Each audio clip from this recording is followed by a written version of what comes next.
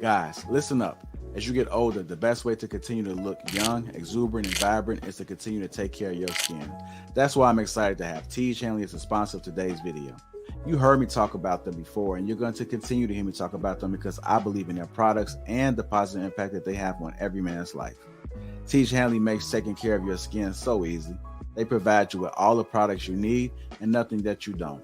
Every box comes with an instruction card that tells you when to use each product, how much to use, and in what order. Lapeef family, I must admit, skincare wasn't always something I always focused on, but since I started using this system, I've seen improvements in the way my skin looks and feels. And you don't have to take my word for it. They have over 5,000 5-star reviews on their website from satisfied customers from around the world. I recommend you start with the level 1 system, which comes with all the basics: a daily face wash, an exfoliating scrub, an AM moisturizer, and a PM moisturizer. In addition to amazing skin, members of Jeannie get tons of benefits, including at least 20% off retail price, the ability to customize your box, pause or cancel at any time, and free US shipping. And because Jeannie is sponsoring today's video, they're offering my viewers a great deal. Just click that first link in the description and you'll get 30% off the first box plus the free gift. Seriously, that's an amazing deal. Even though it's too early, as I often say, it's never too late. Click that link and get started today. All right, y'all. Welcome to the Trigger Mike Show. We're about to start the timer. Come in, get comfortable, hit that like button. We'll be right with you. Today's topic: red flags in relationships. Get your list ready. Let's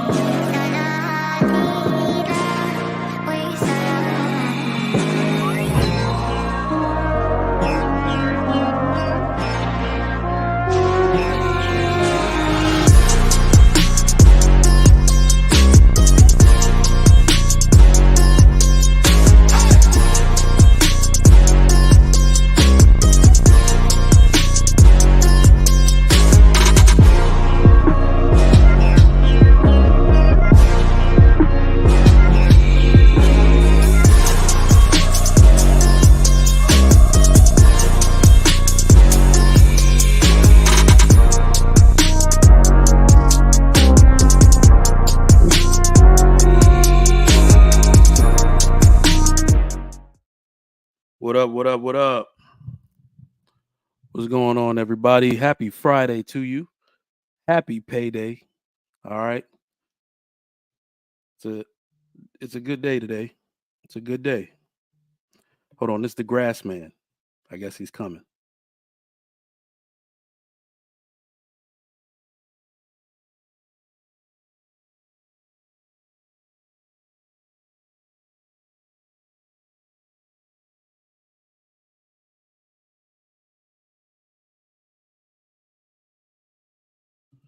Yes, you cut it today. This dude was supposed to come on Wednesday. Now he wants to come cut the grass. Either way, what's going on, everybody? Welcome to the Trigger Mike Show on the illustrious Lapeef Network. Thank y'all for coming through. Thank y'all for coming through. It's gonna be a good one. We got good quality stuff for you today on the Trigger Mike Show. Let me turn that light off a little bit. Woo! All right. How y'all doing today, man? What's going on with you? A lot going on. People trying to buy stuff from me. God.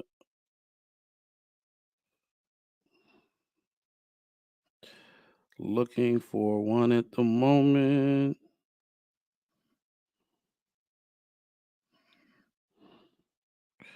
All right. What's going on with y'all in the chat? How's everybody doing? Once again, welcome to the Trigger Mike Show on the illustrious Lapeef Network. Go ahead and get the likes up. The likes are free. Please drop a like for the YouTube algorithm. It helps people know that what you're watching and the show is on. So please do the little free service you can for me. Just do me a quick favor. Hit that like button. You know, I always ask you, as always, to help the Trigger Mike Show out. We're trying to get more eyes on the content that we give out. All right. So please hit that share button if you would, and share this out to one social network of your choosing. I'm going to share this out to my Facebook timeline. That always gets me a few hits. And then I'm gonna ping some people on Instagram as well. So that share button is right below the stream. Don't leave the stream, but hit that share button and just put live now. If you want to see more people, get more people in the chat, because this is the greatest chat on earth. Okay. We get live in the chat. We got a smart chat here. We talk about serious stuff. We cut loose a little bit. So this is the greatest chat on YouTube. And I want the people to know and partake. So please, if you would, let them know. Let them know that they can come partake on the Trigger Mike Show. They are always welcome. Let me clean this camera off. Nope, not any better. The lighting is kind of messed up because it's dreary. It's dreary out here in the Houston area, but either way, we're gonna make it do what it do, man. How y'all doing today? How y'all doing? Let me do some housekeeping real quick. As always, shout out to the sponsor, Teach Hanley, 30% off along with a free gift. The link is down in the description. Go get that uncomplicated skincare for men. As you can see, it works. It works. All right. Good skincare for men. Get rid of those dark marks, those razor bumps from you shaving, especially you people that are ex-military and still shaving with store-bought razors and Mach 3 and all. You know that stuff is not for black men. All right. Pseudofolliculitis. If you had a no-shave chit like I did, where you are one of the few people that gets to grow your beard out because shaving makes you look like a crunch bar on your face and underneath you on the bottom of your chin, then yeah, you shouldn't be shaving. You need a special skincare regimen just for men. All right. Doesn't dry your skin out. Doesn't take the natural oil out your skin either. All right. So that's what I want for y'all. Make sure you get that good skincare regimen popping. It is important for men to take care not only how you look, but it's also a confidence builder. It's also good for your skin's health. I can tell you, I used to be a religious scratcher. I used to scratch my beard, scratch my neck, and we harbor a lot of bacteria in our fingers. So it'll give you it'll give you bumps, not razor bumps, but it'll give you bumps, pimples, and whatnot. Having a good skincare regimen takes all of that away.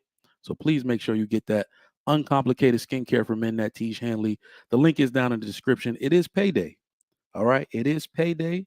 So please, if you will, go ahead and grab that Teach pack finally. All right. Happy Friday to everybody. Who do we have in the chat today? Let's get it started. Let's get it started in here. MS Best, what's going on? What's popping with you? What's going on? Jill, how you doing? I love the new profile picture, Jill. Keep that. Keep that for a while. It's candid. I like it. My man Willie Walker with the $10 super chat. Love and respect, brother. Hey man, love and respect to you and what the you and the homie are doing on Single by Choices channel. Y'all make sure y'all check them out. They review a lot of one of your favorite dating coaches, if that's what she's called. They review a lot of her content, hilarious stuff. But I also like their breakdown. So the channel, go ahead and drop it so I'm not getting it wrong. It's Single by Choices. Somebody said Singles by Choice the other day, and I was like, I don't think that's what it's called. I think it's Single by Choices. But y'all check that channel out. My man Willie Walker. Appreciate the $5 super chat. Yeah, keep that, Jill. It's a dope one. But yeah, man, this is what we talking about today. Y'all seen your girl cutting up?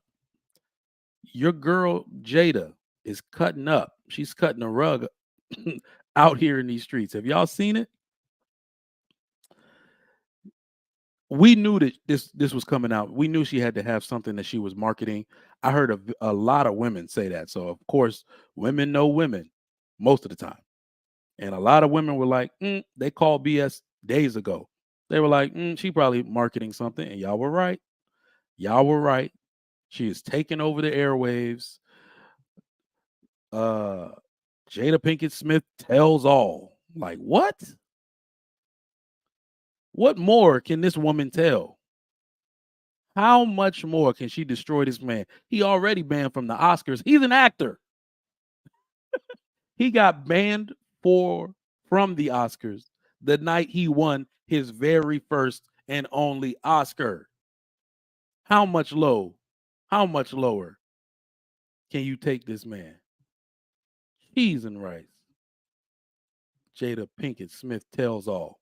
So rather than talk about this ad nauseum, today's topic, if we're gonna talk about being a solution-based show, not just here for entertainment all the time to joke on people, if we're gonna talk about being a solution-based show, then we need to tell the young people that may be watching this show and their brothers and their sisters and their companions and their dads and their moms, their cousins. How do you spot these red flags before you even get in a relationship with a succubus like Jada Pinkett Smith? I'm gonna be honest, y'all. I know that some people are mixed, have mixed reviews. I see a lot of women abandoning her. Because remember, they used to be couples goals. They got their name in rap songs that Will and Jada kind of love, that type of stuff. So let's not act like nobody has ever been couples goals. In fact, let me not say that. My parents are couples goals for me. That's what I wish for everybody. But for circumstances out of everyone's control, that didn't happen. The reason I'm married today is because of the model that my parents set for me. That's really how it's supposed to be for many of us. Not Jada and Will. They're celebrities. Come to find out, you know what? Let me not even say it.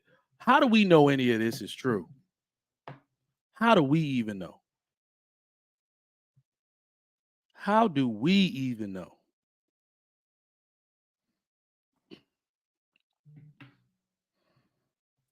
Even when you divulging this information,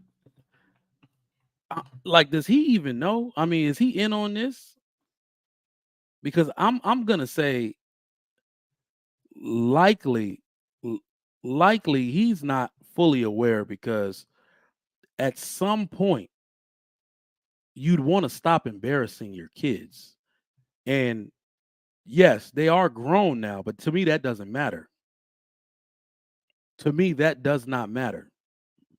There are a lot of grown people walking around with trauma from their parents' relationship, or better yet, lack of relationship in old age. There are some 30 somethings, 40 somethings out here unsettled with the way their dad treated their mom or their mom treated their dad. Let's be real. Age is no guarantee of maturity at all. in the United States of America. Is somebody going to stop?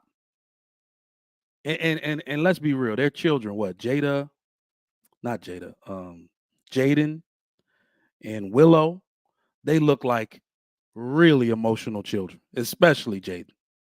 Nah, both of them. They look like really emotional children.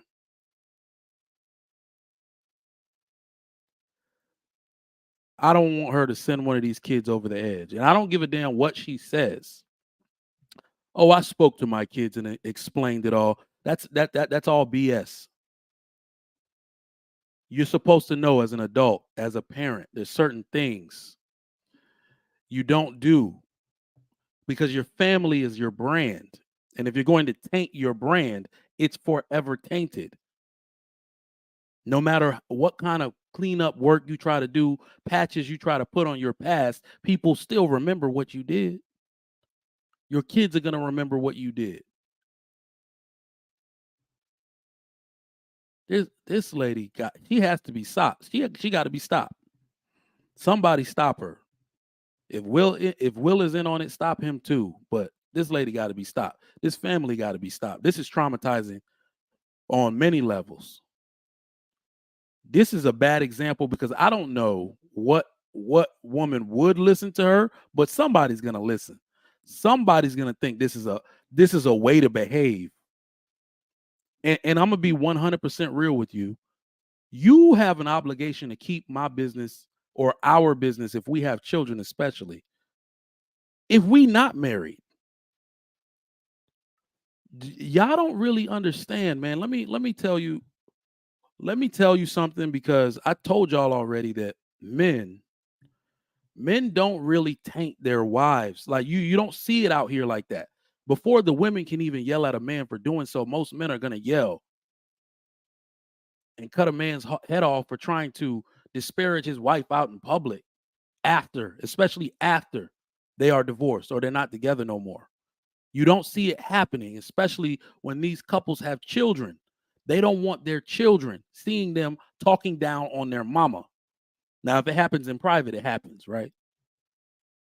But dudes still feel a need to protect the image of a woman. It's innate. This is the mother of your children.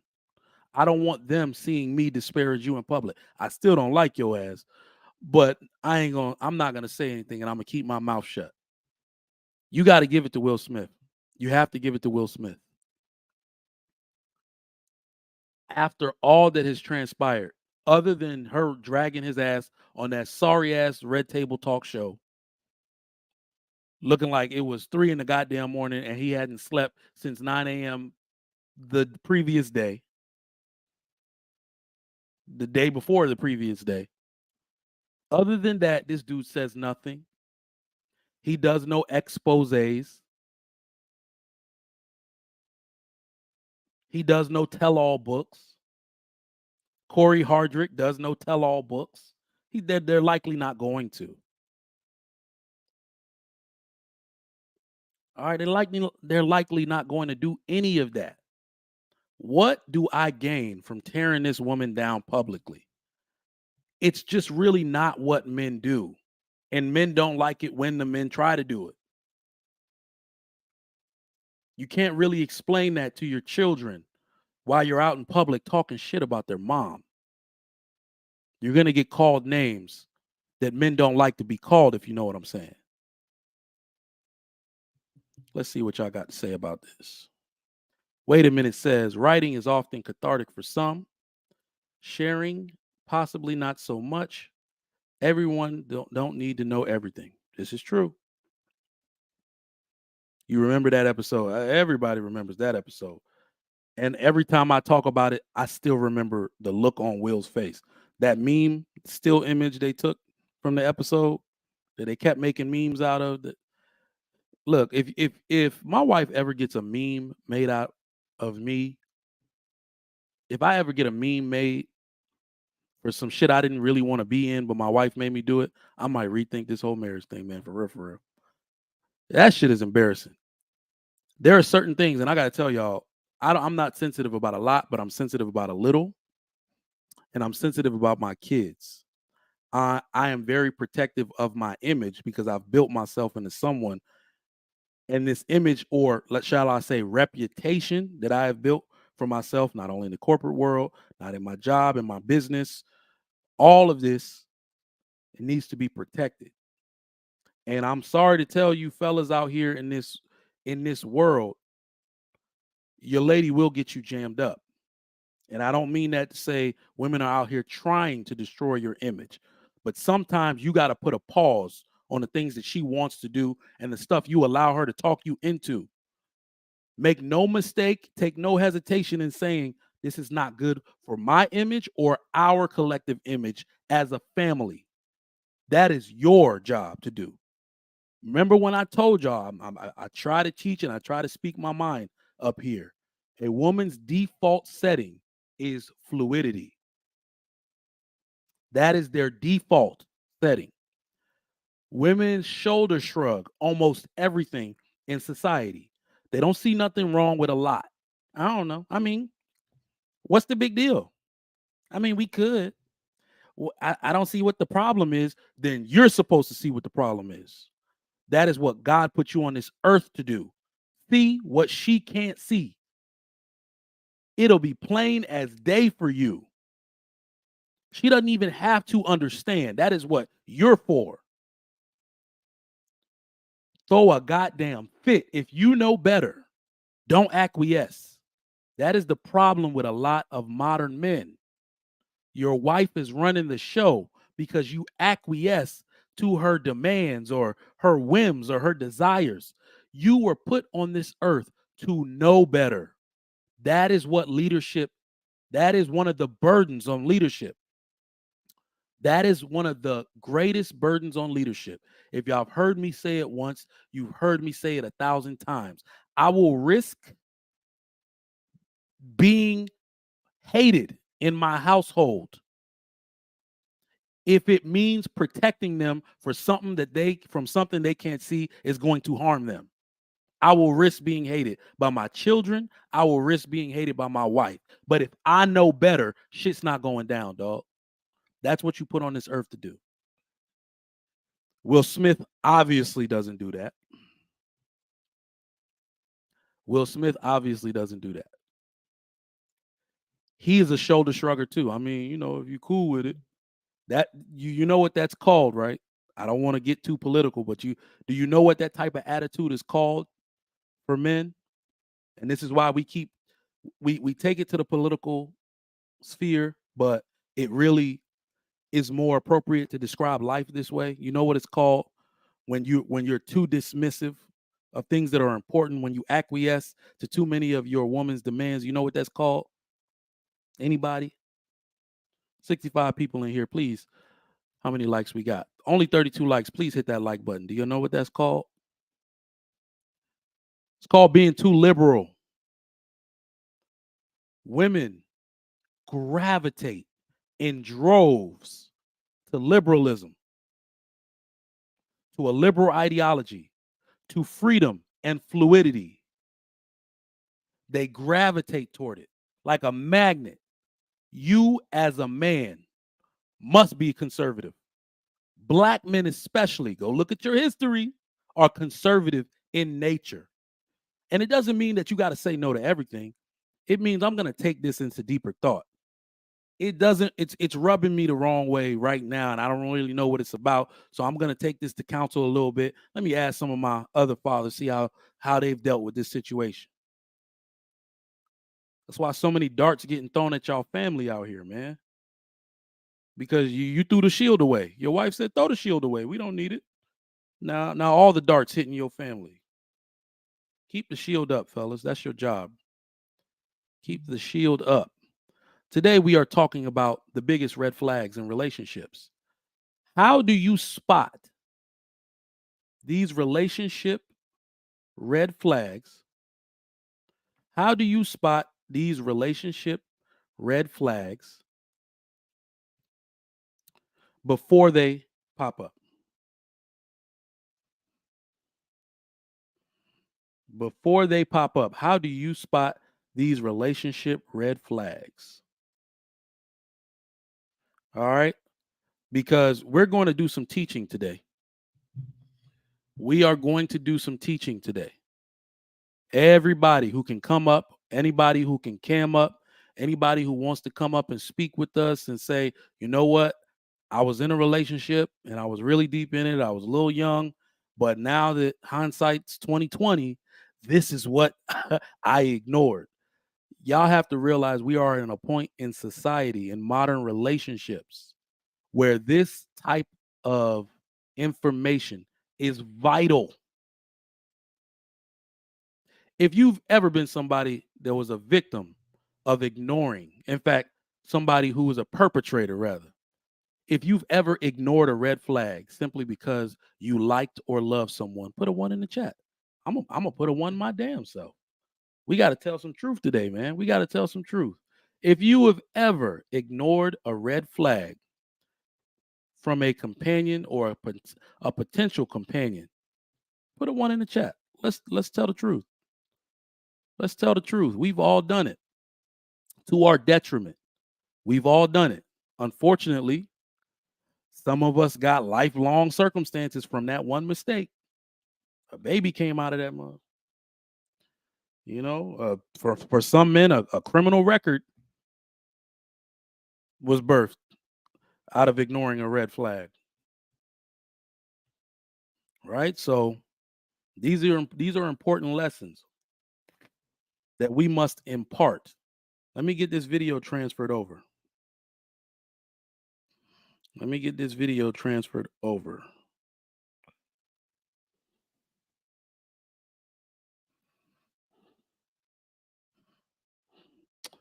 Respond to this email real quick.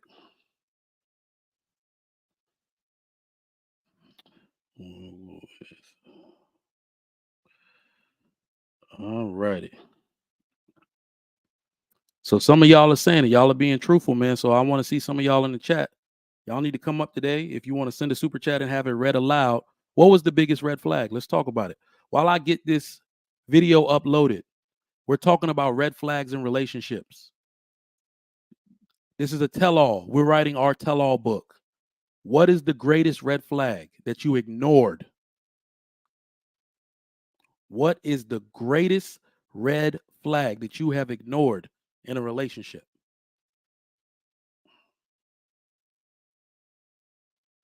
Let me think myself. What is the greatest? I've ignored quite a bit, but damn.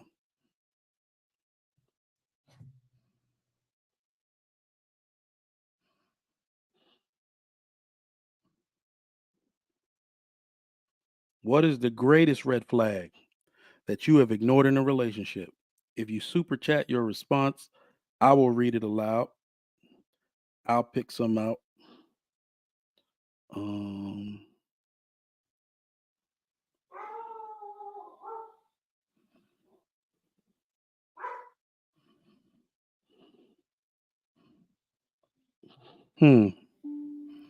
Oh no.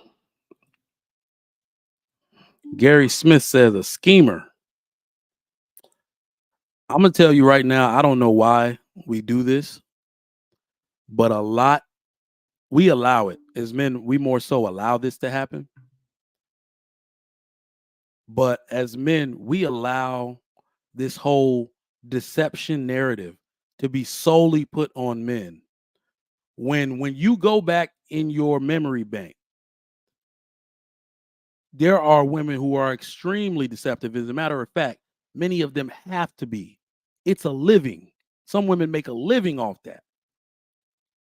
Learning how to play and deceive and scheme to get their way. Greatness to work says a liar. Yep.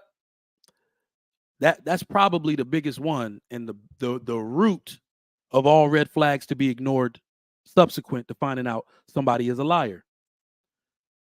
Because many of us found out someone lied, either didn't confront them about it at all,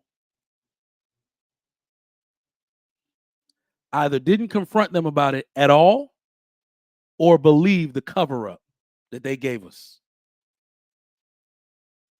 Damn, boy. Every time I think about it, the elders were right. The elders were right. Everything they were trying to tell us was right. That boy is dishonest. Girl, you don't need that. It's only going to get worse. That girl is unsavory. I don't like the way she dresses. She's likely to cheat on you later. They were right. They were right. Let's just give them their flowers. Call your mama, call your daddy, call your uncle, call Miss Shirley around the corner. They were right. The old heads were right. They told us we got the game early. We just didn't listen. Y'all believe that? Am I telling the truth? We got the game. Somebody told us. Let's be for real. Somebody told us. Somebody told us. We just didn't want to listen. Very few people, especially in your youth, somebody told us, very close to you, that did not care about your feelings. Usually that's your mom or your dad or your uncle or your older cousin. Somebody told you and gave you some game. We just refused to listen. We just refused to listen. 79 people in the chat, 50 likes. Go ahead and get those likes up to 70 right now. Hit that like button. Oh, damn. Who is this? Man, I tell y'all, man, y'all got to we got to start some black landscaping companies. Just a quick aside. We got to start some black landscaping companies, man, because these Mexicans out here getting it, bro. And I actually mean that. We got to start some black landscaping companies, get some of these HOA contracts. I was thinking about that yesterday. I'm not cutting anybody damn grass. I'm gonna tell you that. But I'm gonna hire a lot of these Mexicans to do it. This dude that owns the company that cuts my grass, because he got one dude to do it, but this dude got some young dude, like, look like he just graduated high school. And no, that is not beneath you, because they make an entire business out of this. They make an entire business. Do you know how much I pay the HOA? Hold on real quick. I pay the HOA $1,500 a year, which is low, especially for those of y'all in the DMV area. My brother pays like $200 a month for his HOA. I pay $1,500 a year, which is actually high in this area of the suburbs of Houston, because I saw some years ago they were $850. So $1,500 is a bit high. We get a lot for it though. We have parks every other section, tons of swimming pools in the community. The water is pristine. They all look like water parks. So I'll pay it. That's not the problem. But if I'm paying, if there are 6,000 homes, my community is huge. Huge. They basically built a city. The city is the neighborhood.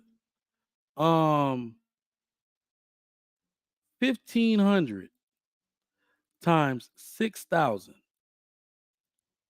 That's $9 million a year. The HOA, at the very least, and it's more than that, because they get people. The people got to pay fines to them and some stuff. It's way more than that. The HOA nets at least, or grosses, collects at least $9 million a year, and there's one company that does all the landscaping out here.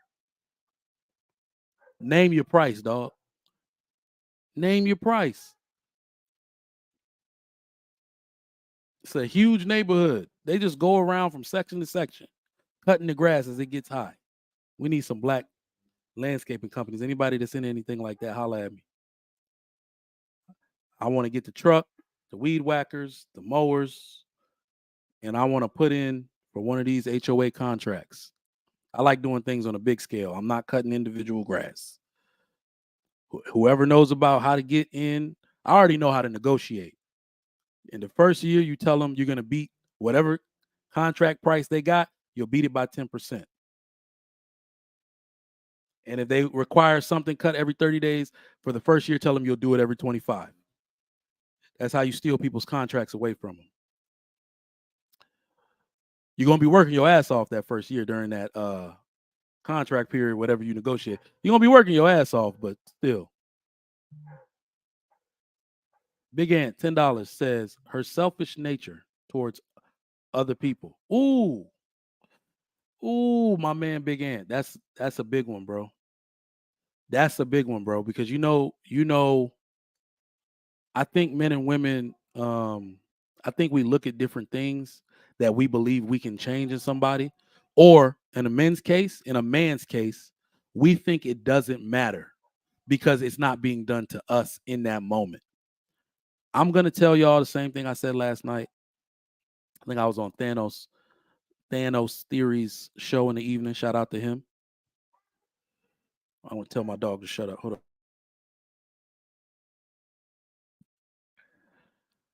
on. What did I say last night on Thanos' show? I said, I don't even remember. Goddamn dog, stupid ass dog. Damn. Anyway, oh yeah, her selfish nature towards other people. You do not know. Like a lot of us are mature adults, but if you are a mature adult who has been single, who is single, and you're not a parent, there is a certain style of maturity that you gain. It's like a level up, a challenge that you have to work through to gain a level up in maturity with those two titles: becoming a parent and a spouse. So a lot of the times we don't think about how our relationship will affect us at that level. I was big on that. I'm gonna be 100% honest and candid with you. 100% honest and candid with you. My now wife, when she was my girlfriend, she was trying to push the issue of marriage a little too hard and started asking me what the holdup was. And ladies, when you ask a man when you ask a man like me those questions, be prepared for a straight answer. I told her outright, I need to make sure you are as purposeful and intentional about being a family woman as I am a family man. Well, what do you mean? You're a little too much into this power couple narrative. That shit don't really exist. Women made up that power couple narrative, bro. It does not serve us. And the same thing that I tell y'all, the same game that I give y'all on this show is what I actually say in real life. This is the way I talk. This is stuff I've said to my wife. This is stuff I said to my previous girlfriends, etc. I'm not up here capping. I told her the power couple narrative was created by women. I don't, nothing about your job or your career or your ability to serve that job and or career helps you be a better wife to me or a better mother to your children. That's cap. I was a 28-year-old man and I had the wisdom to say that straight to her face. That's for you and your image. That job don't really help me. We'll have money, extra money. Okay. That doesn't help you be a better wife to me.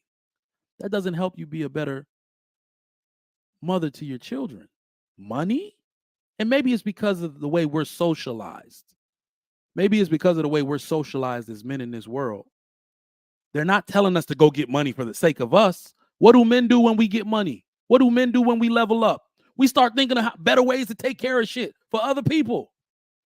When your mama wants some money or when a woman in your family wants some money, you think she's calling the women first? Let me call the men. Somebody gonna want to take care of me. My boy is gonna want to take care of me. Women already know they're gonna lean on their boys. You think my mama want to live with my sisters? Huh? You think my mama want to live with my sisters? Me and my brother are already planning. He made a mistake. Look, he a mama's boy too. So he really into this convo because he don't want me to take her. I'm the eldest, so I have to think above what he thinks. He bought one of those 3-story things in Maryland. You know, them, what do they call them? Dollhouse townhome, like 4 stories in that mug. I'm like, I was like, the you put the game room downstairs. Where that is it, mom? I'm like, mom is gonna be elderly. How's she gonna be down there? He was like, oh. So I'm like, we already thinking about bedrooms and stuff. Every house I'm thinking about buying, I have my mother in mind. The realtor or I'll be on har.com. Y'all go on har.com, check out these dope ass houses we have out here in Houston. That's a dope website. That's the Houston Association of Realtors website. Every house in Houston damn near is listed on there. If it gets listed with any agency, they all contract with that and they list it up there. The first thing I go to on the filter is 2 bedrooms down. We already thinking about where our mom gonna stay because she ain't gonna stay with our sisters. Why would I even play with myself like that? Moms don't want to stay with their daughters. They would much rather stay with their sons. My mom know if she needs something from the store, Michael, can you go get me my tea that I like? My sisters would throw their, Mom, I'm busy. All right, Mom, I got you. All right, I'll be right back. Let me finish this report. Anything else you need? Moms know. Moms already know. Your boys got it handled. Your boys got it handled. But one of the things that to Ant's super chat here, he said he ignored her selfish nature towards other people. This is what I'm saying. If a woman does this, you're not going to like it in a marriage.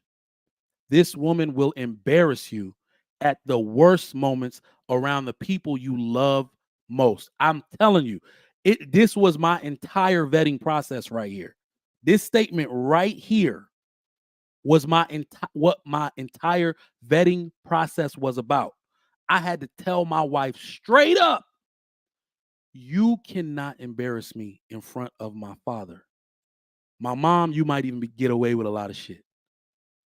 If you've ever heard any funny, harsh thing about a Nigerian man, my father has those attributes. He has those characteristics.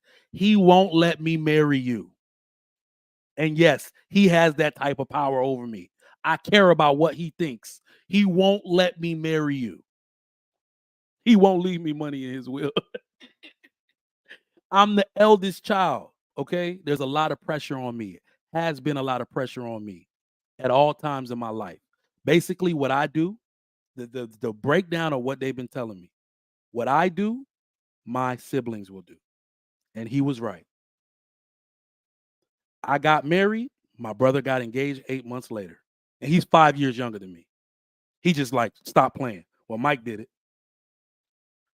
Go ahead and look at history. That's how it happens with almost all siblings. Boys anyway, since we're in control of giving rings out, right? We're the ones who choose who get married. My wife's side, she just went to a wedding with her parents last week. Her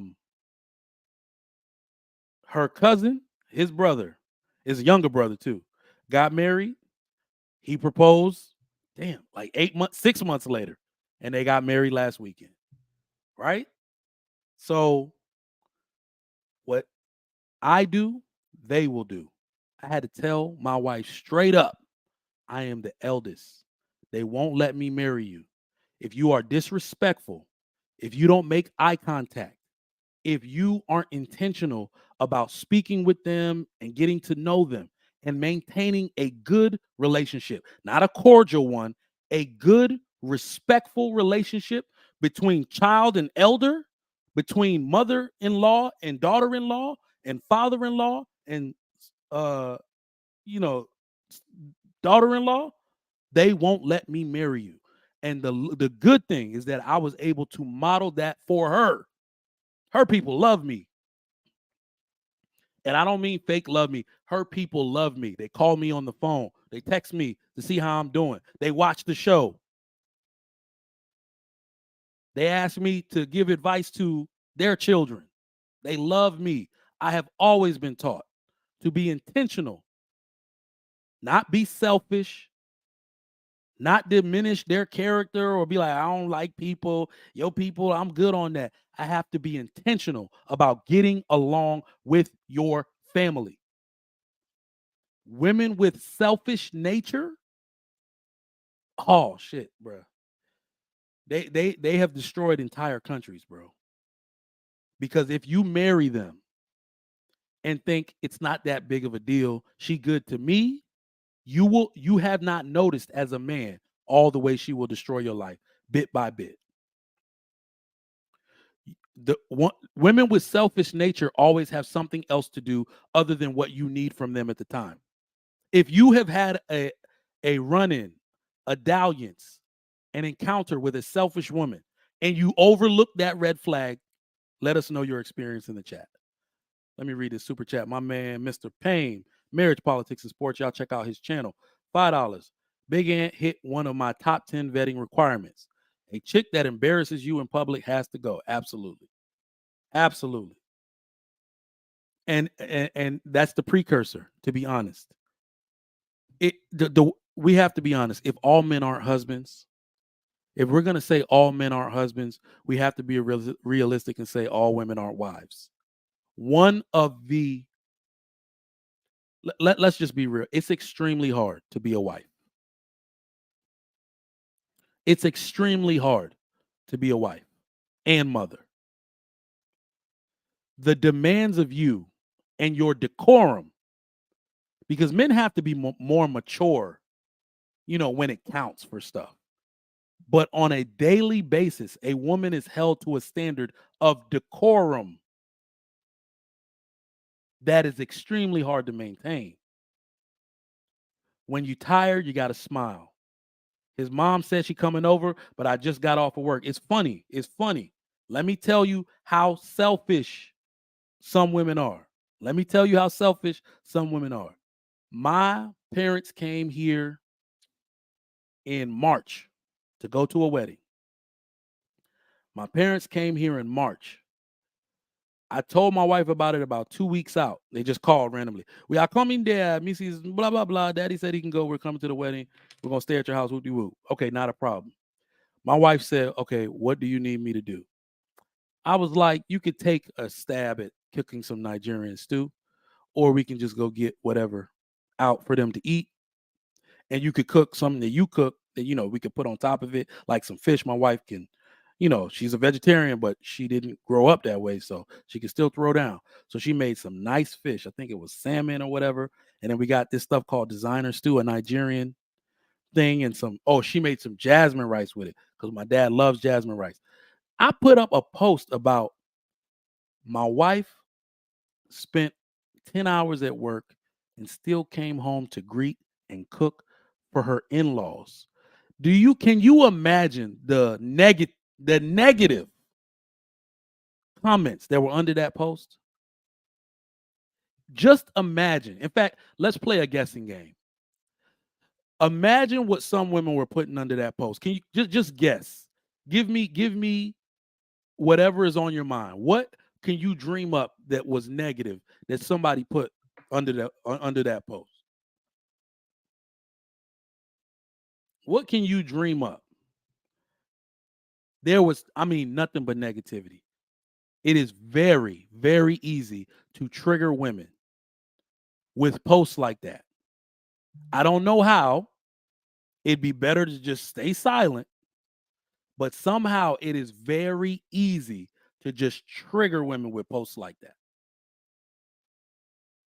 They were saying, not them. Oh, damn. This is crazy. This was actually one of the posts that was under there. You got her working like a Hebrew slave, ain't it? The hell? Here's the funny part, and this is the way I explained it. My parents never come here. My dad, this was earlier this year. I had almost been in this house for 3 years. My dad hadn't been to Houston since my daughter was born. He'd never even been to my house. My first house as a homeowner. This is his first time. They never come here, basically. We rarely ever have any guests. And out of all the days, you don't want to cook this day, this one time. You don't see your in-laws all the time. And be very clear, I pull out the stops. Okay? When her parents come here, they sleep in our bed. That's what I'm talking about. I roll out the red carpet. I'm a Nigerian man. I've been taught my whole life to roll out the red carpet for your elders. Nobody on this earth can beat Nigerians in that respect. Maybe Indians.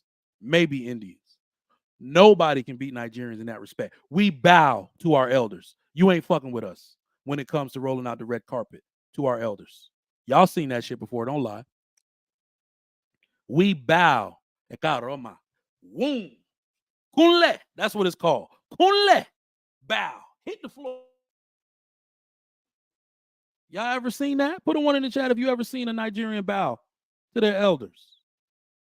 Sometimes your parents don't make you do it to them. Your grandparents, oh shit. I got my head knocked off. Didn't even know they had walked in the room. I think I was on the phone. I was like 16.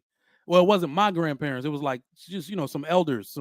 And my brother said something. He was like nudging me, and I was like, wow, right at the back of my head, like, oh shit. Oh, hey, Kunle. Get your ass on the ground and bow to your elders. Now, if you here in America, you're not gonna see it. You're not gonna see people doing it to their parents. Because you actually don't see like your family and stuff all the time. But go to a Nigerian party where everybody is located and your garment might be dirty. You gotta like stop yourself from hitting the ground. Be bowing all night long. Kunle. My dad, yeah. I was like, God damn, my ear ringing and shit. Nigga slapped the shit out of me, out of the back of my head. Y'all seen it, don't lie. My man Big Ant, $10 says, wait, she's a vegetarian? Oh, hell no. I need a woman with a cheeseburger in one hand and a roast in the oven. If you really want to be real, no, you don't. No, you don't. You want your woman to have high blood pressure like you better stop. No, you don't. To be honest, that was a godsend. My wife is short. That booty is fighting back those big girl jeans as we speak. Those black girl, big girl jeans they got, where that bottom just starts to woo. That's why I'm like, I don't think I'm gonna complain that your butt getting swollen, but she's like, them hips going out. Nah, but the funny thing is that after our son straight up, she's never going back to her little petite frame ever again. Our son straight up blew them hips out. But she doesn't like the full roundness because she's like, like the wide hip pincushion. But what helped her is the fact that she's a vegetarian. Could you imagine if she was a meat eater at 5'2"?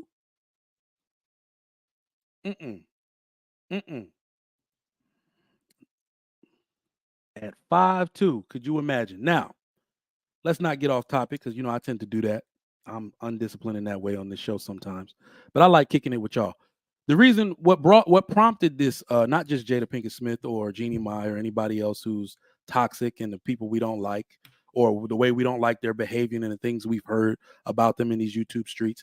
What we are also going to talk about is a video.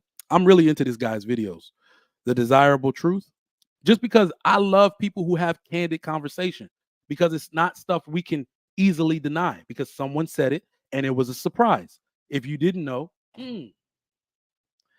sorry, y'all. I'm gonna be real. There's a gnat in here bugging me, which means my kids took food to their room again.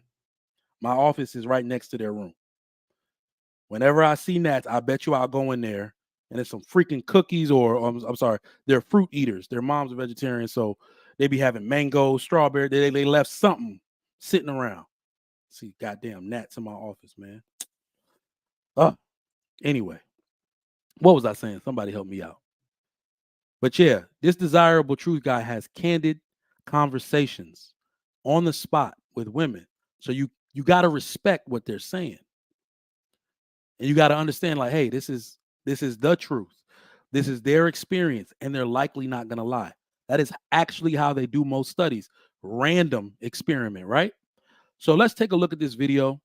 And this lady, they're going to talk about red flags or, relationship no-nos, icks or whatever. And we're going to kind of chop up some of the stuff that she's saying one by one, little by little. Stay tuned for it. I'm 27.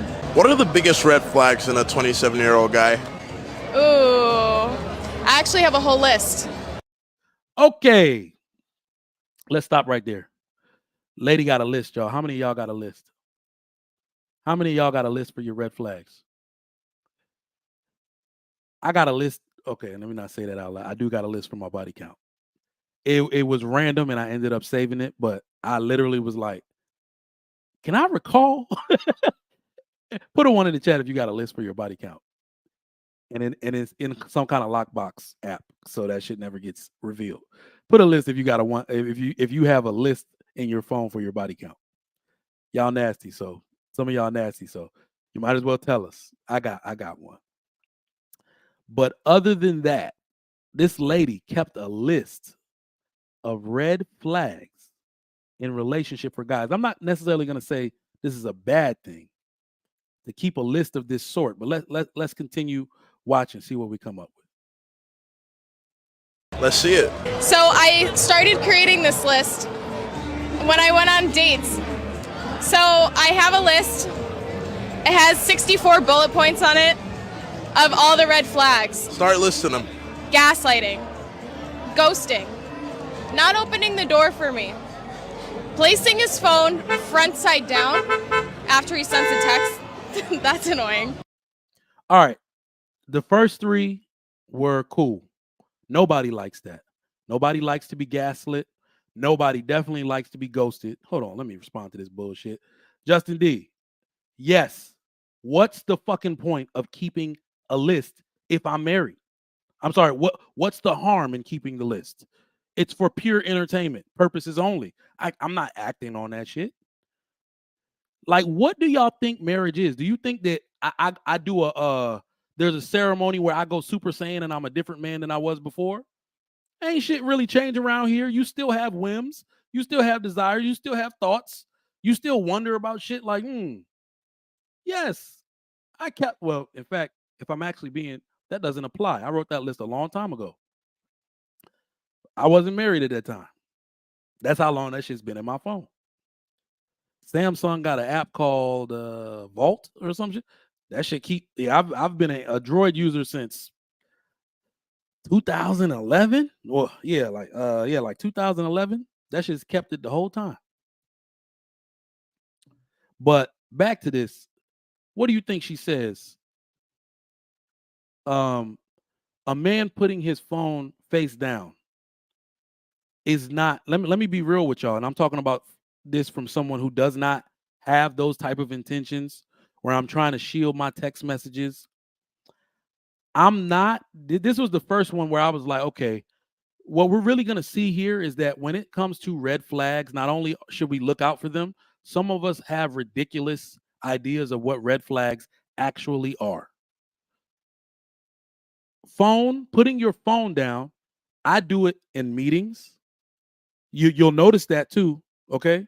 You'll notice people do that in meetings because they don't want to be distracted by the light and looking down and picking up the phone. That's where that comes from. Silent, face down. You have my full attention. Most of y'all are going to call that bullshit, but that's because you think everything is negative. And in fact, let me just be real about this phone thing once and for all. You're only wanting it to be up so you can be nosy. Men, smarten up.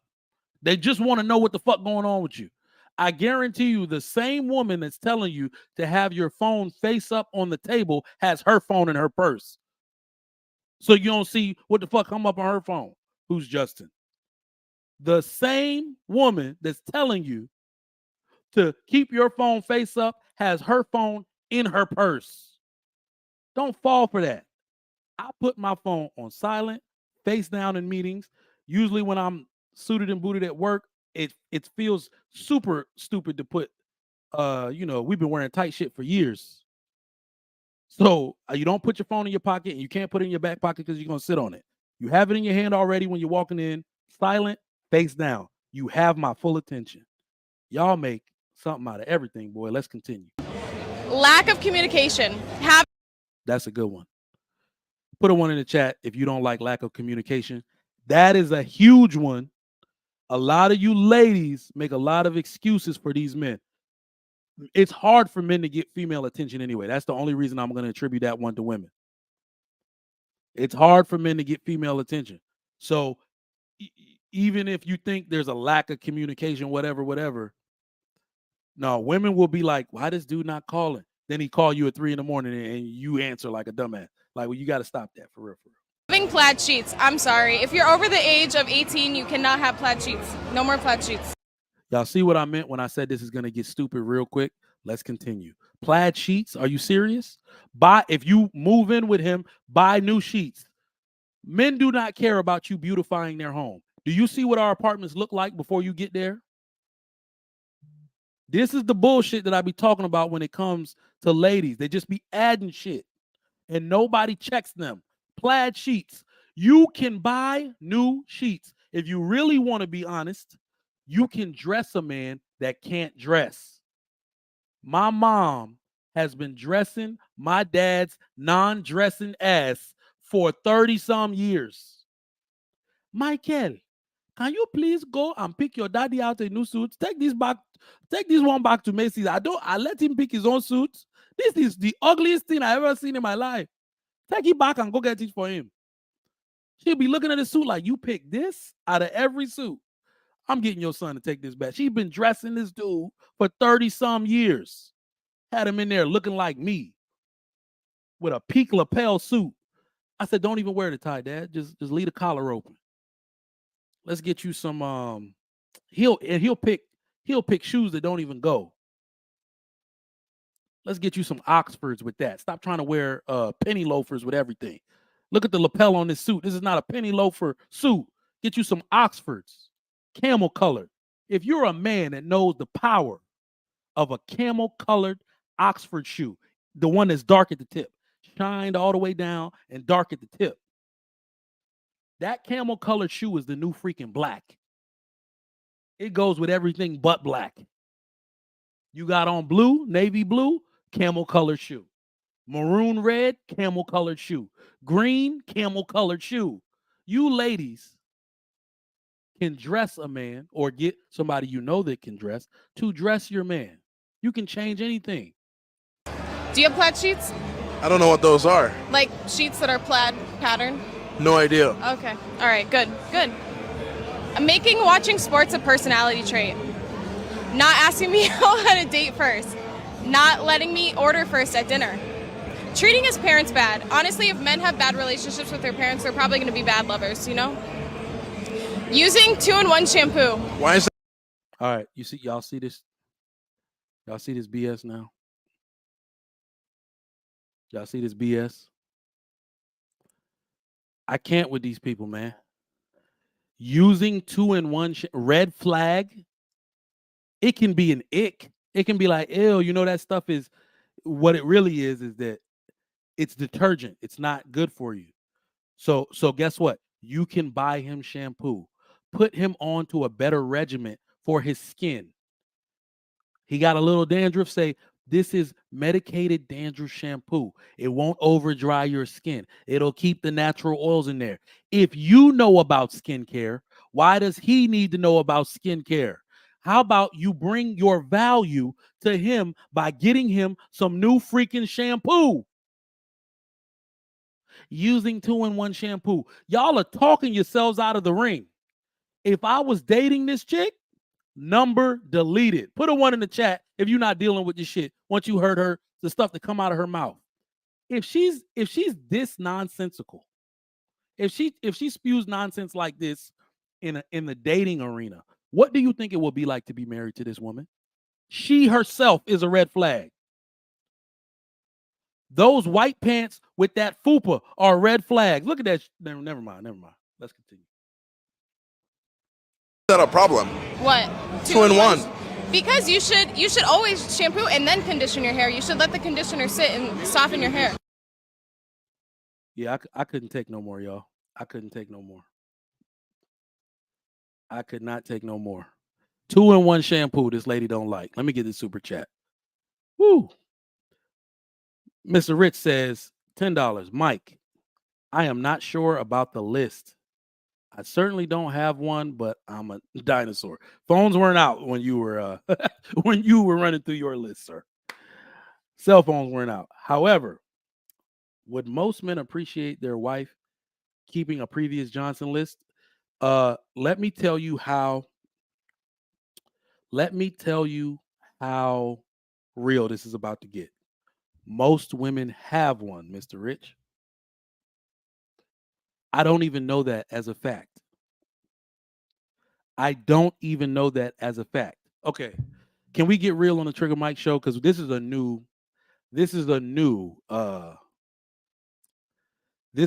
thing. And it's not me I'm going to talk about.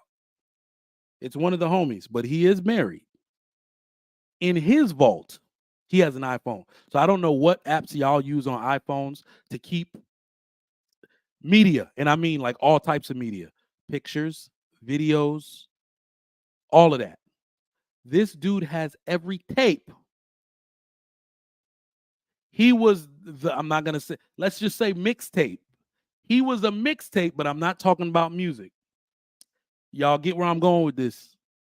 He was a mixtape king. And here's the worst part about it. He all consented to it. All of their face was in the camera doing stuff before shit went. They all consented to it. He would literally brag when we were in school, like, you know, I made a tape with blah, blah, blah. Look, half the time you'd be like, bullshit, because the girl was fine as hell. This is one of the reasons my daughter's not staying on anybody's college campus. These girls are doing unthinkable things. And look, you think some of them are the good ones too. Like, ain't no way. He'll pull his phone out. I'm sorry. Back in the day, we had cameras. He'll pull his digital. He'll pull his digital camera out and be like, who lying? That dude has, what is it called when you compressed every video he's ever made and kept it in a vault on his phone. The women have these lists. Listen, by the time you go through it in your mental space, don't act on it. That's all I give a fuck about.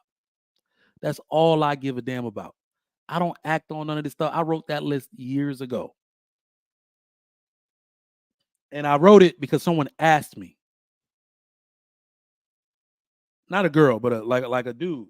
And I was like, damn, let me type this out. See if I can recall this. I see when I asked the women if they had a list, they didn't say nothing. But trust, Mr. Rich, I don't know if y'all are going to believe me when I say this or not. Women are far freakier than men could ever be.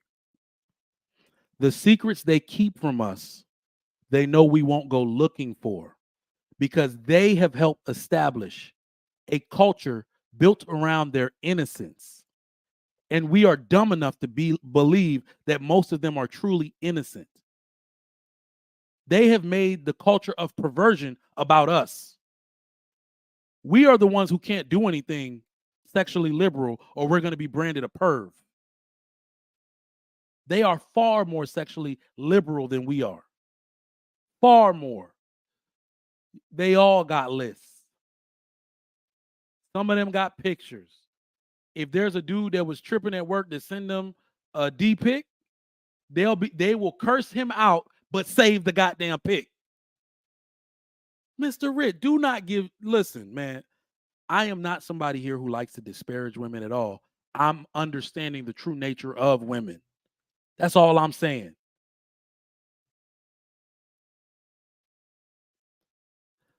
Jill, no, you're not. She said, I don't have a list, but after this video, I might start one.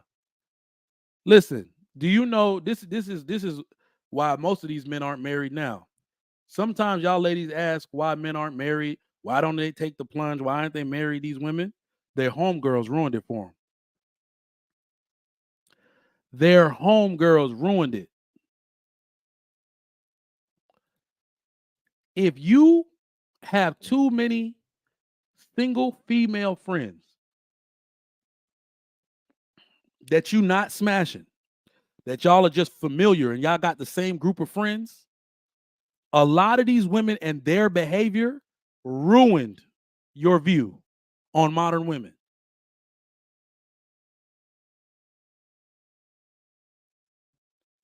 Almost happened to me, if I'm being honest.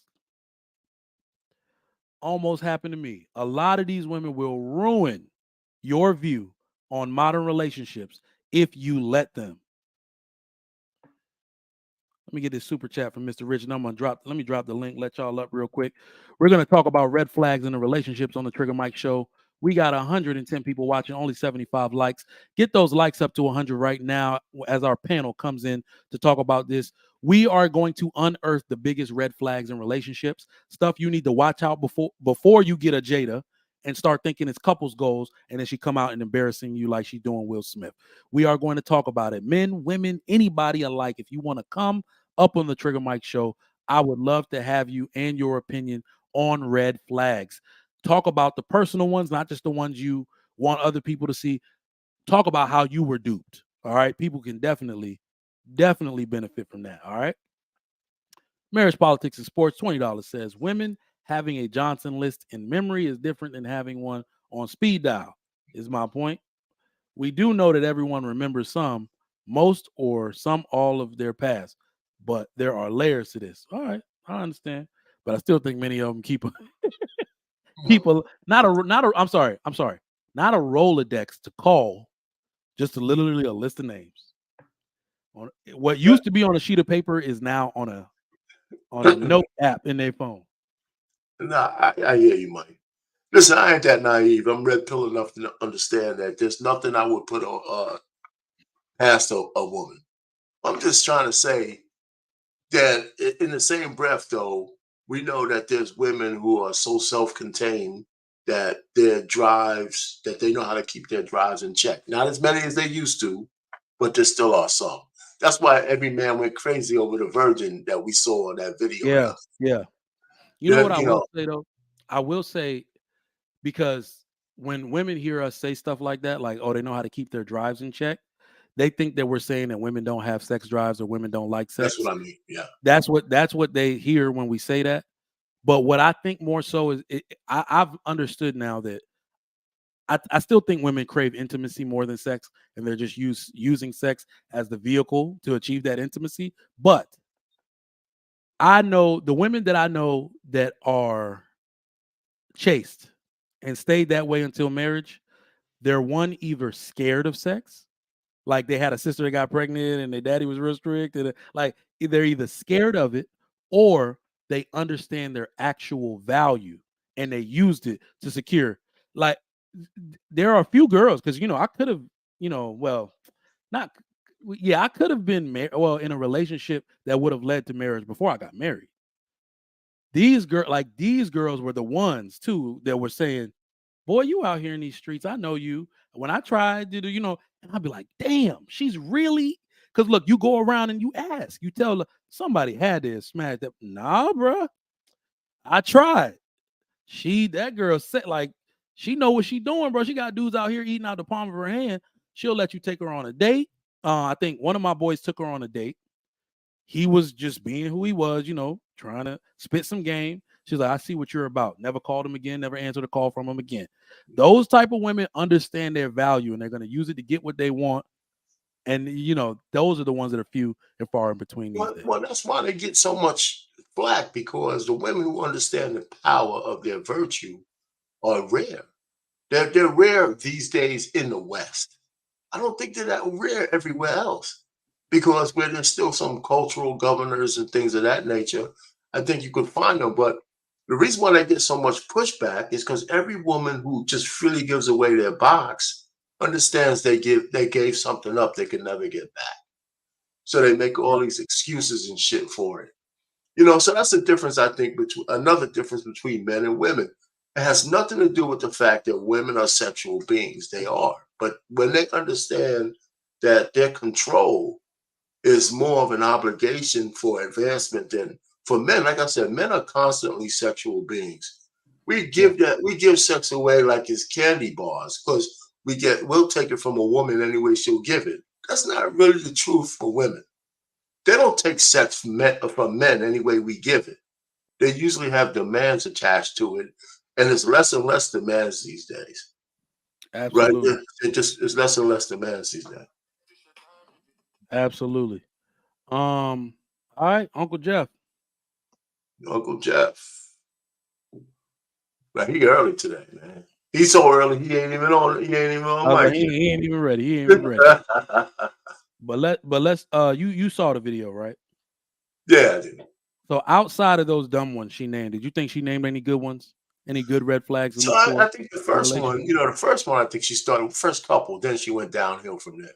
Yeah. Absolutely. You know, she got a lot of stupid shit on the list that just like you said, you couldn't take it no more. I was thinking the same freaking thing. Please, Mike, save us, man. We don't need to hear any more of this bullshit she's talking about. So aside from people ignoring red flags, do we really think a lot of people talk themselves out of good relationships because they create red flags that aren't actually red flags? Both men and women do that. Yeah, both men and women do it. Absolutely. Yeah. Absolutely. That's kind of weird to me that somebody would sit there and believe things that aren't substantial. Like, because here's actually, let me actually say this to the people who have ever considered marriage, or you think it's something you may be able to want to do one day. You actually accept a lot of that BS that she was talking about that are icks. That's why I like that word better. That are icks of yours, like, ooh, I wish they wouldn't do that. You have to accept a lot of that on your person. So much so that those of us that are married, learn to live with it so well, we forgot. We forgot it was an ick of ours. We literally forgot. So while y'all are out here trying to find a perfect version of something for you, you can grade some of your icks, but trust, no matter who the hell it is, whether you know it or not, they're going to have something that they do that annoys you. Let me just be real with you. I leave my underwear on the floor in the bathroom. I literally just do. And for some reason, I will grab the towel, go in the room. This lady literally complained for the first 3 years of our relationship. She stopped complaining. I was still doing it. Now, magically, somehow, I just started whisking all my stuff to the hamper. So it's not even talked about anymore. She forgot. Then I noticed and I started changing it. Everybody got something they're gonna have to deal with. Is she gonna leave me or divorce me because I leave my underwear on the bathroom floor? And you gonna leave somebody over there? Come on. What's happening, fellas? What's going on? Hey man, this is one of the, and Mike, this is kind of lofty to say because I dig your shows all the time. This is one of the dopest shows you've done. Yeah, man, I dig it because what you're calling for is a distinction between a red flag and an idiosyncrasy. Oh yeah. Okay. The differences, take all of these off the red flag list. The differences between men and women and the way they communicate, the way they move in earnest. Those things are not red flags. That's just who your girl is. That's just who your man is. A red flag is something that goes against the ability to build or stay together. That's a red flag. I mean, I got a quick red flag story. My first wife, the night I picked her up to go out, she let me in her house while she was in a knockdown, drag out phone fight with one of her best friends. She didn't have the courtesy, the foresight, the importance of a first impression to go, you know what, Carol, we're gonna have to handle this later. I'll call you back. All right, take care. Boop. Right there, bro. The night I took her out. But I ignored that flag because of that ass. Real talk. That, and I thought, really, Mike, real to sadness, brothers in our pain can maybe speak to this. There are things about Black women that are red flags that we counted as idiosyncrasies that we shouldn't have. That's right, baby. Yep.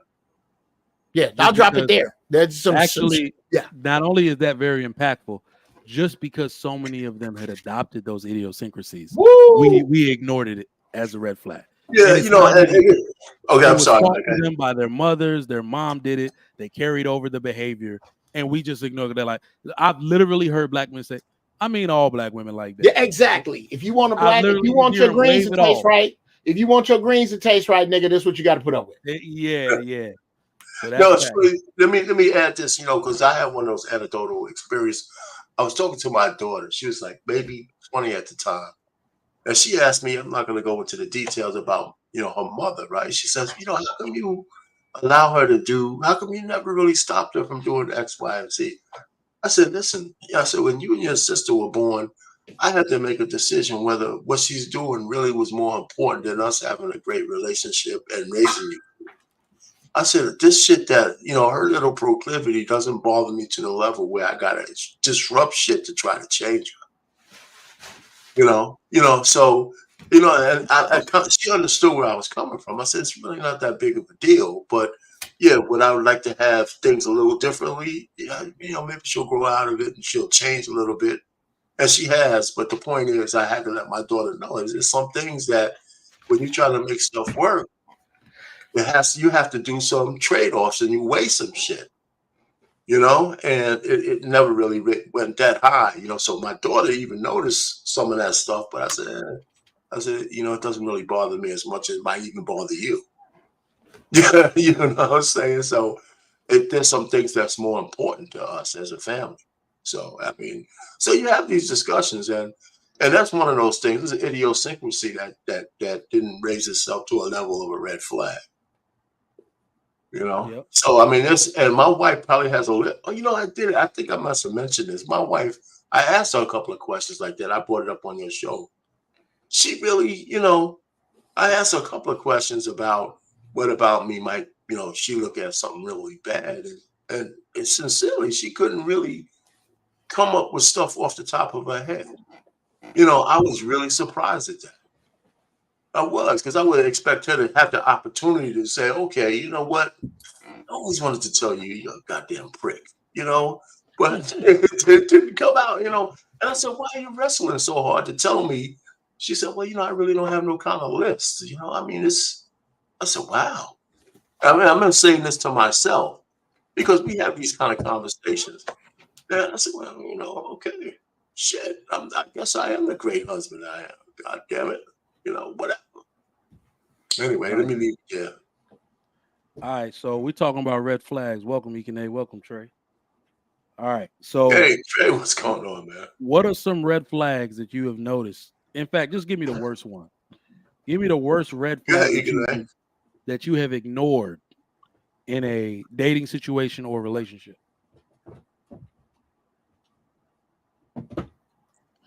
Ekene working. Yeah, he's not working. He's still on cloud nine. Yeah. He's like got the baby with him. You guys, I'm just about to eat my breakfast. Yeah, let me put it this way, right? You see, there's always been a red flag. You know what I mean? There's always been a red flag. But look at my chart. I put something on the chart. So Anissa said she walks around with a list ? Some people body counts are so high that they're not gonna remember that shit off the top of their head. Let's just be real. Hey, did you see the same guy who interviewed the Virgin? He interviewed check the private chat that I left you guys. Check the private chat. He interviewed another woman, and she had a list of red flags. Oh, we just played the video. Okay. I didn't see that. My bad. We just played the video. That's what inspired this topic today. Her and her dumbass. So Uncle Jeff basically laid it out. He said some of those are red flags and they were good ones, but most of them were idiosyncrasies. And I basically said that woman talked herself out of a ring. If I was dating her, I would delete her number. Well, she was trying to. Yeah, it was. Stupid. Well, she was a red flag reading a list of red flags. I say the exact same thing. You are a walking red flag. Like those lists of. So here's the worst part. If you're gonna list them as idiosyncrasies and icks, and just say, you know what, I would prefer this, but here's the stupidest thing about most of the stuff she said. She can change all of that. Like everything. She could change it. I don't like when he uses 2-in-1 soap, so buy him new soap. Yeah. An idiosyncrasy you can work on. A red flag you cannot. Yes, you can't. Like when we say you can't change people, we're talking about red flags. That might be who they are internally. Is a social media addiction an idiosyncrasy, or is that a red flag? No, bro, that's a red flag. A red flag, man. That's a red flag right there. It has been studied now for almost 20 years. It is not the need for attention. The need Well, for attention is now about to be a I'm not joking.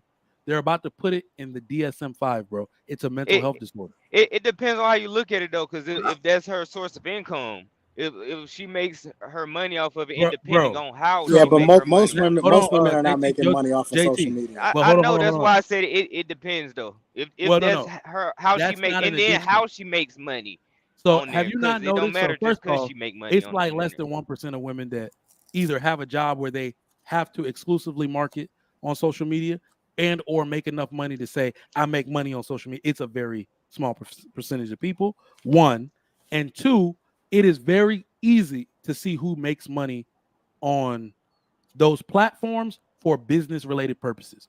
If they are using their ass, they're just getting they're monetizing an opportunity that has arose from them wanting attention.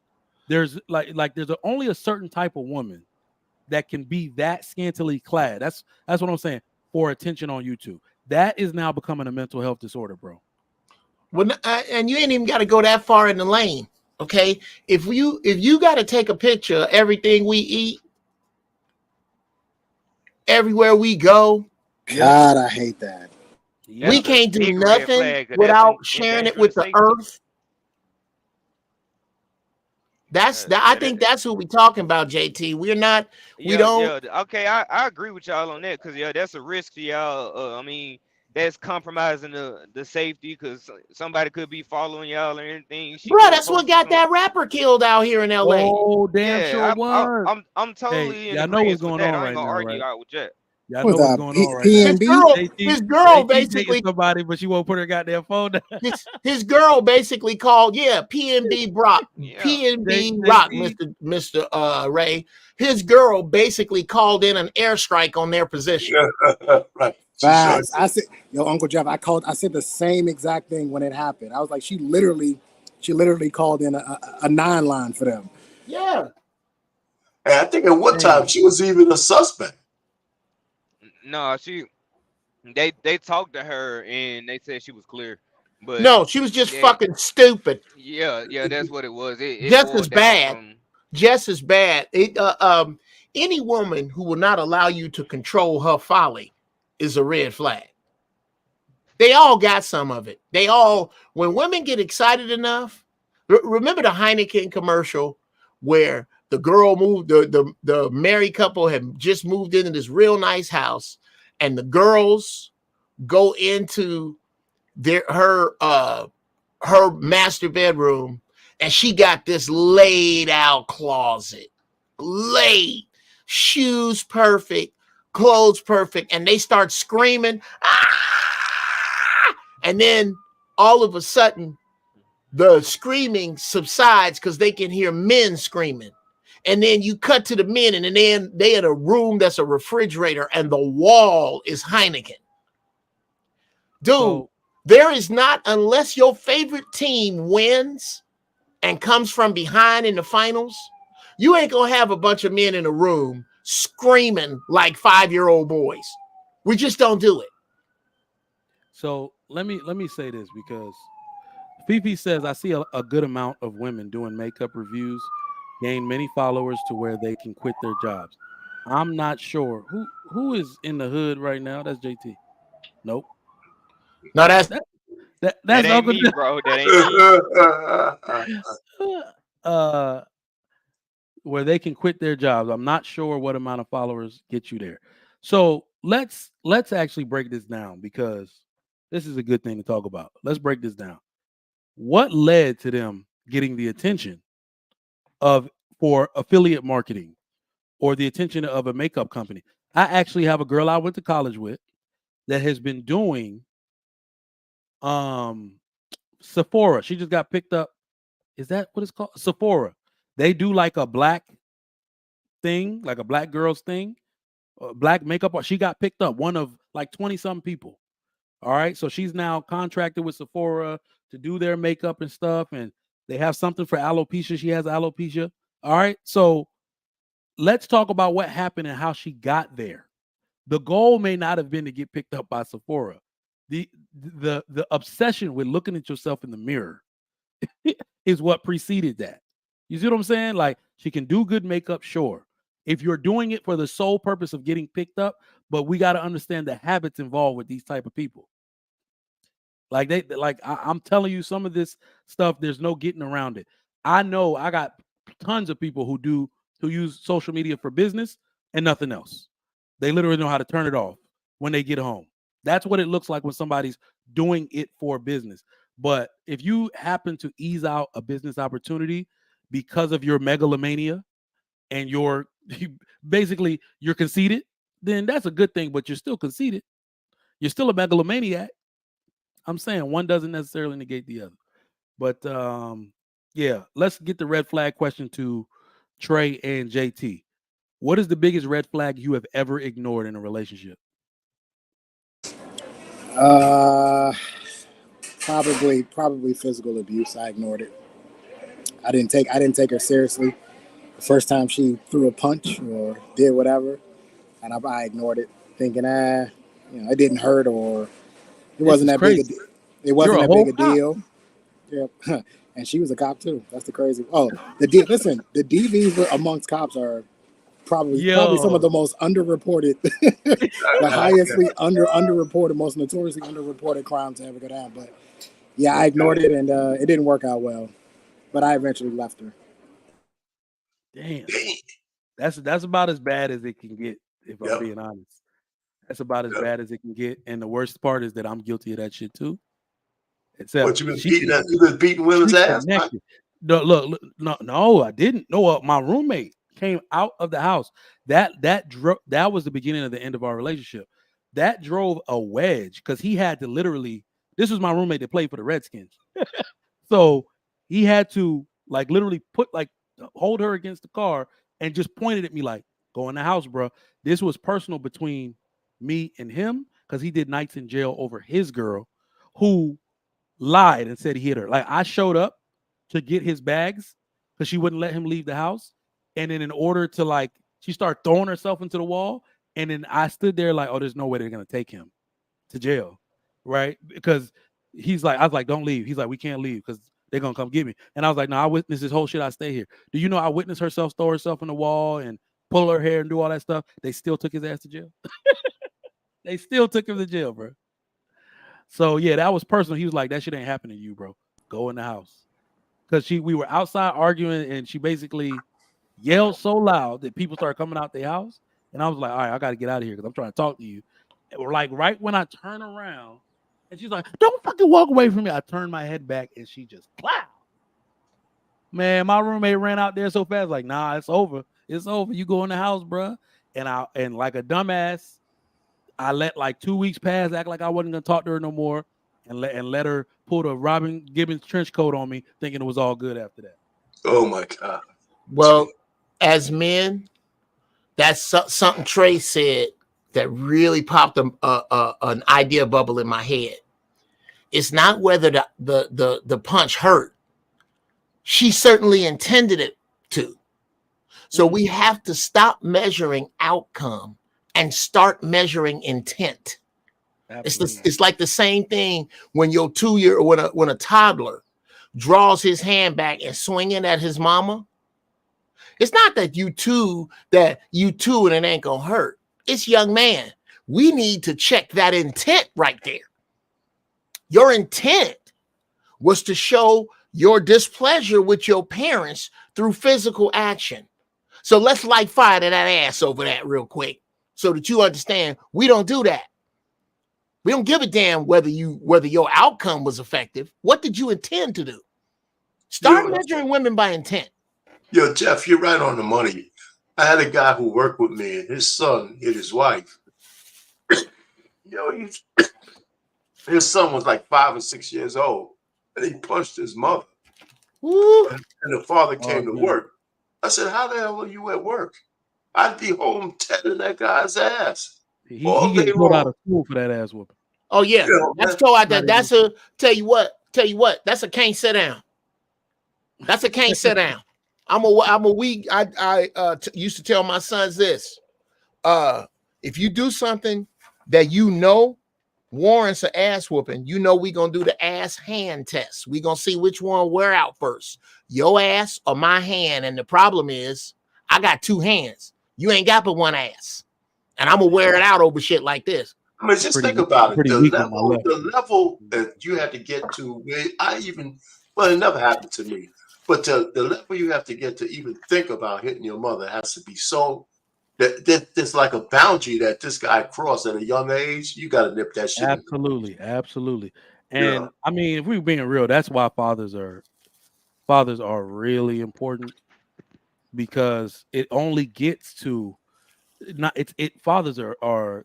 He was a little older. Not even mediators. He was like 10 years old. We are barriers to a lot of behavior. Yes. The only time I ever, my dad was working a lot. He had opened a few businesses. He wouldn't come home at 3 a.m. So there's times I wouldn't see him like all week until Sunday when I started working and I was out of the house, that type of stuff.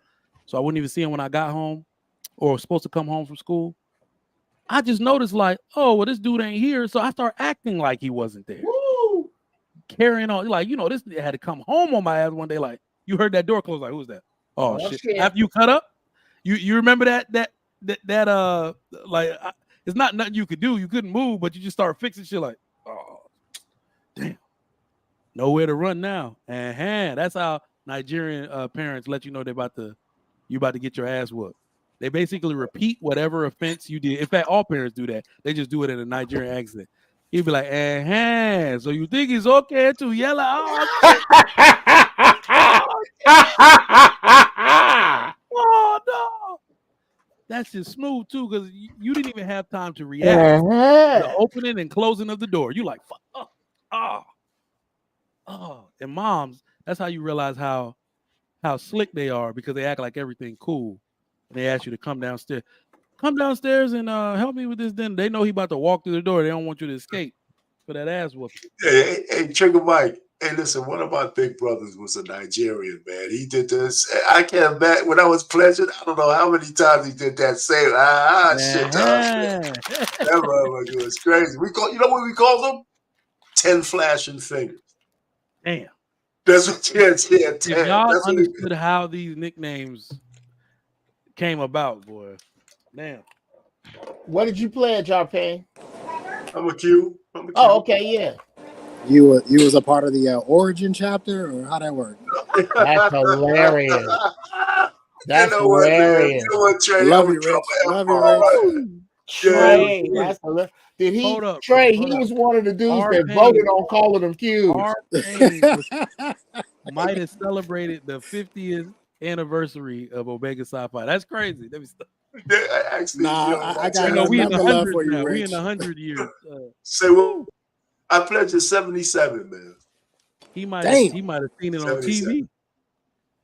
And that was back. You know how? Let me tell you, back. That was still back lynching in the day. pledges back then. Say what? They were still lynching pledges back then. Yeah, close to bad enough. You damn right. Damn. Woo! Well, one thing we know for sure, he didn't skate. Absolutely not. It wasn't possible. Absolutely not. 1977. Oh, look at the baby.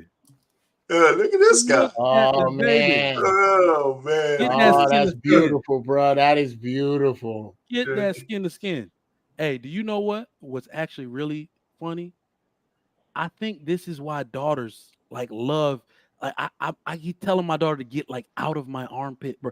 It's like she wants to be wedged. That ain't happening. She wants to be.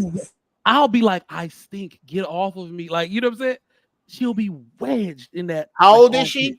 She don't do that with her mom. She don't do that with my daughter's 6. His daughter's bro, forget it. She wants to be she will raise my arm up and put little. I'm like, can you get? I can feel that I stink right now. Can you get off me? No. Listen, I just got my daughter from coming in my room in the middle of the night and wedging herself up under me while we sleep. I've been a couple times. I rolled over and almost rolled over right on top of her. Exactly. Yeah. Didn't realize she was there. We just got her out of that. This is the importance, and this is what a lot of these broads don't get, is your daughter is connected to your masculinity and you are connected to her femininity, and none of it has anything to do with sex. She does Yeah, that sweat, that funky sweat, Mike, nigga, you can try to come get me. Try. I'm under King fucking Kong right now. You do what you want to. I'm under my daddy. I'm sitting right here.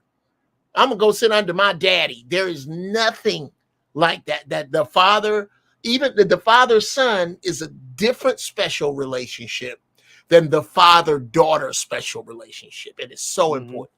It's no doubt. I Absolutely. mean, I don't know what age my oldest daughter was that we had to stop her from coming and getting out of bed, man.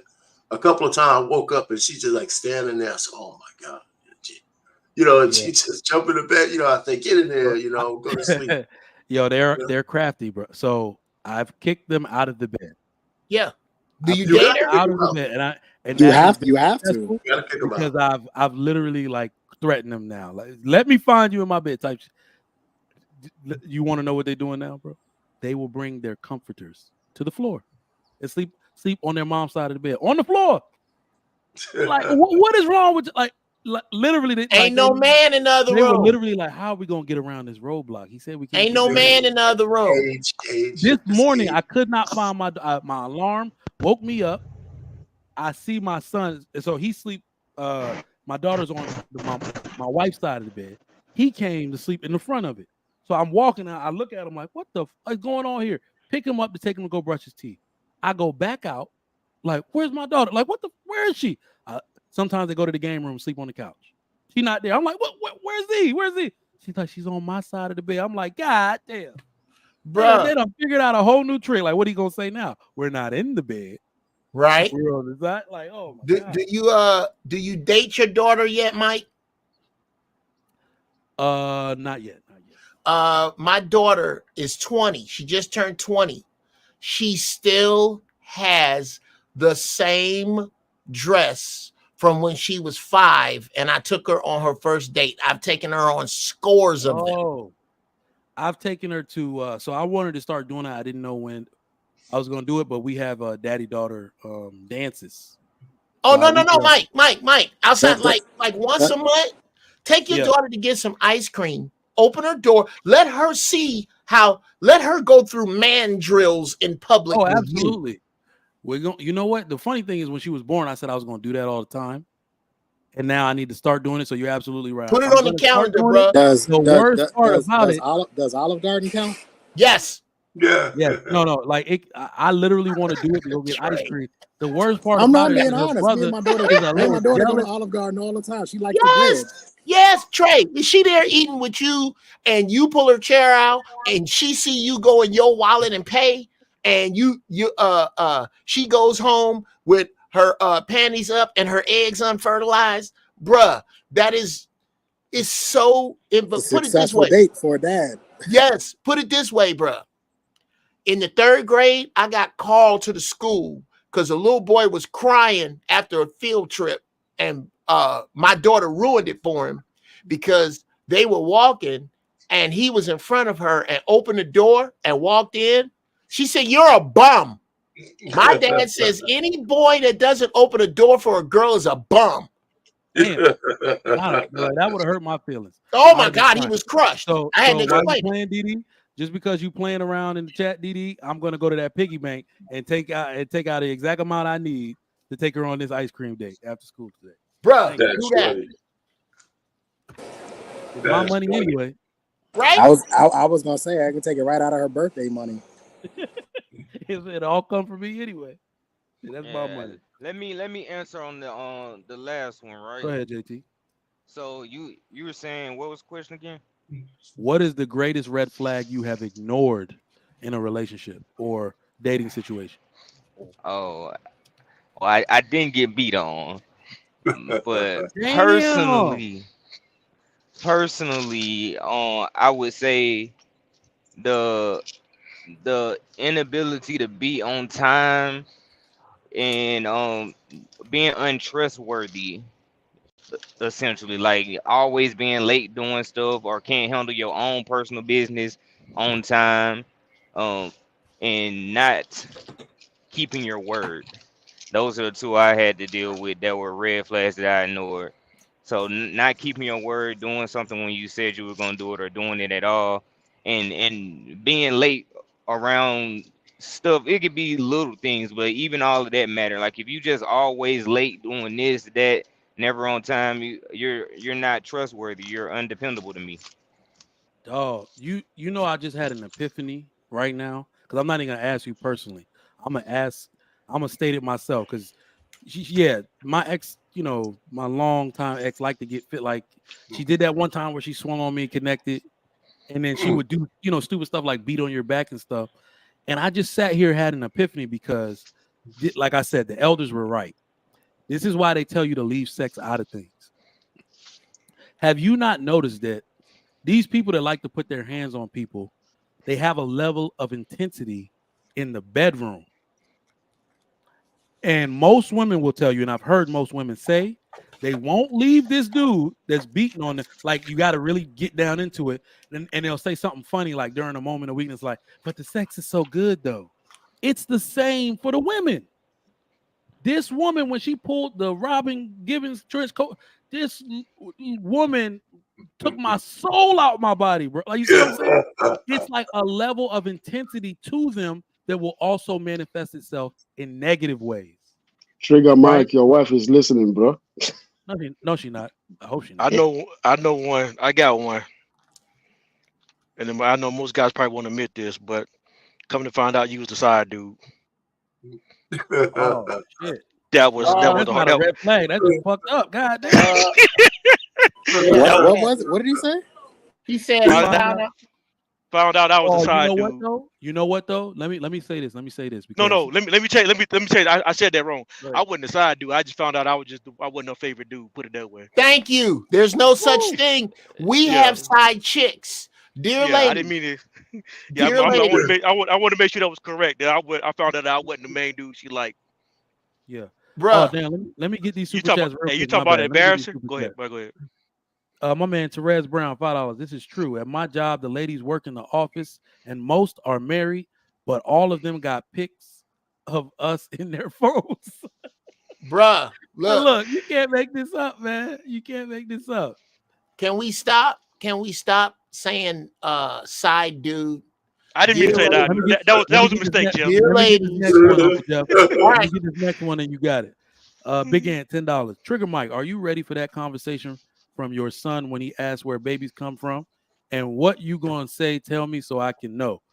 Now I'm not gonna do what my daddy did. I told you he just randomly, after I had been smashing for about 3 years, randomly just yelled out, "And you better not let any woman let you have sex without a condom." Like, I was confused. He did some random ass blurting out when I'm already in college, literally texting the girl on my phone like, you know, you coming through tonight. So I'm gonna actually be I'm gonna delay. First off, I'm gonna give him the naive response, but I'm going to delay the graphic conversation until after puberty.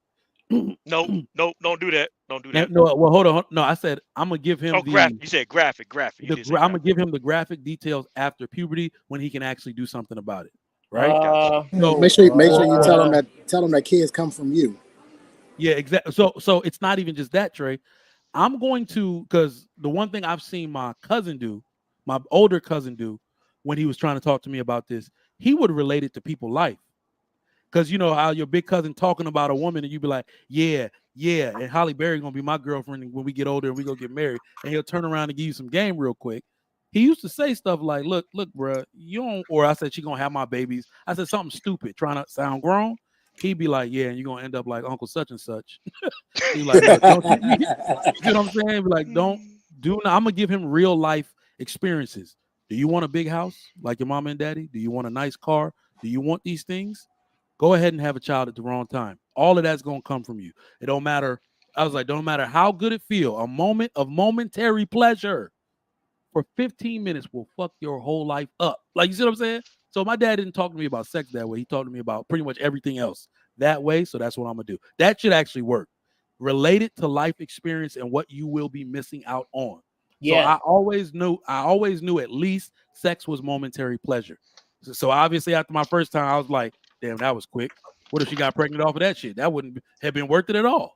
Right. So Mike, that's the way you got to talk to the guys, man. You can't just tell them You can't just lead with shit like dick discipline and stuff. You gotta tell them the consequences of being stupid. You gotta make sure you drive that shit home with as many examples as you possibly can, so they can kind of get it. Because it's got to take a lot to get over the nature of a young man going through those changes at 18, 17, especially if women are throwing a box at him. You know, if he's a halfway decent dude, looking dude, or if he's athletic or he has some kind of future, he's got to understand the consequences and the trade-off for a momentary act of pleasure.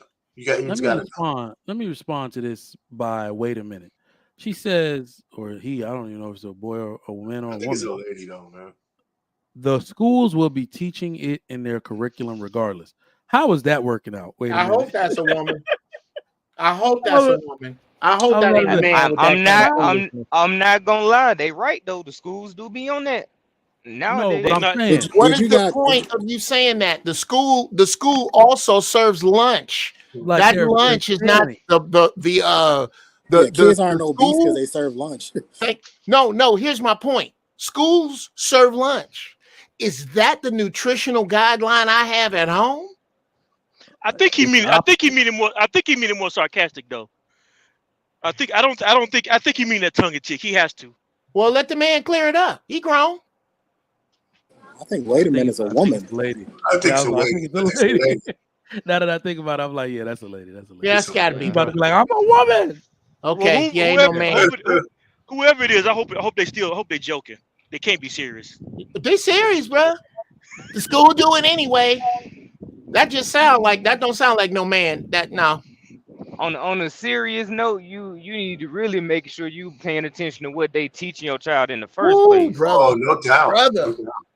Hey, this in California, if a teacher tries to convince your kid that he's a woman or a girl that she's a boy, they can start a daisy chain of events that make you lose your kid. Yes, they're doing these in the functional years too. We're talking about kindergarten, first and second grade. This is when they starting to do this stuff now. I started at pre-K, JT. My daughter's teacher told me I was the only one that asked for a curriculum. On the first day when I dropped her off and I walked in, I say, you got a printed curriculum by any chance or a syllabus of some sort? I want to know what y'all gonna be going over. How about it, bro? How about it? Yeah. Shout out to the curriculum dads. You in that 75% right now, Trey. So many people you can ask. I'm trying. It's hard out here, Uncle Jeff, but I'm gonna keep going. Look. Tell them what's worse than asking for the curriculum though. When you actually get that shit, you're like, oh damn, this is what y'all gotta do. Like, look, they got my daughter doing. She goes to this charter school. We got in that motherfucker. I told her we're getting in because we're black. This is why I keep telling y'all it's a great time to be black.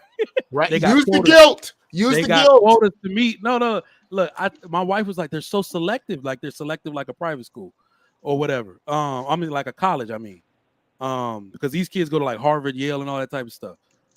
They get automatic admission to like Texas A&M and stuff like that. I said, we're going to get in. Look at all these white kids in here. I see Hispanic kids in here. There's no black kids. And they got like a 15% quota for black kids. I'm like, she getting in this motherfucker. Because black people won't even apply, which is crazy. But once you see what these kids have to do, she does 7 assessments a day in kindergarten. Beautiful. She was teaching me about Machu Picchu. I was like, what the hell is this? It's in Peru. I was like, oh, okay. Okay. Well, she's going to be what here's what's happening, bro. You have put your daughter in a groove to lead. The rest of public education has regressed to the point that they are just making savages. They just pushing these kids through. That's how you get kids 16 and can't half read. Who you think left behind? Who you think gonna be directing these kids and leading them? Your daughter. And your daughter is on par with Germany, on par with Belgium, France, Singapore. They do Singapore. Come on, man. China, Japan. So I'm gonna be 100% real. That was the only thing I was looking for. My wife was like, you know how women are. I want them to be rounded artistically. I was like, fuck that. I'm not. It's like we're Nigerian. Art can go in the trash. Math, science. I said that's it. Yeah. That's it. Oh shit! Look at you, Missy. Talk about is it a classical school? It is a classical school. It is one of the only ones left. So, a classical school curriculum means that the children cannot learn anything. This is what I was told by the headmaster. They even called the principal the headmaster, I think. And like they can't use technology as much as public schools do. Like they have to read books the original way, like that type of stuff. They got to learn the school motto and shit like it's really cool. So yeah, it is a classical school. Look at it. Can I sour the mood with a red flag? Yep. Since we talking about kids, she got kids. Red flag. Damn. All right, I got to tell a personal If story. you don't have kids, I feel like that'll Oh, be more. y'all know y'all gonna upset my chat. Hold on. I don't have kids, so that's my red flag. Let me tell you why this is like a real red flag. I was like, head over heels. Shit. I hope she's not listening. I was head over heels with this girl in high school. Just the cutest thing I had ever seen. She was a flag girl, by the way. A flag girl. And you know the thing where y'all get out of school, y'all don't talk for a while, then you see her out in the street somewhere in your hometown. And you know, all love, like a day had not passed, like, oh, we gonna do this thing now. So then we go out for a night only to be like, oh, I'm trifling because I got a girl. Like, you see what I'm saying? So we don't do anything. I see her next time. She was in a relationship, had a kid. Oh, damn, that's crazy. But she got a dude. She with that dude. The next time I see her and she's single, she got 2 kids. But for some reason, even though I don't really mess with women with kids, it was her. You know what I mean? I've always had a thing for her. So naturally, of course, she's being super flirty, being very sexually suggestive. We end up starting that kind of relationship over a summer. Then, of course, at the end of, that type of thing, she's like, so what, where is this going? What are we? I was like, oh, shit. And like I told you during the monologue, when a woman asks me questions, I have actually been honest. Like, I don't know if dudes lied or to not hurt feelings. I'm asking a question because I'm guessing you want the truth. Maybe that's naive of me, but I said, well, I was like, you mean like a relationship? And she's like, well, what's going on? So eventually the question led to, well, what is it about me that you think you can't commit to? I was like, oh shit, you got kids.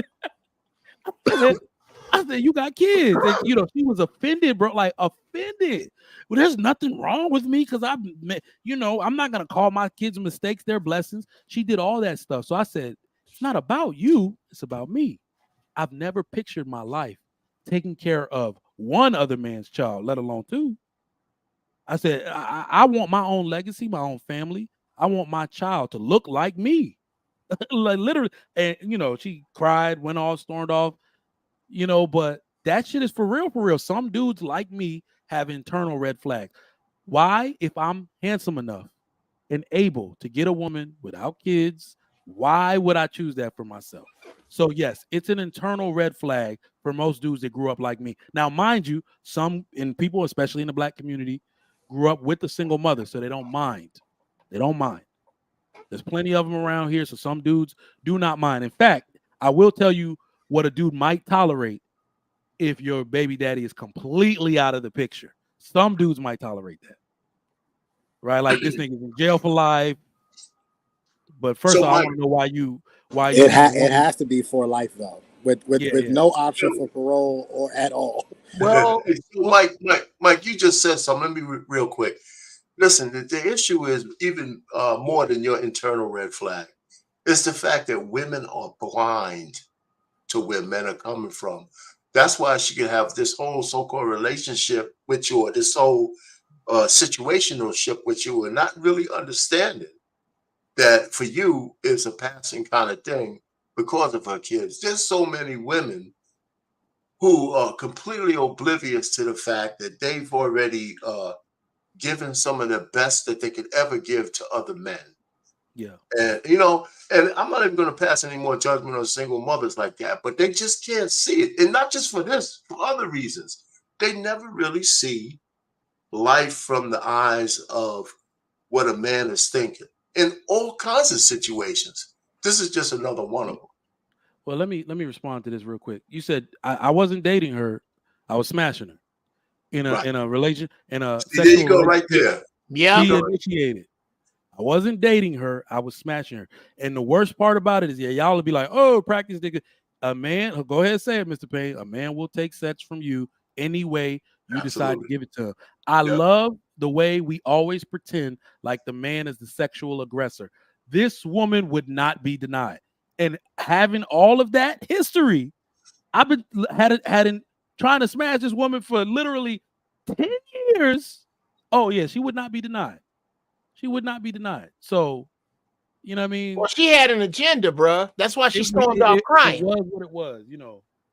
It was what it was. And I literally was like, nah, you know, you doing your thing. She's like, Mike, stop playing with me. Like, you know how grown women get when they want something. Stop playing with me. Just let me know. I'm coming over. She's like, we're not going to play this game no more. You see what I'm saying? I'm like, you know why we not going to play this game no more? Because tuition costs money, Mike. Because sneakers cost money, Mike. And I remember back when I didn't have to pay for tuition or sneakers, you wanted some. So I'm going to sell you on that idea, but add these 2 kids to it. And the reason this is so personal for me is because I took my life and tried to rewrite my mother's past with it, as in trying to I became a Marine because my horrible stepfather was a Marine and told me I couldn't. I couldn't wait to find a girl with a 2-year-old boy to marry because he married my mother when I was 2.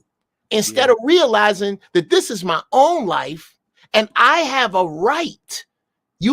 This is what you're denied. If you don't have a baby already, if you are a single man with no kids and you marry a woman that already has kids, you have denied yourself the right to be proud of and bestow everything on your firstborn. Thanks. You can't do that now because there's a firstborn there already. You can't. Well, you gonna name him Junior? If you name him Junior, it outlines the fact that the first one ain't yours. Damn. So let me Tommy, cam up real quick so I know it's you, and I'll let you. This particular name, I'm not sure. Lauren says, if I'm a single mother and you want to date me, I'm assuming you're okay with the children. This is a teachable moment right here, okay? Please teach. This is a teachable moment. As a woman, but especially as a mother, you cannot assume anything. And that's horrible. You do not have that latitude anymore to be out here assuming. Okay, and the dudes that was okay with mothers having children, you talking about the movie Claudine that came out in 1971. We're not talking about these dudes. It is the women that the nice girls defend that have destroyed the options for a man with no kids to get serious about a woman who has them. So if you can't be mad at us, be mad at them heifers that you will not make walk the plank. The ones that you refuse to separate yourself from. They are who made it hard for you, not us. Is it okay to assume that you can leave your kids alone around him? If you can't assume that, God damn. I don't think you can assume that, because let's be real, we all know a lot of guys be there for certain reasons. They could care less if you got kids or not. Once they get what they want, they out. How about it? I'd love to be. I'm being. Oh damn! I'm being real, y'all. Like I can't even begin to. But what's up, Tommy? My bad. What's up? Man, I want to speak on this one because yeah. You know I talk about this a lot. And wait a minute, is that the real Tommy Soto? Yeah, that's what I was gonna ask. Tommy, it's Jeff Brown. Yeah, Jeff. Hey man, I owe you the hugest apology, and you can have it here if you want. But you let me know, bro. That's all I ever asked, because I know I had always treated you well, and brother, you did not deserve that shit I did, and I apologize. And we can talk about it here if you want or not. We can talk about it here. I don't know if I still. Let me see something. I know didn't I used to have your number. Look here, I'm gonna put it. I'll put it in the back chat, bro. But yeah. Is it the? Hey, I what's have up, Tommy? two, I think, a 626 and a 310. The 310, does it end in 9062? Yes, sir. Holla at me. You gonna fuck around, give it all out. Hey, what's up, Tommy? Number. It's a business number. Okay. How's it going, Tommy? It's going pretty good. My fellow Africans in here, I made a post today. That's what I'm talking. I made a post today talking about, I don't know if you saw it, Mike, how I said the worst disses I ever got was because people recognize my ethnicity. I'm Ghanaian. And in America, it was weird because I kept getting told I look African. And I was like, well, I am. I've never heard of a Korean person diss a Korean person by saying they look Korean. And it was just so weird. Let me get these super chats real quick, then we're going to get your take on these red flags in relationships. Therese Brown, $2. Ladies would never do this for their sons. So sad. Enter Black Dragon, $2. Red flag when that bonus hole got, oh, come on, bro. Got a bad smell. That's your sex positive community right there. For ass that you don't, nah. You right though. All right, y'all got it. I'm gonna join from the car. Tommy, you got it. Greatest red flags in relationships. Take it away. I want to say something if you don't mind. Absolutely. Go ahead. The thing is, men are allowed to be shamed into dating women, but women can't be shamed into dating men. I had a woman tell me she wouldn't date me because I wasn't 6 feet. My height had nothing to do with anything I could do for this woman. Yet, this woman still said that my height was an issue. I understood it because as men, we're told if they don't want you, they don't want you. But to listen to women say to men, how dare you not date me because I have children? It's shaming that man. How dare you don't date me because I'm overweight? It's shaming that man. We're forced to take, and especially black men, we're forced to take women as they are. And they have the highest self-esteem, no matter what crap they bring to the table. And we have to take it. And at some point as men, we have to stand up and say, if we're the one that's supposed to be the providers, like if I'm the one going to the car lot to pick up the car or to buy a car, would the salesman be able to tell me, shame me into buying a car?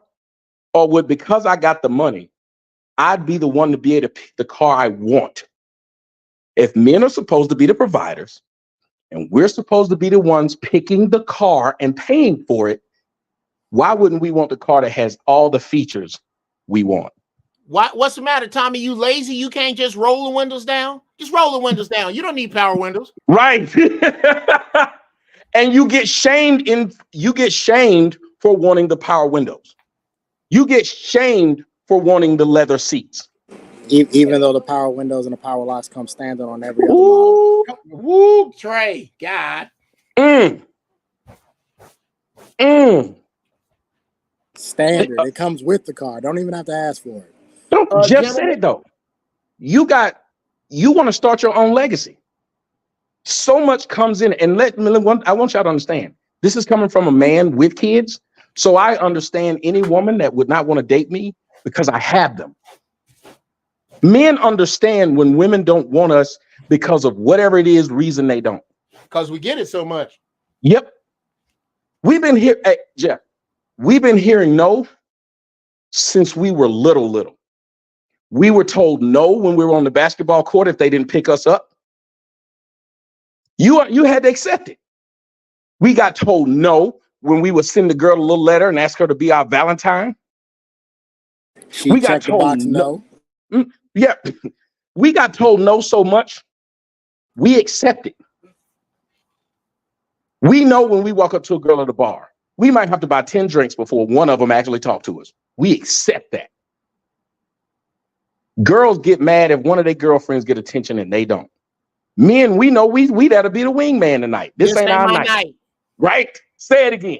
This ain't my night. I gotta not be Captain Cockblock and hang in here with my boy. Can I say this really quick, brother? I hate to interrupt you, but dear men here, we have to start treating delusional black women the way I believe we should treat obtuse white people.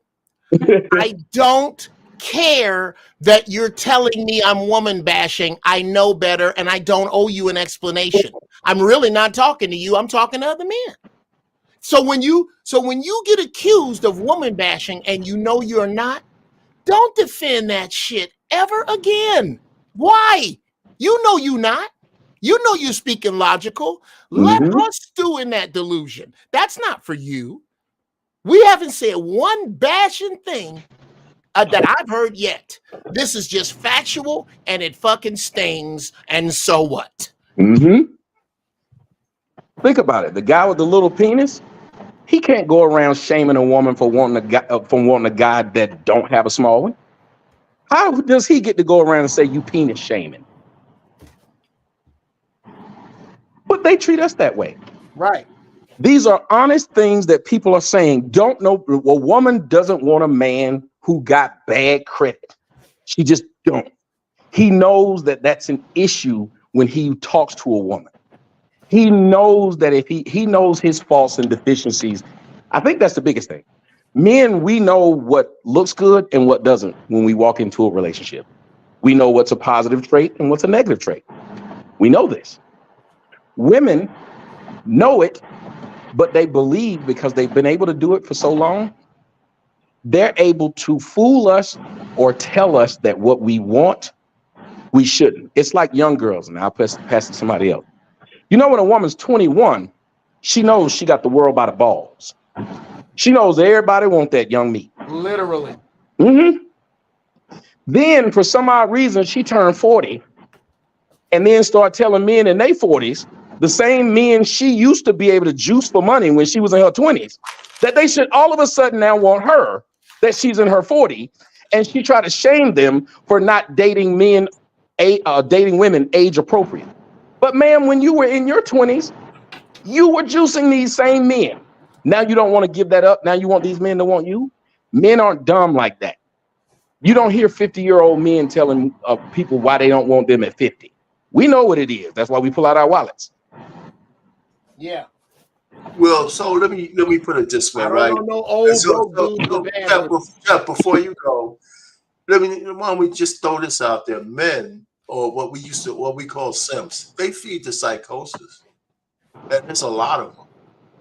You know what I'm saying? When a woman is elevated to understand that everything ain't about them, they just have so much ammunition or so many men who buy into the foolishness that they don't necessarily have to grow. You know, so that's what's going on. So anytime they'll come up with something, there's no shortage of men that'll agree with them, right? Even to the point where there's a lot of men who make a lot of money on that shit, like your Derek Jacksons and your Ace Metaphors and shit like that. Dr. Umar Johnson. Oh man, forget it. Going around calling black men bunny hopping when they be with white women, but refusing to talk about white women that be with black women who be with white men. He skipped that. Yeah, exactly. So I mean, I don't know how you get to the other side of that. Really, how do you do it? Except for the men who refuse to fall prey to it, like a woman who has kids, right? And I don't want to get on the single mom, but for them to not understand why a man will have sex with them, but not ask them to marry him, they got to know that they're carrying even if it's not a red flag, you're carrying an extra burden. That if you're giving a man sex, why should he pick up that burden if he doesn't have to? We do what you fuck us for. The problem is they don't see their own child as a burden to them. That's what I'm saying. To them, they never see. They saw that child as a burden. Stop it. Why do you think the child be at the grandma's house more often than anybody else? They definitely see that child. They know that child's a burden. Why do you think they be trying to sneak away, still going to the club? If they didn't see that child as a burden, a woman with a child would start acting like a mom. Come on. How about Yeah, Mike? I How work about what far. I Mike work far said? too many cases of women leaving their kids at home while they were at the club, Say We it. got leaving their kids we at got a home woman on the alone while they panel. were at the D, when club. you're ready, go They ahead know and those speak kids are up. burdens and Hey, liabilities. how They about know. this? You know that woman that came on my show who cussed me out, FBG Duck Mom? That woman got 10 kids still out here in the streets, and she in her 50s. Wow. She So never wanted to we be a got parent. we got to distinguish something. It's two things that women see it. They see it as a burden and inconvenience. It's a burden when they got to pay for it on their own and have to raise it on their own. It's inconvenience when it stops them doing things they want to enjoy in life. So it's both factors to them as well. Why Well, you think Mike got? It's some Why complex you think things. Mike got hit with the trench coat? we got I a think woman on the I think panel, you right? Mm-hmm. guys need to actually talk to a mother to really Go ahead, understand. Didi. I don't know if you have children. Go ahead. If not, go ahead and Yeah, speak. You're a lady on the window. I have a child, and I was married when my child was conceived, and we were together until she was 6. And so I've experienced having a father in the home. I've experienced co-parenting. So on both sides of the coin, I can honestly say life does significantly change once you have a child, and that is for both parents because my husband at the time wanted, he was really into his music and stuff like that. He had to put away some of his hobbies to, really embrace fatherhood. And I've had to put away a few of my hobbies. So it is a different stage in life where you do have to adjust, and it could be a harder wake up call for some of us. So this is why I do advise waiting to have children until after you have had fun in your career, made you some real money, traveled, and got all that out your system that you want to do, because children are restrictive. They require structure and stuff like that. So you have to provide that environment, and that can be a little taxing. So it's But you're not that still co-parenting, it right? doesn't mean that we don't love our children. However, No, this parenting shit ain't easy for nobody. let I me think ask you a question. I think that's what we were saying though. Let me ask you a question real quick. You said your kid is like your son or daughter is like My daughter is 16, 10. My daughter 10. is So 10. you're still going through the co-parenting, correct? Yes, we are. So do you think the restrictions, burdens, the love, and everything else is the same for him as it is for you? Um, yes, I do. And he has expressed this. And because he now has to consider my schedule and line it up with, what time he gonna get the baby, and back and forth, and working in that time as well, because we share joint custody.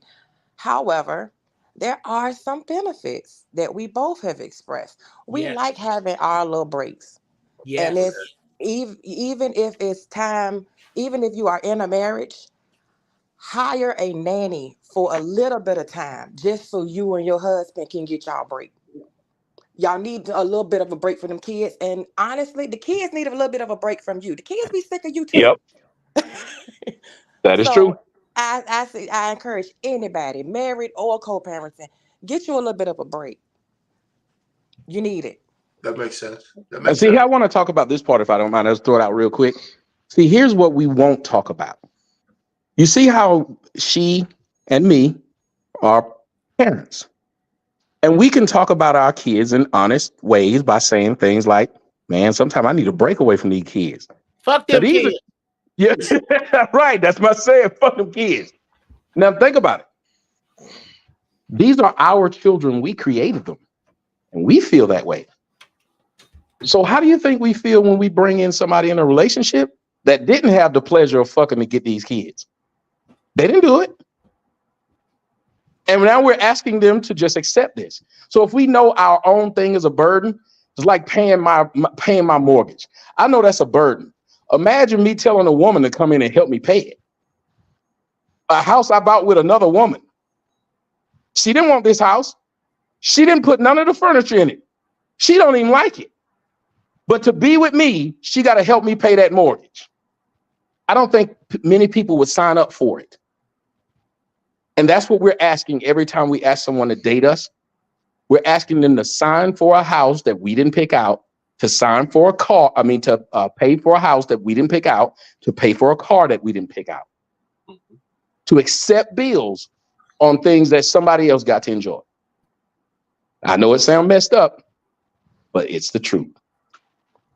True. I John, you got So something? I can want to add this. rationalize with your perspective. I can rationalize with it. I more so rationalize with that perspective when I did not have children myself. When I wasn't a mother, I more so took that stance, and I refused to date men that had children because of that. But now that I am a mother, I'm open to dating men that have children. I got kids. I still don't want no woman with kids. It's an extra headache. If I got a 2-bedroom house for my 2 kids, when she bring her 2 in, where they gonna sleep? Yeah, you And guys would just because definitely I'm need broke don't mean to I'm be able open to to dating somebody broke. Just because I'm short don't mean I'm open to dating somebody short.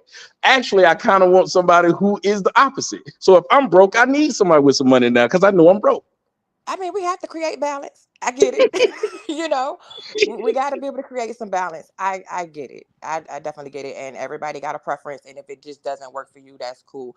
But I feel like, if you do really like the woman and she brings, such great joy and she's an asset to your life in other ways, and I feel like at times maybe that could override that for some people. But how do you get to that point? Because if I meet you, I don't know how much of an asset you are. I just swipe right on Tinder. Well, yeah, that would require a few conversations and some time Ain't spent have no talking. conversation with somebody because I be lying the first 10 conversations you have with me. 80% of the stuff I'm saying is a lie. I'm just trying to sleep with you. Well, I'm gonna sit up here. Everything that come out my mouth when I first meet you is a lie. I don't like walking on the beach. I live in Atlanta. What beach out here? That representative is a motherfucker. That That's representative right. be slick. The best relationships I've ever had wasn't the ones I met somebody out of nowhere. It was actually the ones people that I met at a Yeah. function or at a recurring location Yep. where we always saw each other over and over again. When you Meeting weren't actually somebody, trying to screw them, you just ended up knowing them before screwing them. But typically, when I whether it meet you be at the bar or if I meet you in a situation where I'm trying to talk, I'm trying to hit. that's it. You're not really trying to get to know nobody. I don't care what you do on your free time. So let me hit this super chat real quick. Big Ann 11, $10. My red flag number 2. Female stands in front of me with her mouth running in the sight of potential danger. 100. So I guess we were talking about red flags earlier. Her square air, $2 or $1.99. Older people who aren't married. I guess that's a red flag. I don't know. Yeah. Yeah, maybe not. JT, you said something about that too. You said a woman who doesn't have kids is a red flag at a certain age. At a certain age. What? Yeah, did you say that? I No, said that in the I chat. didn't say that. Oh, okay. I said that in the chat. Why? Why is that a red flag? Sometimes, not all the time, but sometimes that Yeah, can be a let's red hear it. flag. Let's hear it. Because Didi, I didn't think you were going to Sometimes say that. it could be a real flag. It could be a red flag sometimes. Let's And I hear it. feel like Why? that's the same thing for men. If a man is a certain age and he don't have no kids, I feel like within 3 weeks you'll find out why. Keep talking to him. You're gonna Can find I out ask you these a people question, be Didi? crazy as hell, or they be Before broke, or they been in jail. Something happened. I don't believe that's. I so think so that's. talk for example. Okay, so I don't expect a man to have a kid. If we look at the way modern day society run, I don't agree with this. But look at how modern day society runs. How do you justify a man having a kid before 35, according to modern day teaching? Not that I I agree with it, justify it because I know that we are a sexualized society, and I know everybody out here fucking. So that's how I justify it. Yeah, but why he ain't? but you do realize though that logic of thinking doesn't actually, it goes against what modern day society is teaching, because And we got a men lot of birth control out there. when I talk to a lot of young guys now, they're actually saying that they are purposely not having kids until later, until they make sure they finally want to get married or they're connected to someone.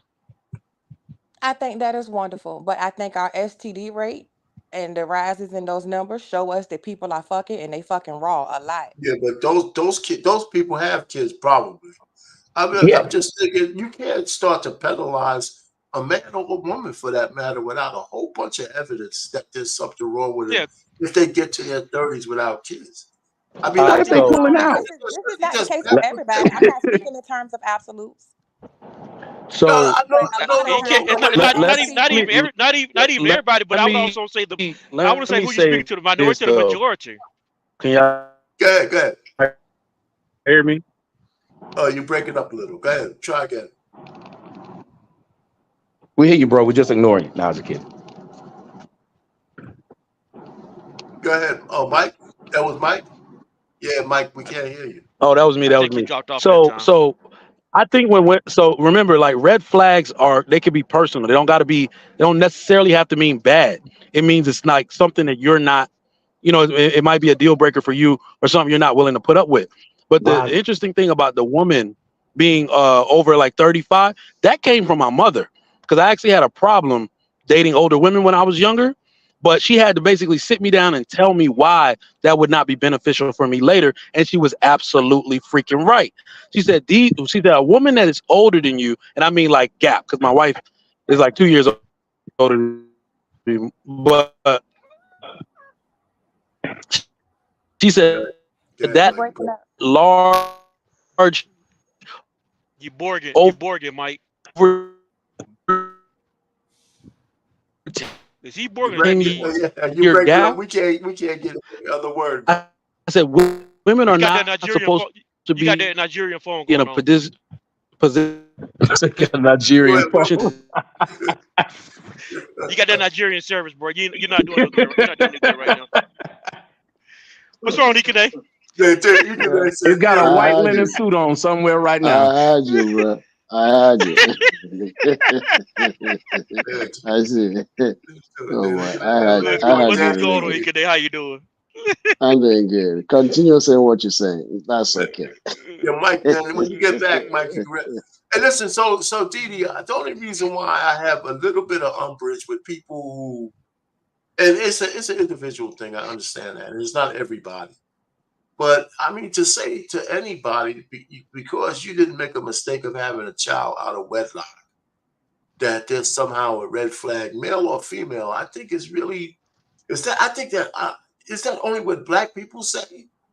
I don't Let me know just if tell you, based everybody on else my does experience that. and my observation, when I have asked guys that have told me that they were over the age of 35, I'm like, why don't you have any children? And sometimes, well, a lot of times I've heard, oh, I was in jail, I was locked up for such and such amount of time. Okay, Or that's a reason though. Yeah, that's a reason. But I'm just trying to say, I think people try to say something else other than that though. I want to jump on this one. I got a brother who's over 40 who's never had kids. I got a friend of mine who's like, he's 40. I think my brother's 46. My friend might be like 40s, 47. They've never had kids. But these men have always been they've never been in jail. They just have always been hardworking dudes. They never found a woman they want to have kids with, and they wanted to really get married, so they never had kids. My one friend did get married later, but he still didn't have any kids. Now he's a stepdad to somebody else. I have my first child. I have my first child at the age of 43. So. And so then I would I don't look for men the same way I would look at women. I'll land right after this connect. Then let you have it. But I would say this though. I don't look at the same way I look at men. I'm an older man too. I'm 40, 49. I don't look at women. I mean, I don't look at men the same way I look at women. If a woman doesn't have a kid by 35, it's a red flag. Only in the sense that now she's a bad character person. I'm not gonna say that automatically. It's only in the sense of she may be a red flag because is she eligible to be a wife to me to give me a kid? And that's typically women who haven't had a child by 35 can't have a child. I mean, not all the time, but even doctors say it's difficult for them to get pregnant after 35. They're high risk. And let's just be real. Most women, I dated one and I thought that, oh, she waited, and she told me that lie that she had waited. Come to find out, she didn't wait. She couldn't. Yeah, so I mean, not in a negative way. Not trying to say diminishes a woman's character. It's just simply that's what we in society tend to look at. If a woman hasn't had a kid by 35, you kind of know that may be a red flag. So let's throw this out there. So then, men and everybody else is telling women a lot of wrong shit. If we're looking at the age of from 20 or 22, they really only got to like 35, 36. To make a biological decision? I You mean, really Dude, a got to woman about is in. you really got to you about guys 30. You love got to to about bring up 30. Hold on, a woman is in her prime, and they get mad when people say it, but it's true. A woman is in her prime between the ages of 16 and 30. No, yeah, but 16, Okay, 16 to I can 27. rationalize with 16 that. to However, 27. well, go ahead, Didi. Go technology ahead, has Didi. greatly improved. Technology Yeah, has that's how greatly y'all got up improved, to 30, and ma'am. you all love to, but you all love Before to bring up how technology, it was Robert De Niro. 22. But look, you all love to bring up how Robert De Niro just had a kid as old as he is. But I found out that his baby mama was 37 when that child was born. We're not saying So, that you no we're know, not saying that these are we're not Nobody very, saying that saying no no woman listen, on listen, no earth woman. has We're a not kid at saying no 37. woman. Hey, We're saying I if you look at the understand that. number, we're saying look at the numbers and the average, it don't Well, bear out past 35. Why do It's But people I'm say crazy. that? saying Hey, I this, want there are people who started their but NFL that is, career at but a lot 30. of times That's that's not more of a average. personal decision rather than a biological. Because as yeah, long as we are yeah, bleeding, let's long as we're But bleeding, you we're still able to have children. well, But D, no that's here's no usually that after the age of 35. That's usually a decision based upon, do I feel like dealing with this, or do I like my life as it is? here's what's unfair to the child. At 15, a child deserves and needs parents who are at their peak for dealing with them. Mm.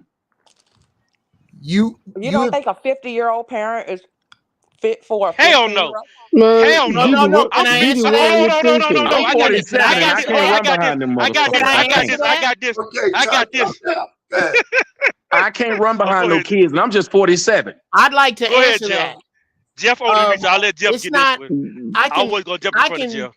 I can move my refrigerator out into the front yard, clean it, and put it back in my kitchen right now at 58. Because I don't want to do that does not make me weak.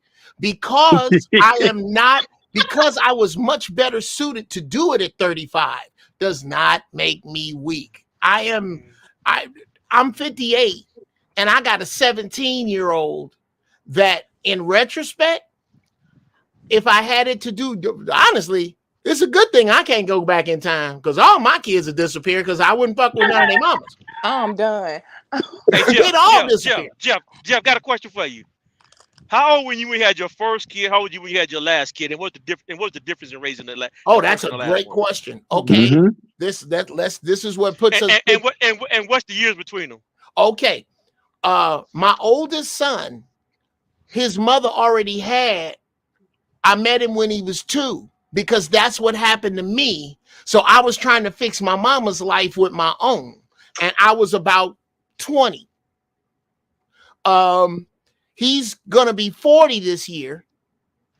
My youngest son is going to be 17. Mm. I would not have the issue with him at 17 is that he's 17 in 2023 and not 17 in 1993, which means what I got to deal with school, how we were talking earlier about curriculum, the fact that I can give him all the tenets I want, but now he got to go back out in this world, and it's a different world. Bump that. Hold on. I'm not saying that's not important. I just want to talk about personally. What's your energy like raising that kid? Oh, the energy, bruh. It's again, it's not that I can't do it.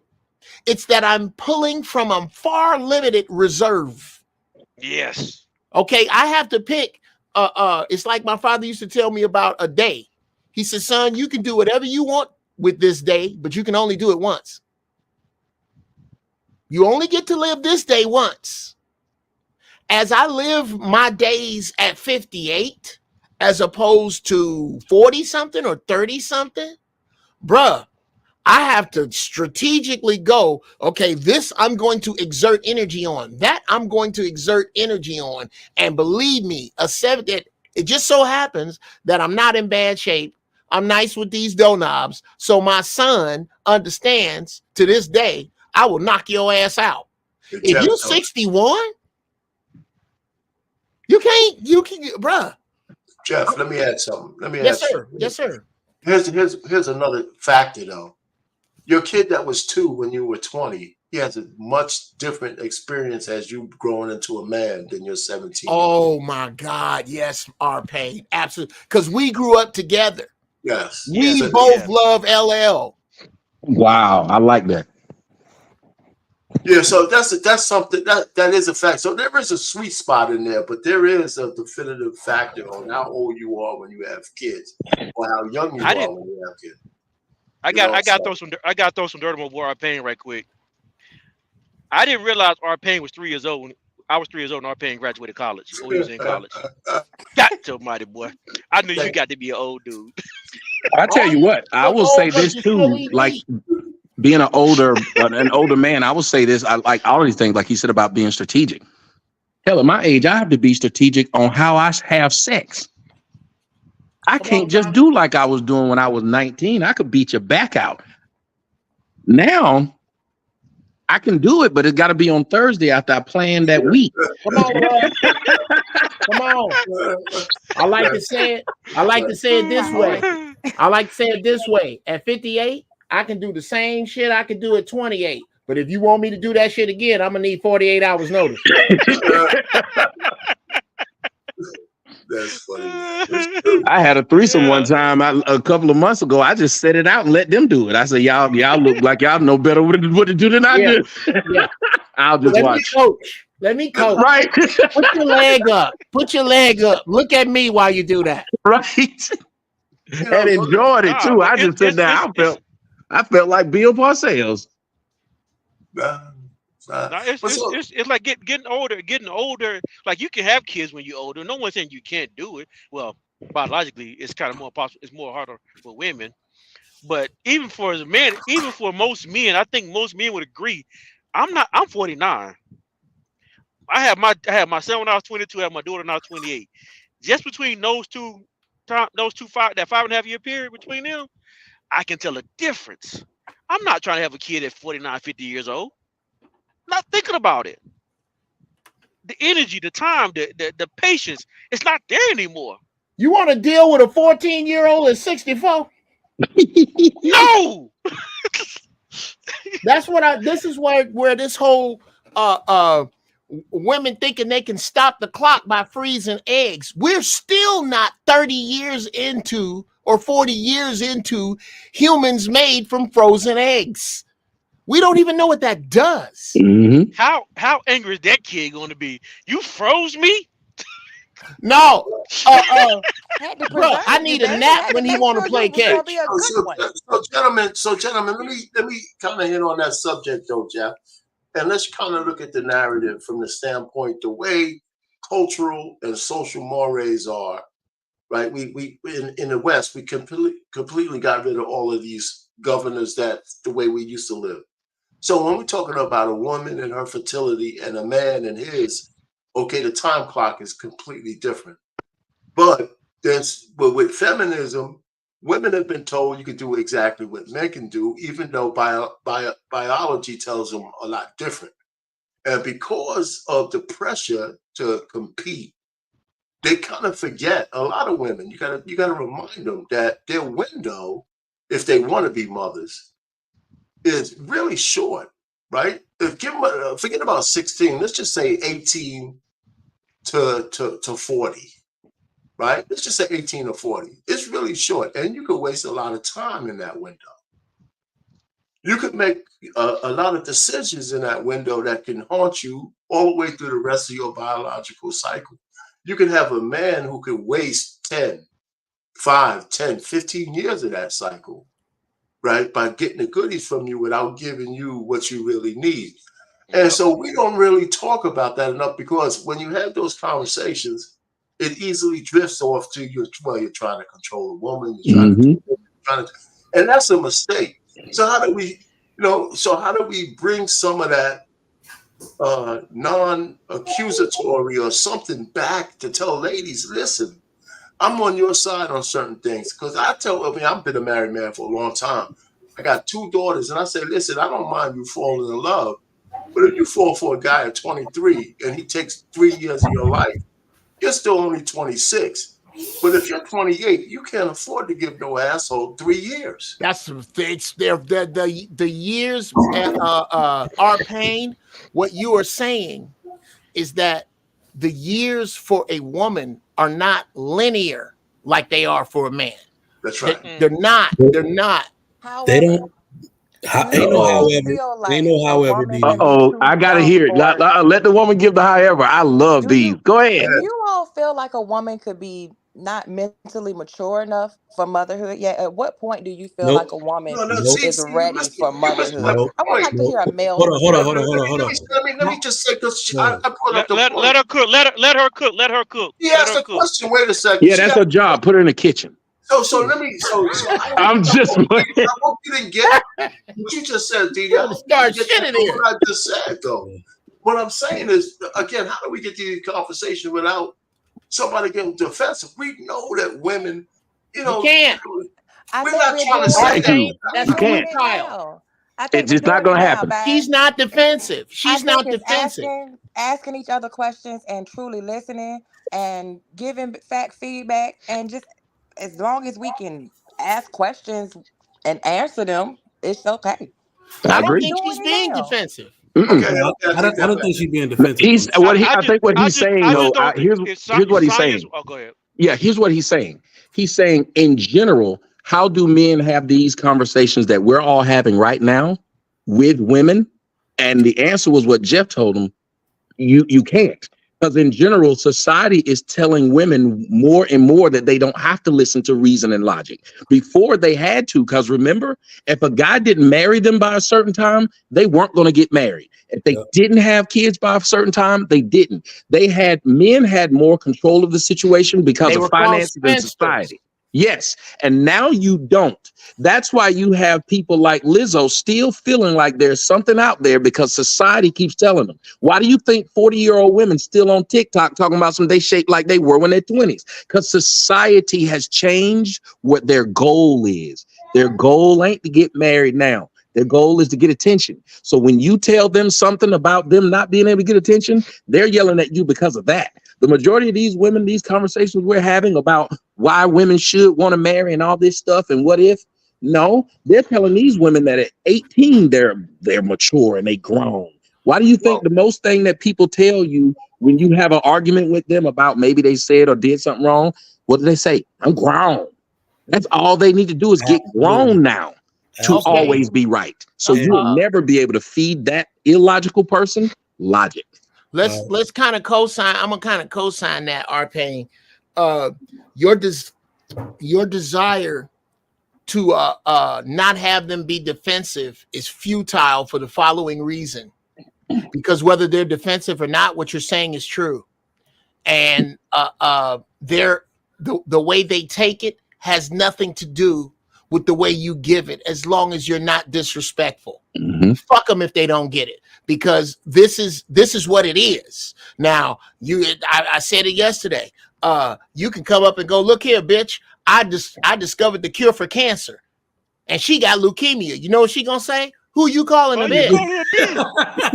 Okay, so it doesn't matter. It doesn't matter. I don't care if I'm being honest, and I'm being. Let me be. I've swam into some pretty rough water with Sister D, but something she said today made a lot of sense to me about how she is co-parenting with her daughter's father. I believe it's a daughter, her child's father. That speaks volumes.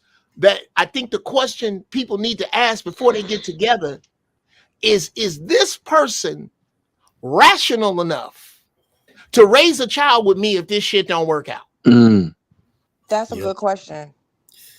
Yep. So let me get these super chats real quick because I got something to say. Unfair. I see you. Per square, I see you put a $2. Nigerian phone up.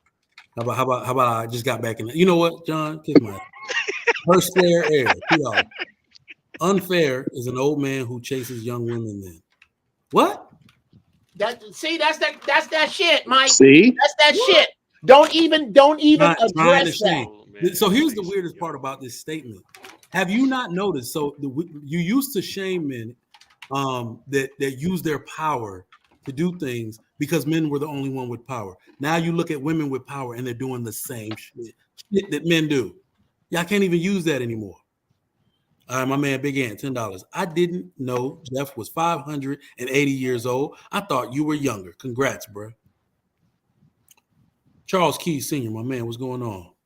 A father teaches his son how to be a husband at 25. Agreed. Man, at 18, for real, if we were being honest. I was prepared from youth. I got to push back on that. Your father taught you how to be a husband when you recognized your father with your mother. He was teaching it. Thank you. When you was in a high chair, he was teaching it. Yep. You was in second grade. Modeling. There you go. Modeling. It was my upbringing. Now that's the problem with women. This is the problem with women. Everybody agree we need Big Mama, but don't nobody want her job. Don't know that job. Big Mama is asleep at the wheel, nigga. Ain't nobody teaching them how to be wild. That's facts. Because Big Mama's still trying to be in the club. Call a woman over 45, Big Mama, and see what happens. Ain't no Big Mama now. What they call their name now? Granny. Let me ask you something, Jeff. How long you been getting called Unc? Because I'm 47 and I've been getting called Unc probably since I was 35. Not that long. For me, shout out to Zoe Williams. I always knew I was kind of smart. Zoe Williams introduced me to my wisdom about 12 years ago, and about 5 years ago, dudes started calling me Unc, and I just let it stick.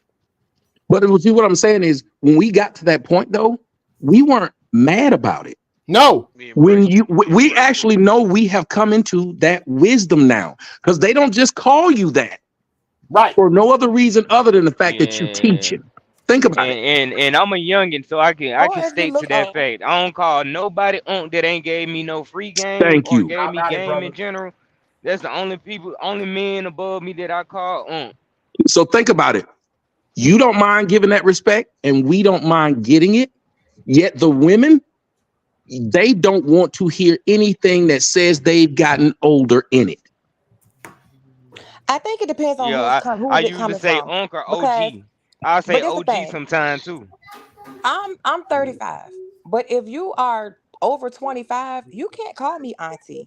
You have to call me big sis. She should. I'm big sis. She should, yeah. 25. She should. Your brain is full of adults. I'm big sis. She should, though. I'm only 10 years She older should than call you. She should call you Aunt. She should call you Aunt. No, with a 10-year Why not? difference, because I have a brother that is a 10-year difference with he and I.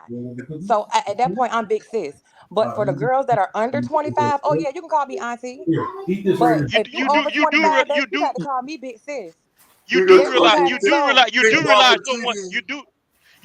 that aunts and uncles get more respect than brothers and sisters. You do realize that, right? He just doesn't want the age. That's fine. That's what I'm saying. That's so funny. Because why can you not be an aunt at 25, at 35 to a 25-year-old? You do know that's a term of endearment, right? They call them auntie. That's like women nowadays don't want to be called ma'am now. Because I literally have a little brother that is 25 years old. That has nothing to do with the term. It has everything to do with No, it doesn't. Endearment. It does. I have a sister that's 18 years younger than me, and she still don't look at me as a brother. She look at me as an uncle. We're so far in age that we don't even act like brothers and sisters. I'm more like an uncle. That's so funny. My daughter was an aunt when she was 8. I mean, I was a great auntie at the age of 29. It doesn't make sense. When her husband and her guy was going through an issue, when they go through this, they call me for advice on how to handle the situation. How old are you now? I'm 49. In the name of spreading strag, when it comes to spreading strag culture, that's when they call them auntie. Yep. I don't have a problem being when called they being auntie old by the girls ratchets. that are Auntie under teaching. 25. Yep. I don't have a problem being called auntie by them at all. I embrace It should make a difference. It should be like if someone sees your wisdom and advice as an auntie, you should relish in that. Thank you. That's what men. That's what men do. That's like men. Like a young man will call the older man sir, and he don't have to be that much older. He just older than him. But when women say ma'am or a They get man says mad. ma'am to something, yeah, some of them get mad. Sure It's Some do. like, women will wow, get that's a mad. I'm Think not about it. traumatizing Look at fact. Shannon respectful. Sharp. Look at how great a shape Shannon Sharp is. Look how great a shape he is. Look how well he looks. Chris Canty and Ryan Clark call him Unc. And they played in the league at the same time. He don't get mad. Hey, Eli, go sit. Okay. Go Well, get this is your. the thing. That's Eken almost is like a privilege to 40. even get that. To be Eken Yep. is real with you, 43, right? If a that's a man is privilege 10 to years even get older that. than me, but if a man is 10 years older than me, I wouldn't look at him as my uncle. Unc and At uncle, two different 15 things years though. older than me, I would look at him as my uncle. But DD, no disrespect. I guess it's gonna sound disrespectful, but don't take it for what it is. You would have a hard time, I believe, respecting some men of authority in any situation. No, I don't feel like that. Especially if I'm getting I paid. don't know. No, if I'm getting paid, oh no, I'm gonna shut the hell See off. that you see what See, no it see shouldn't have see to there you take go. all that. It shouldn't have to Wow. take all that. It's If I'm but getting paid, okay, y'all listen, kill me, man. listen. I'm gonna tell you why. I'm gonna tell you how this works. I don't even know Jeff that way. I only know Jeff from YouTube. And me and Jeff, I know I can tell I'm not Jeff's favorite person. But even when Jeff come around, I still try to be respectful to Jeff. Because why? Because I know he's my senior in age. He's not that much older than me. I think Jeff, what you 58? I'm 49. Yep, He's in He's 50. like, He's that's what in he 50. said. Yep, he 58. yep. Yeah, so I don't even whenever I see Jeff, he come up me sideways. I'm like, hey Jeff, you my uncle, you're senior to me. Exactly, I'm not gonna talk to you like that. We can have this conversation. dog. Let me Now, Versus let me me, now, let and me I now, let flip me now, put off you that. now, real quick. now, when it come to trigger, now I might diss trigger a little bit because Nah, fuck that. Fuck that. You respect me. I don't know why, but you going to now for real. But back to red flags, though, I'm gonna be 100%. To I, me, growing up in a culture of respect, like for elders, a woman. Mm-hmm. I've dated some because I went through a ratchet phase where I like ratchet ass women for some reason. Like, you know, They're fun. Let's not act like they're not. let's be real. I think we Exactly, all do. they are fun, and I never actually introduced these women to my parents. Somehow, I kept getting caught out with them. You see what I'm Right. saying? And my dad would like literally in a 2-minute meeting would call me on the phone that night and be like, get rid of her. And some of the stuff he was saying would come out. Women that are disrespectful to people in general will Thank be you. disrespectful to elders. They will not carry on any type of tradition. They move on how they feel about anybody, not what's respectful or what's customary. I cannot, as an African man, like deal with that shit. She would have got me clowned by my whole family. I wouldn't be getting invited to weddings and shit. People bring Mm-hmm. hell no. Like dudes, like I know a lot of dudes play around and they think, nah, this for me. This ass is for me. Nah, bro. That woman is for your kids. She's for the community. She's for the whole family. She's a representation of you. Many to take. Mm-hmm. Agreed. Hey, see y'all that know But y'all y'all, know that's how it was y'all with know me something else. though. love each other. Y'all know Sugar something Mike. else. Yeah, when they To see the, to that the woman out in topic. public, they Yeah. see you. Let's get Ray in here. Hold He on. hasn't spoken. Go ahead, Hold on Ray. to the topic. Yeah. To the topic. Well, bro, that's how it was with me. You know, that's one of the main things I can say. You know how it was with me when I was in my simp days and shit, and just accepting all these women that has these red flags. And shout out to CGA. You know, these bitches be having like red flags more than a Chinese parade. And so yeah, and that's one of the things. You know, I will just throw over my shoulder. You know, just overlook and be like, oh, sorry, it's natural, it's normal. You know, she's ratchet and shit. All right, but man, it took for me to wake up, man, to really wake up, for the veil to really be lifted over my eyes to see that, yeah, this shit is no good. This shit is toxic. This is the kind of shit that causes men to die faster than women. So yeah, I'm good. I don't want this. Yeah, I want peace. I'm choosing to value myself. So therefore, me choosing to value myself and honoring my value, I choose not to deal with such women, not tolerate no red flags whatsoever. And that right there is the essence of man that man should display. But until then, man gonna keep on, you know, accepting these broads and be like, oh man, I want me. You hear that? Oh, Yeah. I want me a crazy chick, man. Crazy chick got the best box, man. So I'm Yeah. like, come on, dude. Like, now No, value it's because yourself. women That peace same shame used today, though, up, bro. worn out It never box. I got you. You prompted a good question, Ray. You prompted a good question. Let me read the super chat. We're gonna get to the question real quick. Charles Keys, $2. My son is an uncle at 5. Mm-hmm. Somebody's still stroking in your family, Charles. Let me ask this question. Other than sex for men, even for women, anybody, other than sex, why would a man accept so many red flags on a woman? Because I think there is no other than. I think there might be some. He likes her. This is who he wants. What is the other than? No, if you're taking on something that you don't like, you're doing it for a reason. Yeah. So unless value, it's like me, if I can tell everybody, if you see me with a fat woman, it's because my bank account's low and I need somewhere to live. You can tell how I'm doing in life by who I'm screwing. I used to have a saying: you can tell how I'm doing by who I'm screwing. That's still true to this day. Well, if you're gonna go around the horn, brother Mike, it relates to that pretty girl. Real quick, it relates to what the term has been brought up. That I just came across 5 years ago. It goes back and relates to the pretty girl privilege. Yep. I was kind of alluding to that because I'm trying to think like, what if a dude gets with a woman he doesn't really qualify for? Those dudes will be simping, being a sucker all over the goddamn. No, but Mike, if we go around the horn, Tommy's right. It could be for the pretty girl, but that's a different reason. There's more than one reason why a guy would chill out with a chick. Fat, in the black community, one of the reasons why most of our women are fat because our standards are so low. Oh shit. I would say because he used to those red flags in his mama. Even let me just finish. Even the infamous Tommy Sotomayor. Even the infamous Tommy Sotomayor will not treat. Tommy would not treat. Tommy would not treat a woman. Get it out. Ugly woman. It's a 1956 Ford, boy. That starter is not coming. It's not working. He had me up here waiting on pins and needles to see what he was gonna say. Get that shit out. I've always understood it like this. You can tell a man by the woman he keeps on his arm at the age that he gets that woman.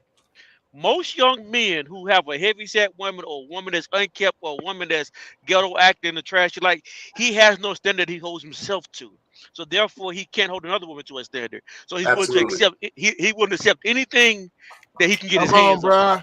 Come on, men that get shit, I ain't got to be shit. Woo. There you go. When a man, even when that young man though, this is what happens. When that young man begins to get older and begin to recognize how the world works, how the world is judging him, he's going to begin to judge his woman. He's either going to get rid of that woman or make her get better. But the chance of him making her get better is going to be slim to none. So guess what he's going to do? He's going to get rid of her and go get a woman that he now understands what he should have had. Think about it. Most men graduate from ratchets, and that's what women don't like. They wonder why somebody like Jeezy or whoever it is will say, don't matter that I used to sleep with a bunch of ratchets. I start to realize who I am and what I do. And once I value myself, I value who I put myself in. You can tell how a man valued himself by who he put himself in. Well, there's also another factor. There are men who have value but don't recognize it. That's why I said how he values himself. It's not that he doesn't have value. It's just like, how many of y'all have met a pretty girl who didn't realize she was pretty? Yep. Don't know. It happens. My favorite type. I married one like that. Let me finish saying what I'm saying. I snatched up. But usually a guy who has value and doesn't recognize it and wants to get married, he'll marry a woman that he should have never married. Mm-hmm. He overlooks all those red flags. Stop telling my business, R-Pain. And then he later on gets, some guys get taken to the cleaners because they telling a lot of our business. Stop telling my business, R-Pain. I hear you. Anyway, so that's it. So there's a lot of factors that men overlook because again, we have. Well, but wait a minute. What have we been told since we were young, though? That we should be thankful that a woman's sleeping with us. So therefore, we start sleeping with anybody who was willing to do it. We weren't. How many men are told your dick is too good for that. Think about it.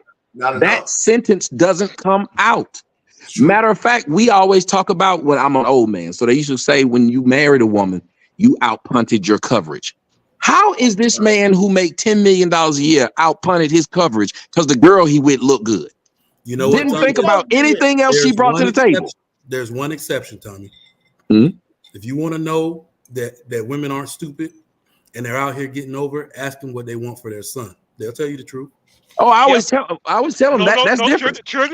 Think about it. Haven't you noticed that even women who were groupies and married athletes and had babies, when their son becomes the same athlete like they daddy, they don't want nobody with they baby. She ain't good. She just a hoe. Look out for them groupies. That is emotional incest Okay, so sometimes that mothers have with their sons. When it comes to athletes, I would give y'all that. When it comes to athletes, I would give y'all that argument. But when it comes to the everyday average mother, I'm not gonna. Yeah, she don't tell him that his dick worth nothing.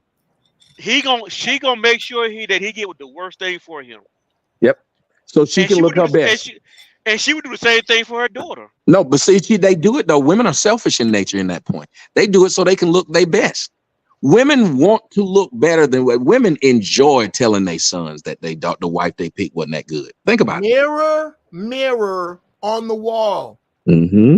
Who is the fairest of them all? Yep. I cannot deal, and I know women like this. My daughter is going through this with her mama right now. I cannot deal with a woman being fairer than me, regardless to who she is. My daughter-in-law, my daughter, my friends. I cannot. I must be this thing. Why do you think I get up in the morning and put on enough makeup to look like I'm finna go kill Batman? Because I can't deal with her. I can't deal with who's looking at me in the mirror. Why you think I got this weave? You can't just walk past that shit. Kill Batman. Bruh. He look like he had an intricate plot to kill Batman. I'm dead. It's like it's he threw that grenade out there and just walked past it. Like it wouldn't, I ain't got to be there when it blow up. And I don't care who feelings I hurt. Because I know this is the two groups of people that get offended when you tell the negative truth about women. One is the people you talking to. The other one is the people who defend the people you talking to. I don't care about either one of them groups. Yep. I don't care. The women who defend horrible broads are why we are where we are right now. Hey, Uncle Jeff, you ever seen a dude that know he's married to the wrong woman? Oh, yeah. He did what now? The man that was married to the wrong woman but still had to defend her. Oh, you talking about Will Smith? I mean, I'm sorry. Bruh. I mean, have you seen that in real life though? No. Everyday life, bruh. Here's the woman that you want to steer entirely clear of. The woman that chooses Jada Pinkett Smith as the pink hill to die on. Mm-hmm. There are still women who try to defend a woman who fuck one of her baby's friends. Mm-hmm. We should stop right there. I don't care what Will did. You had sex with, you have ruined the month of August for your whole family. Y'all don't do nothing in August. Y'all can't even do nothing because it ain't because of what happened in August. Nigga, August was in you. Will and Jada got married in August too. And then you ask somebody, what you doing in August? You gotta ask Jada what August doing in you. I'm gonna pull a Gino Jenny. Right?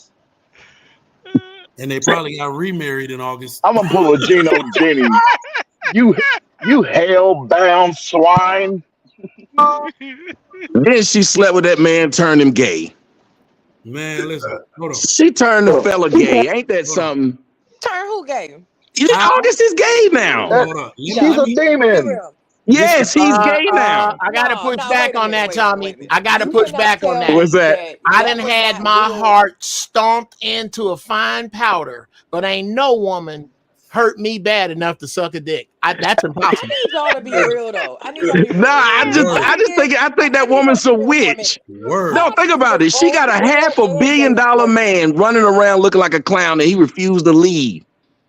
But y'all know It's something. She's done something. Exactly. Yeah. All right, let me ask you. Witchcraft, bro.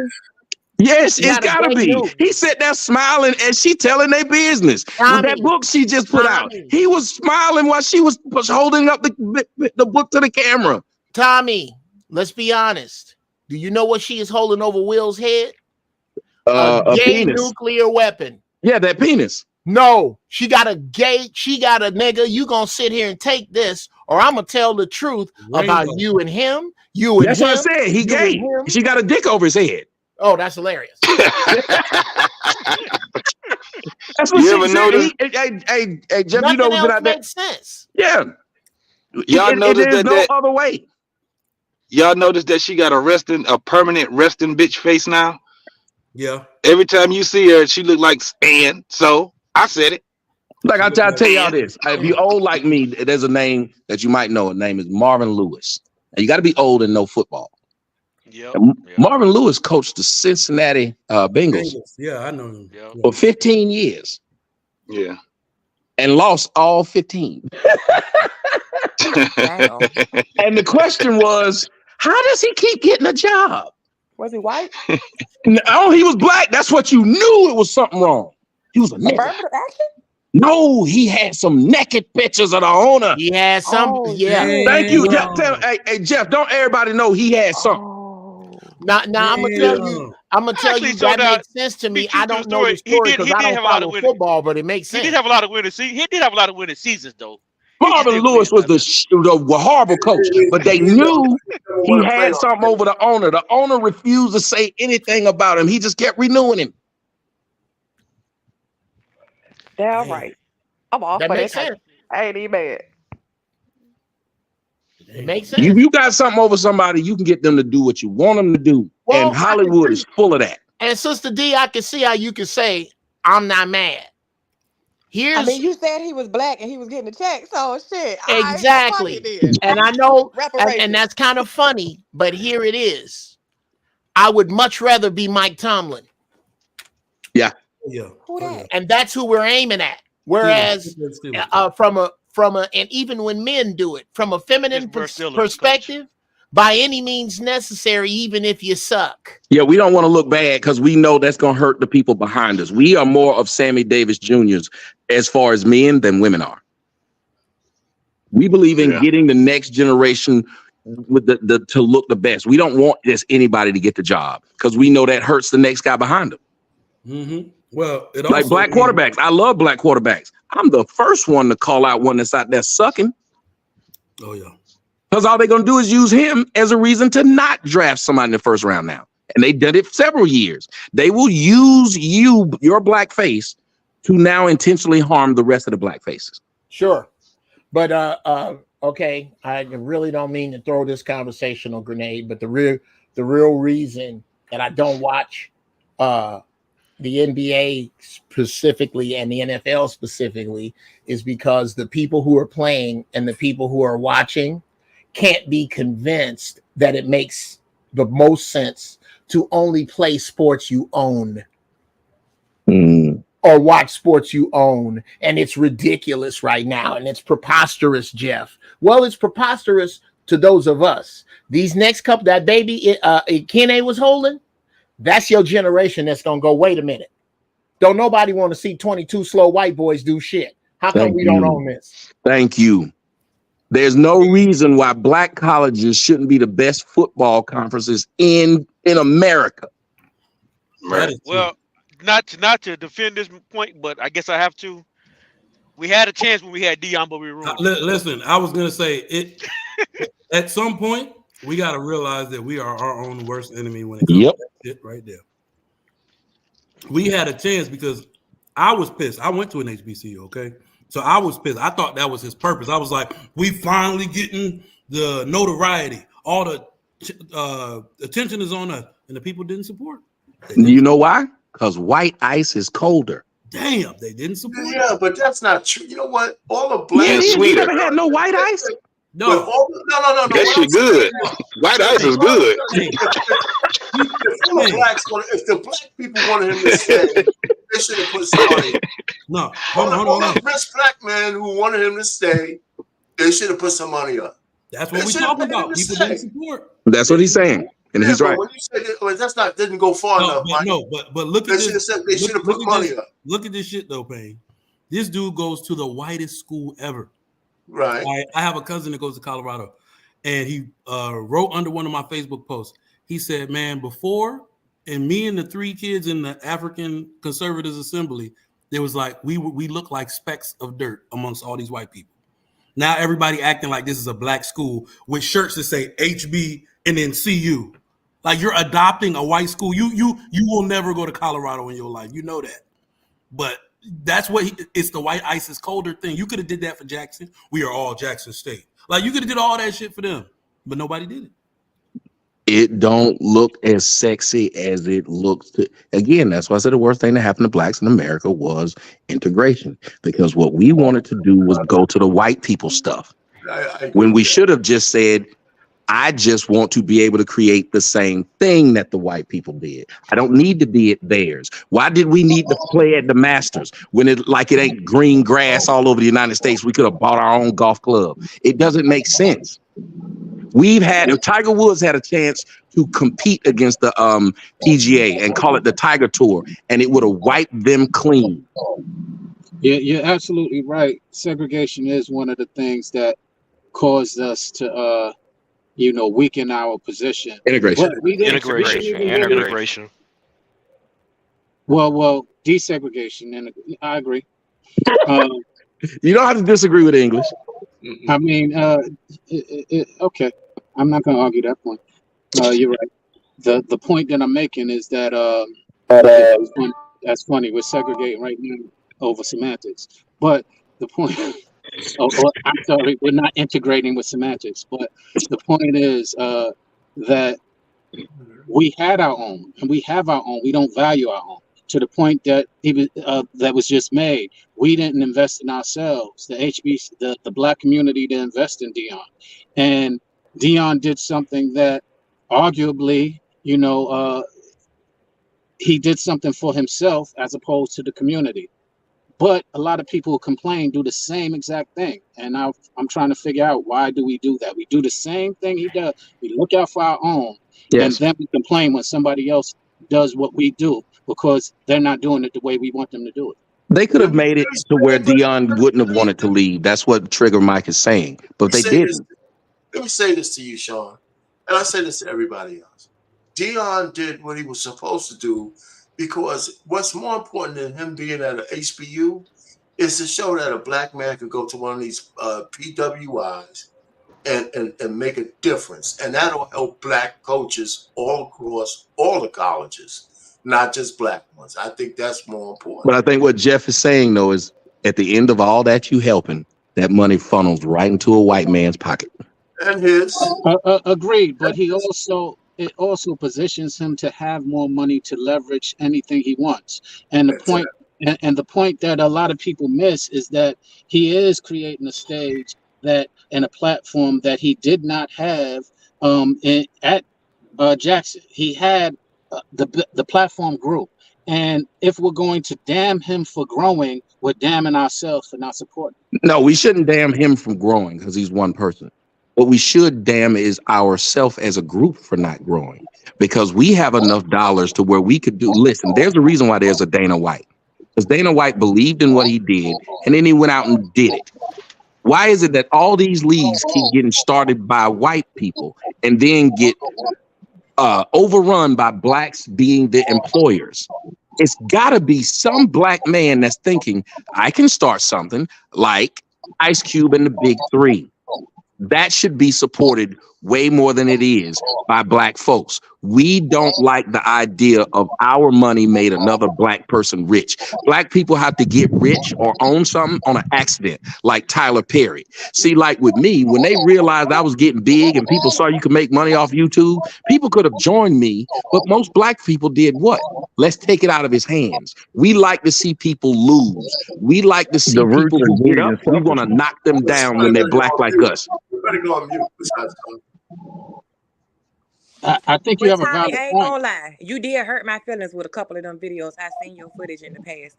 And bro, you triggered the shit out of me a few times. And I feel like it was your delivery at times. Yeah, but my delivery should not make you go after my money. But it You don't was do it to white people. sensational. And I understand that. That's what I'm saying. Them people, I don't like Sexy Red delivery. You think I'm sitting up there trying to get her to where she can't make music when people are buying it? But you just made mention of Tyler Perry got it by accident. Please explain. No, mean this. When they realized how rich he was already there. That's the best way to get past a lot of black folks. Haven't you noticed, even with your own family, the best way for you to move is to not tell them you're moving, to just move and call them from where you at. Okay, so that's so what he did.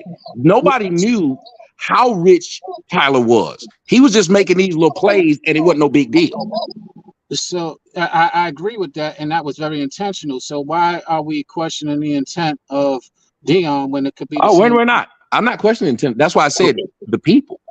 We as a people have an opportunity at all of these stages. The USFL was a league that was made out of a necessity. All these other leagues were made out of necessity where they failed or succeeded. You mean to tell me black folks ain't never thought about, let's start this NBA with a small 4 teams. And then enough black people support it, it grows to 8. The XFL, again, another league. You have all these leagues that were started as trying to be competition. The reason there's an NFC and an AFC is because the NFL had another group of people headed by Lamar Hunt, which started this thing called the AFL. Black folks have the opportunity because we know we have the best athletes. There's no reason we don't try it. Well, I'm wondering how come a black man can't start a damn cage fighting. You know what I mean? Exactly. All of this. Yeah. Come on. Well, we keep wanting to work with white people. There's a good reason, guys. The hooks are psychologically in to this principle. Black folks don't worship God; they worship money. Mm-hmm. They worship money. What do you hear when somebody black fuck up? You don't hear nothing about God. He got money. Mm-hmm. You touching on something sensitive because it's definitely been something that's been spoken about very significantly. In this call, I heard a young lady. She said, "I respect you if you're paying me." That's what that woman said earlier. That's what I'm saying. I heard her say it earlier today. Oh, look at this. And you want to, I'll give you this to let you know how right Jeff is. Ooh. Sexy Red walks out with what every time you see her on her face? Tattoos. No. A stack of money. Oh, yeah. Who white do you know would walk around to prove to another group of people I got money by physically having it on them? Here's why. Here's why black folks walk around taking pictures with money, and it makes about that's why you'll see a fool stand up and take a picture with $10,000, and white folks won't, because white folks understand that money is worth far more than its face value when you put it to work. Amen. That's like a pimp with 100 hoes taking a picture with 100 hoes. Money is a tool. You don't worship a tool. They ain't working. They ain't working. Money is a tool. You don't worship a tool. Man, can we build on this? Can we build on this? Because I think y'all are absolutely right. Money is our biggest challenge, and the worship of it is our biggest challenge as a community, because it breeds a whole lot of distrust. It breeds a whole lot of envy and jealousy, which is what plagues us in our community. So can we build on that real quick? Because a lot of people overlook it. We look at some men, for example, who are honored and praised simply because they have money. They call themselves alphas. They call themselves what's Kevin High Samuels? value men. High value men. And only thing that we're focusing on is the value is their financial value, and no one is really speaking to that. Why is that? Well, listen, one of the things that I think we have, all this is all true, right? But above all of that, we don't have the innate ability these days to work with each other, right? We got all these rich men. I believe it was Malcolm X. They needed some money to get that out there. Then we had all these millionaires who actually put some money in the pool for one of the movies that to actually get, distributions and stuff like that. I think it was Malcolm X. Could have been another big movie that Spike was doing. And that was one of the first time the collaboration of multimillionaires actually got something done. We got some really rich black folks. For example, Byron Allen and Tyler Perry were vying to buy BET. But how come they just didn't partner to do something big? Mm-hmm. You know what I'm saying? That right there is another. That is another huge problem. They partner with white folks, though. Look at Magic. He had to partner with some white folks to get the Commanders. Not no niggas, which he could have. Him, Puffy, and all them could have gotten together, put together their thing, and bought the Commanders. But he partnered with some white men. I will say this, though. Having perused around the corporate world, I will say white people right now are doing something that most of y'all learn in the military or ROTC. They're closing ranks. Mm-hmm. Okay. There's a lot of the things that we're talking about very loosely that we can affect, we cannot. They smell blood in the water. They're like the black people are now the best athletes. Oh shit, they got education. Oh shit, they got money to buy their own team. They are closing ranks on this shit because there's nothing left for them to own. They feel it slipping out of their hands every single day. They are now like, look, they're back channeling. We're gonna make up something so you can sell it. What you're gonna do is get Magic Johnson interested in the beginning so we can bring the bid. So you see, they didn't even bring Jeff Bezos on. They created something because he had like 2 black minority owners and he was gonna cut them in bigger than the other people were gonna cut them in on. Right. So we have to stop acting like we can really dethrone the people in power in one lifetime because they are the power, right? They will find every back channel way to make sure we don't get what we're looking for. Mike, you're saying something very critical that I want to bring to our attention. What we think is power is what is sometimes where we get it twisted. Yeah, I got to push back on that too. Influence is really the power.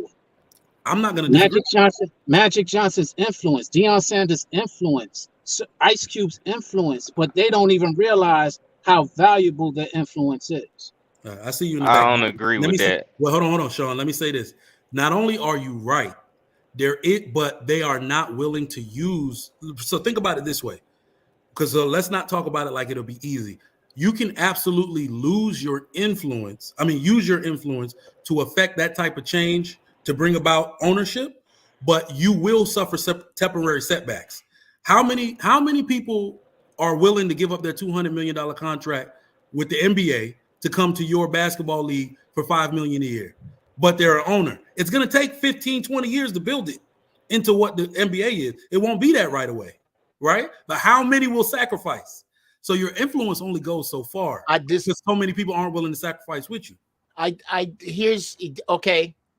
I guess I have to reverse agree with you, Mike, because one of the things I don't agree with is when you say how long it can take.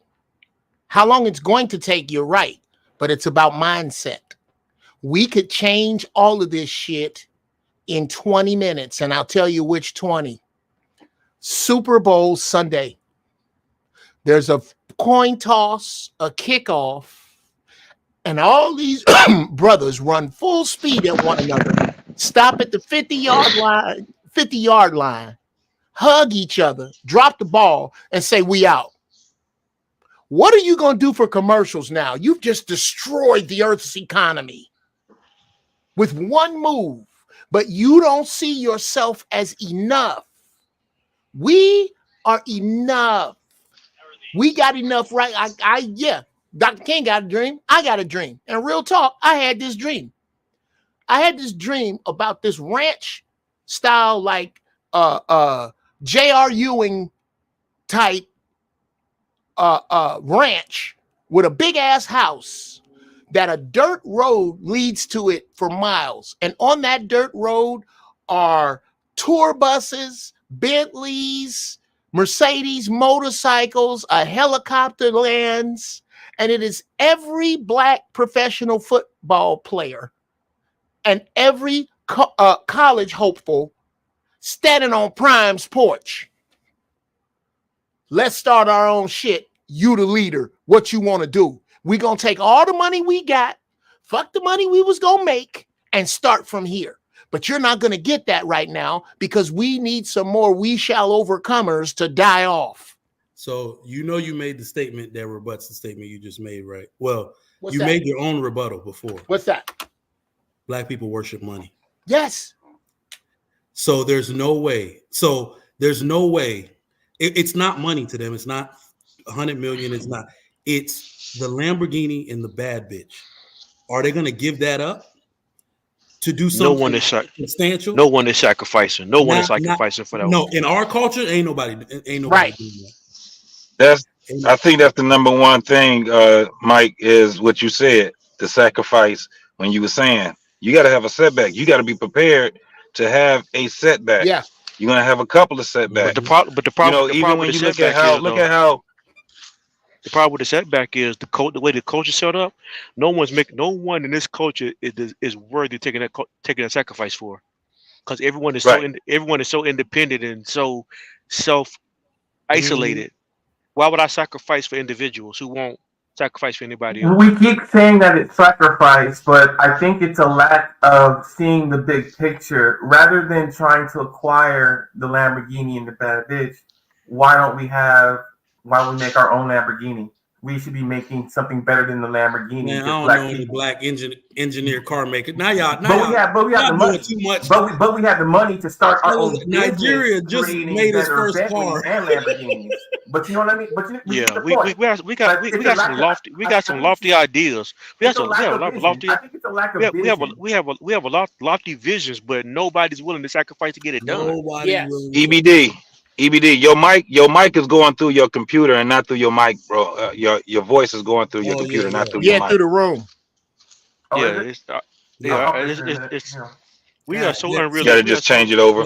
I'm telling you that's exactly what I think in my head every time somebody says we need to do blank, blank, and blank. I think, okay, the power structure that be is hearing you say all this shit. Right? They're hearing every word you say. Okay. Do we understand? Like there ain't no gatekeepers? Exactly. That's the part that I don't get. Even if there was no gatekeepers, people still not gonna do it. You're right. Because no one's gonna sacrifice. I disagree. The gatekeepers can walk. Okay, go ahead, Joe. I disagree. That sentence is a little short. People are not going to do it until they have to. And here's when you'll have to do it. When the currency we now use fails.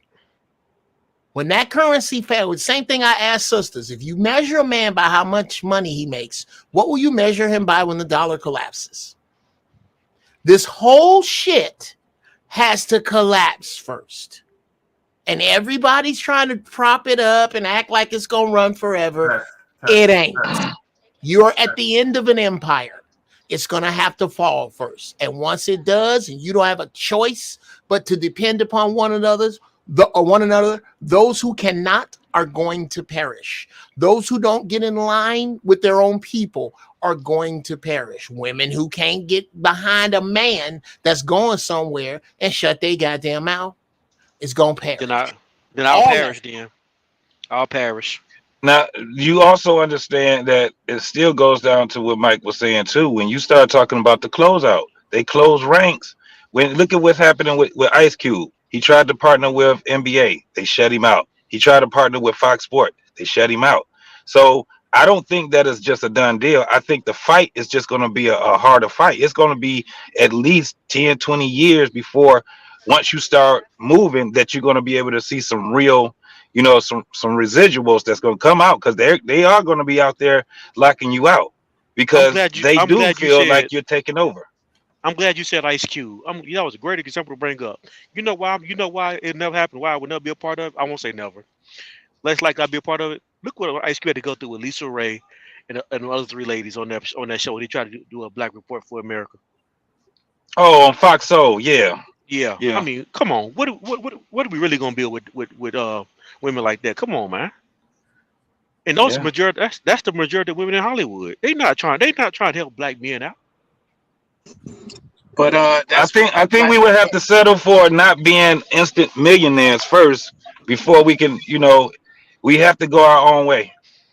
well, We'll I literally agree. have to go our own way. You got to go your I They own way. better You got create. to go your own way. You got to go your own way without women. Then Well, no, I Yeah, they're agree first with gonna you have what to you're first create you a saying. gotta get section. black people. First you gotta get black people used to helping each other first, because it don't matter what somebody black do if the other black people aren't buying it, it's not gonna Oh, work. Can these Negroes are too damn cutthroat for that shit. can But can, why are can we looking for celebrities to be our leader? no, it's not. We're not saying leaders. We're just saying look at the examples that we have. Okay. Those are recognizable names that we can see, but they are a microcosm of what the rest of society looks like. Yeah. So we're and not we're not How saying they if are we leaders. can't relate No, to them? no, And a no. lot of Okay, a lot no, of the we problems no that they have, we no can't really we can relate relate to them. We can relate to them when we look at everyday society. And we only use Ice Cube because he's a wide known name. But up under Ice Cube and drop down several pay grades lower than that, they move just like them. Yeah. what's interesting is that point of view that y'all said earlier, as far as how we worship money, is part of the reason. The reason why those women were not supportive is because a lot of those women follow that ideology of worshiping money, and so do a lot of the men that he's attempting to partner with. And if in fact that's the case, you're gonna get in the same place because uh, uh, colonialism was big due to, was grew on that principle in itself. So this whole country and everything the businesses we're talking about combining with was, that's their source. They worship money as well.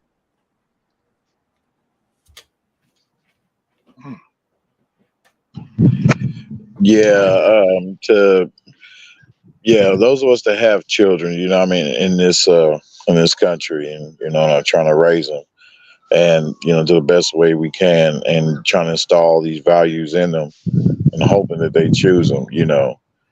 Um, we're gonna have one hell of a fight. We are having one hell of a fight, and because we're fighting against them trying to soak in and take in the teachings of the world. You know what I mean?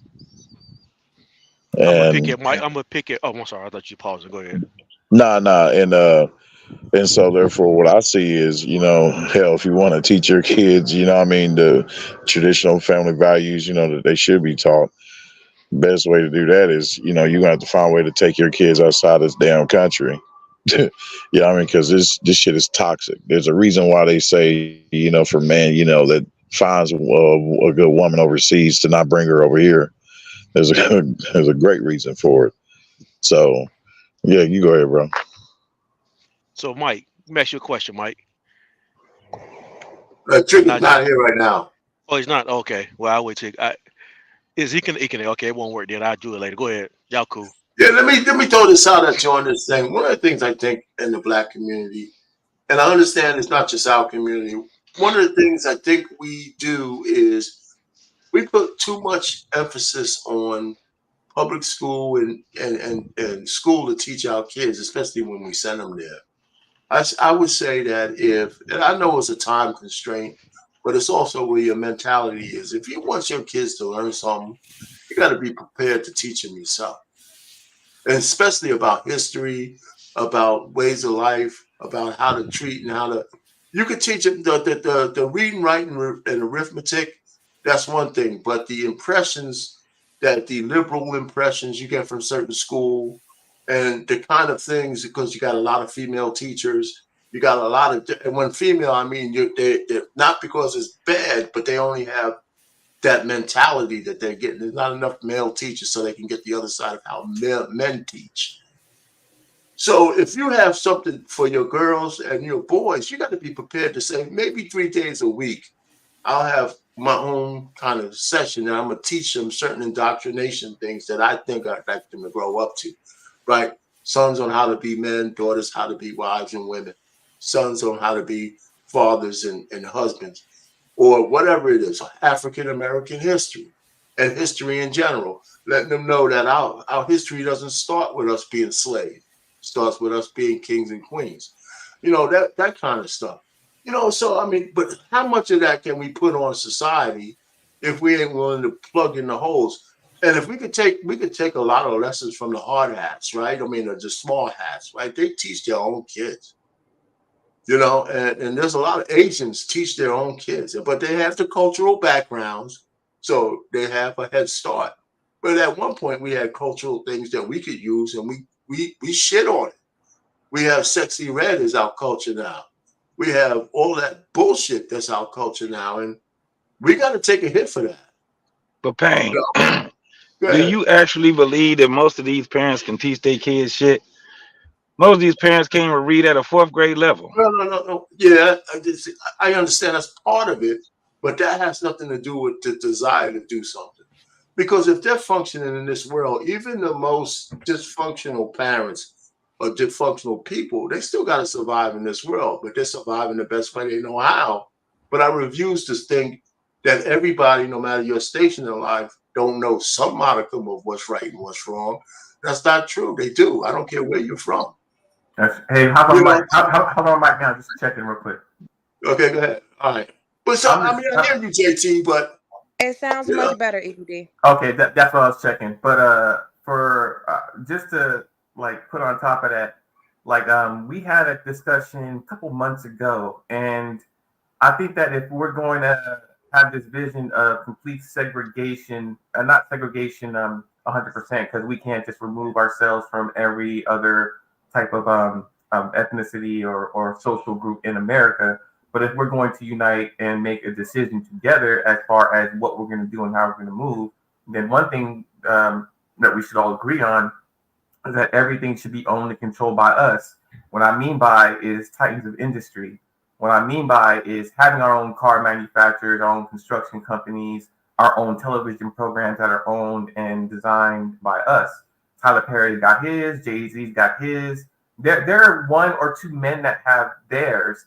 The problem is it's way too small. It needs to be just as common as you going to a car wash that's owned by a black person, or you going to a grocery store that's managed and run by a black person. It needs to be just as common as any other thing you do in your life, getting it from somebody else who has their own. You've been to EBD, go ahead. Let me hit you right there. When the lofty stuff, yeah, but why not just have black people who own the laundromat across the street, or something like that? Start there.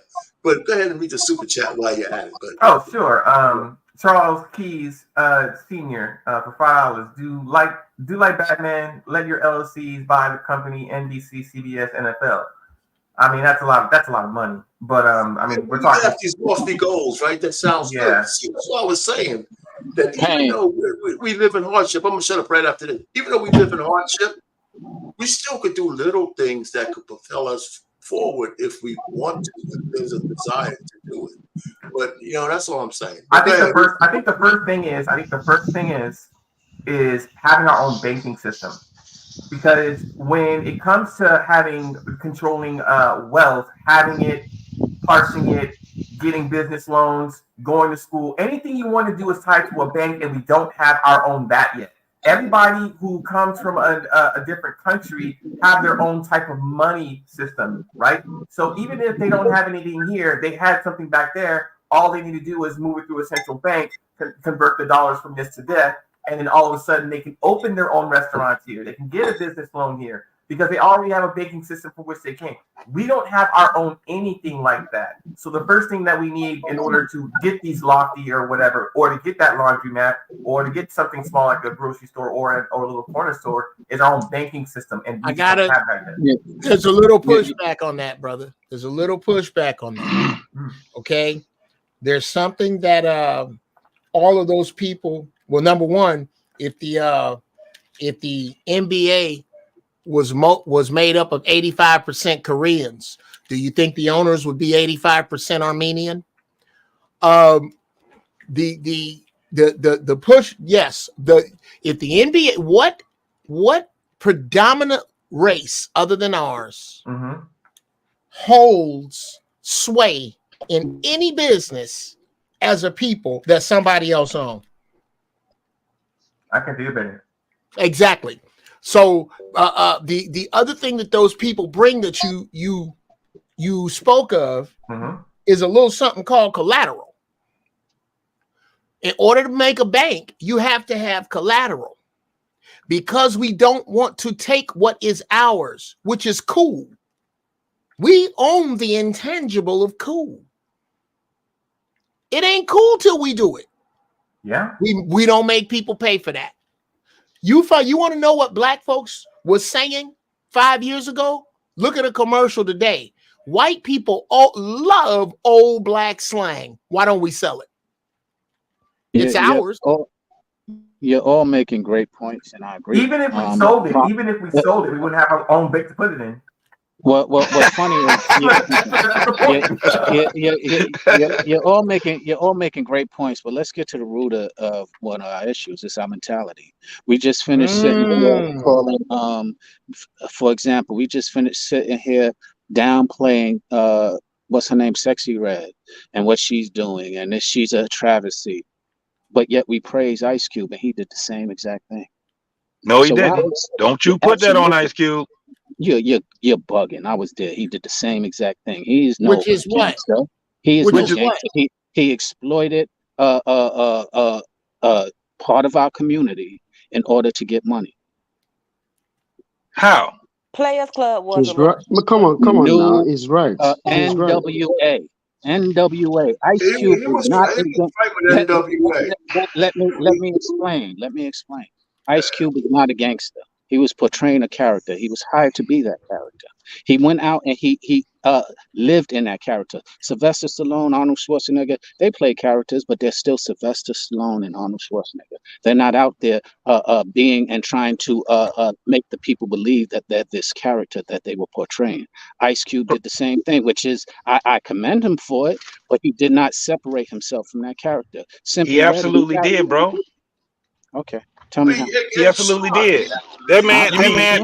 You mean later in life or early in life? Yes, it does matter. Yes, later in life. This is the thing. He absolutely did after he got money. So what is so wrong with Simply Red? Possibly No. Sexy Red. No. Hold on. Let me say this. I'd love to answer that question. Hold on. Let me say this. First and foremost, when you talk about Sexy Red she did not come up in the ranks like Ice Cube. That's a false narrative that you put out there. This woman got lip gloss called Nut. This woman got lip gloss there. He has never ever did what they got these young ladies doing right now, which is are you crazy? Look, he sat there and said, "I'm gonna kill my brothers. I'm a bitch is a bitch." Come on now, knock it off. He had they did music. They did what they did. Hold on. Whoa. Bitches ain't bitches. Okay, but that's not something. He also made Gorillas in the Mist.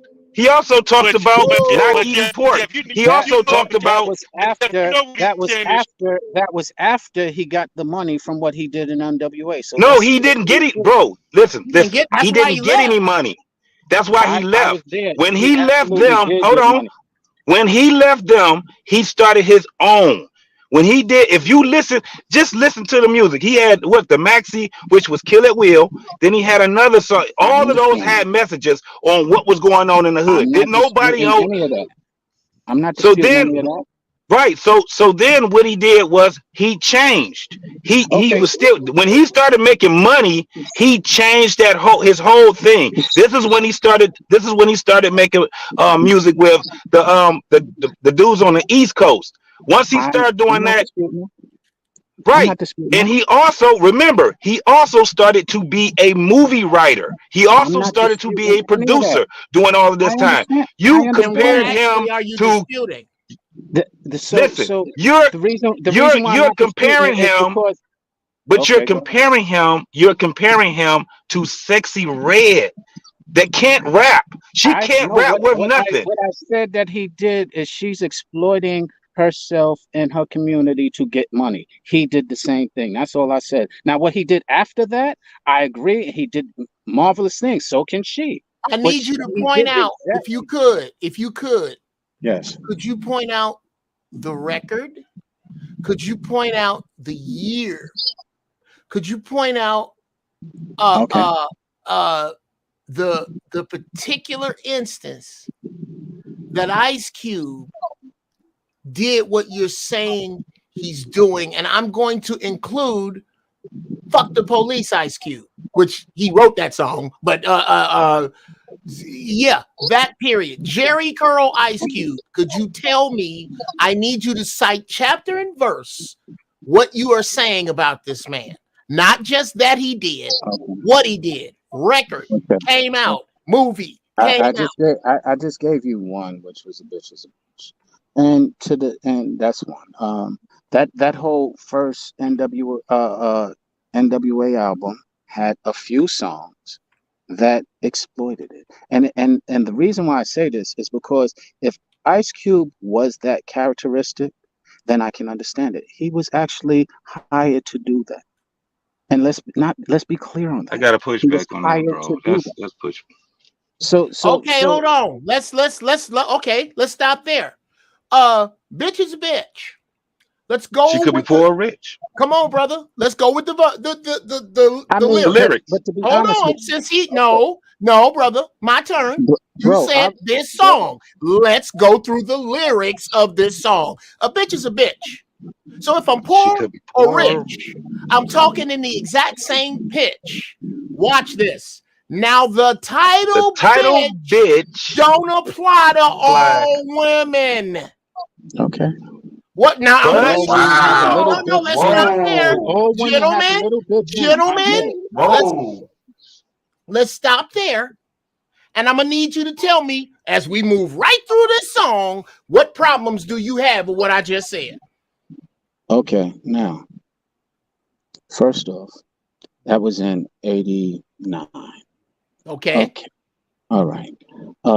In '88, I believe Colors came out. Correct. Prior Yeah. I know.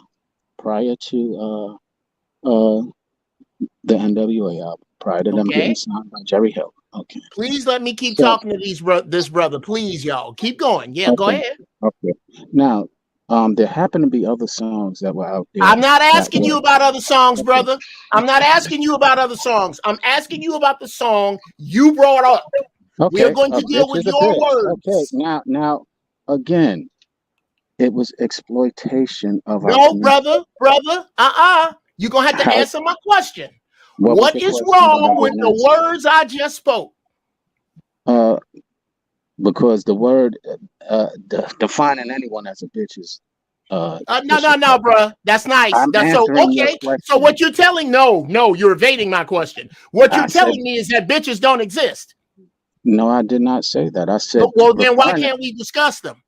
You can discuss them all you want. You don't have All to right. So exploit. could you You tell don't me have what to is exploit them. exploitive in what you just Okay. heard? You don't have to exploit them. You don't have to Could say. you tell I'm me what I'm was about to. I'm exploitive in about what to. you just If heard? you allow me to, I will. Did you not? Because If you here's the allow me problem. to, I You're will. not If doing. you You're not allow doing me that. to, I will. So let me answer your question.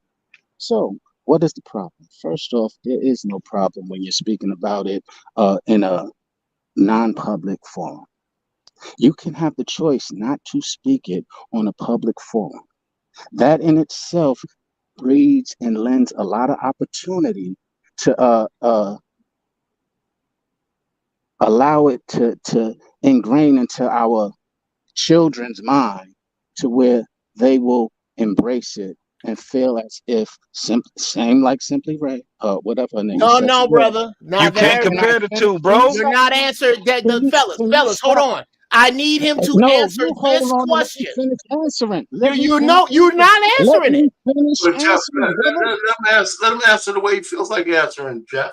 Let him I'm do that. Then saying we'll you, come back you to it. keep on jumping in when you feel like it's comfortable for you. Relax. So the exploitation that I'm referring to is that this is simply everybody understands that bitch exists. Everybody understands it, but you don't have to go ahead and exploit it by utilizing it on a platform that's bigger. Now, there were records out there that already did that. As a matter of fact, we fought for it and with against the government so that we can have an explicit sign and we can talk however we want on records. Got it, cool. But what part of it is not negative to our community by emphasizing the negativity that we speak in our community? Okay, I will answer that if you tell me that you really believe you just answered my question. So do you really believe you just answered my question? if you Man to ask me, man. I answered the question that you asked, but maybe you didn't get it. What don't you feel I didn't answer your question? Here's what I feel that you didn't answer. Okay. The direct question, not anything else in itself. You Get to it. brought up the song "A Bitch Is a Bitch," and that Right. it was derogatory. So the first stanza of the first verse, I read to you. Okay. I asked you what was inaccurate or exploitive about it. I just said the word bitch in itself is a derogatory term, and to exploit it on a platform where millions of people, kids specifically, are going to embrace it, hear it, and be able to go ahead and say, oh, this is cool, is the exploitation of it. Okay, here's where we disagree. I want my sons, I want my daughters to understand exactly what we mean when we say the word bitch. It has nothing to do with a female dog. It has all to do with bitch being a shortcut for vile, filthy mouth, cantankerous, conniving gutter snipe. And nobody's going to say that every time they mean it.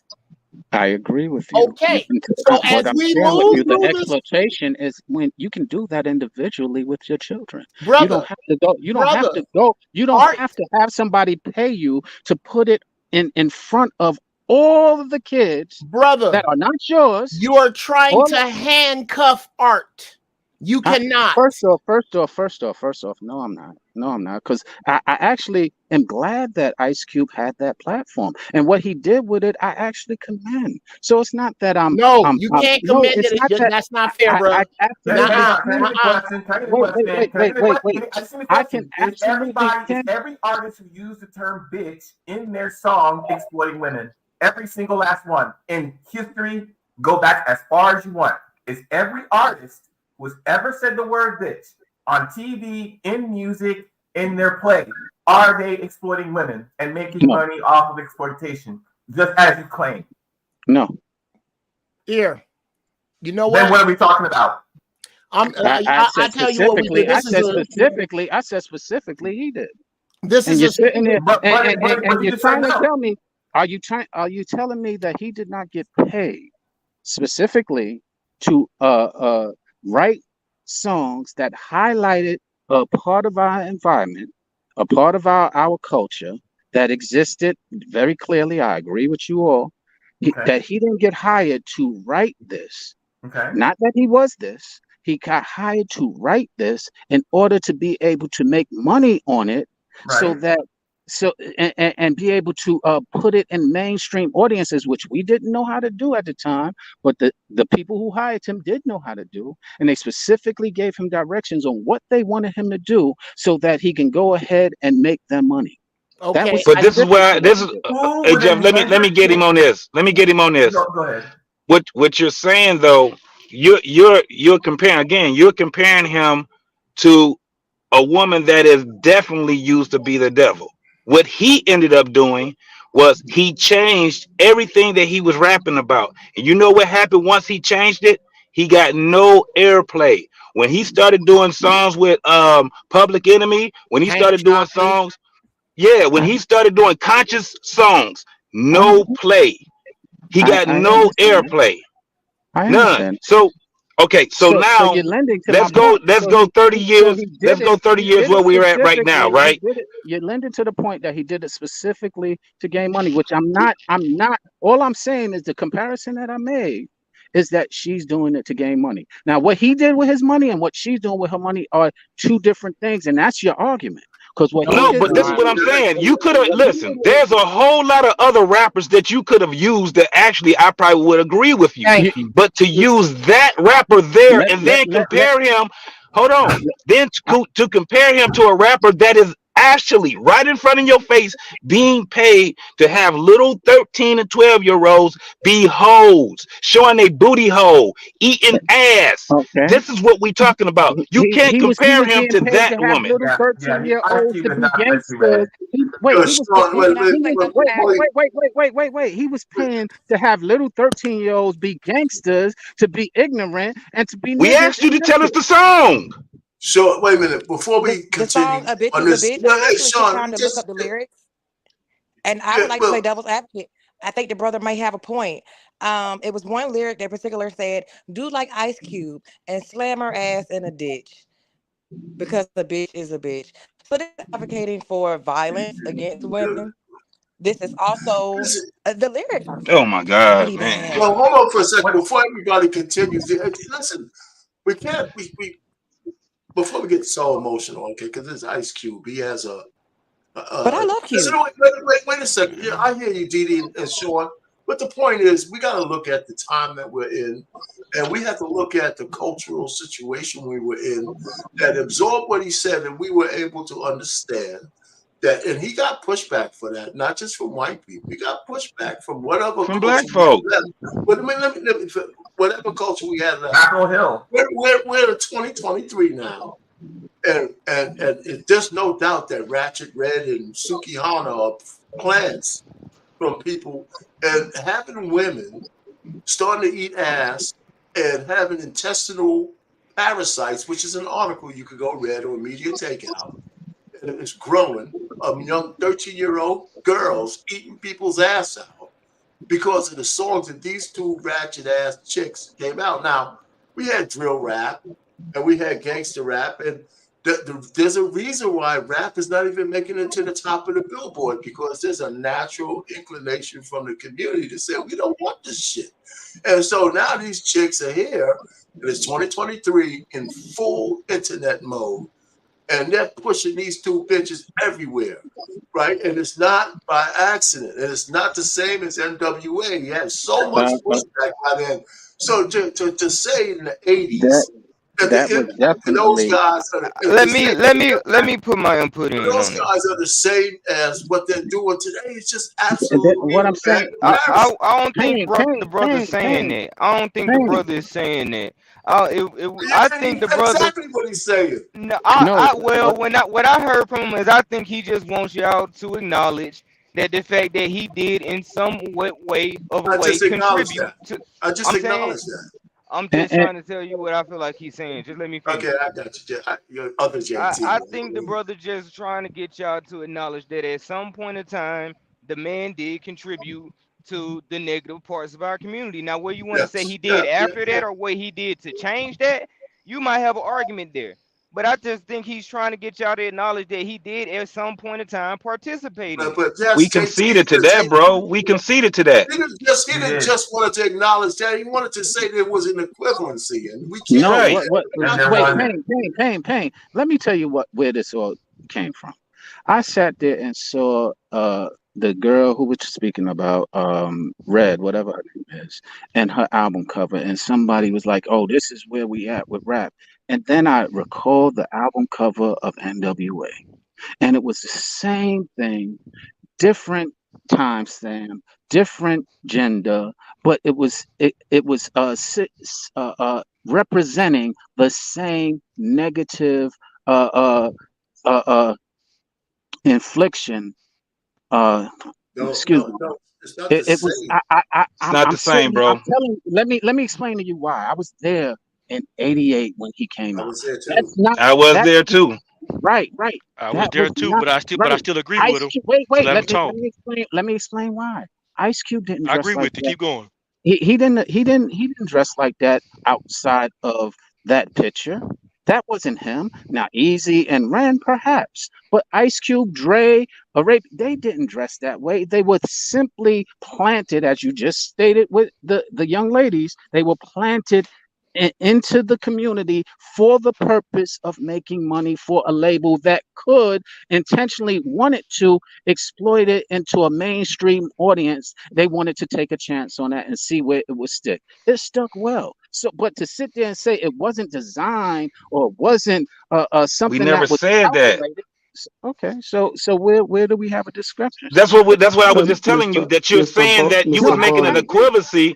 Hold on, you was making an equivalency to Ice Cube and Pretty Red. First and foremost, two different things, two different times. Ice Cube, when he first came out, was only 16 years old. The only grown man that was in that group was Easy E.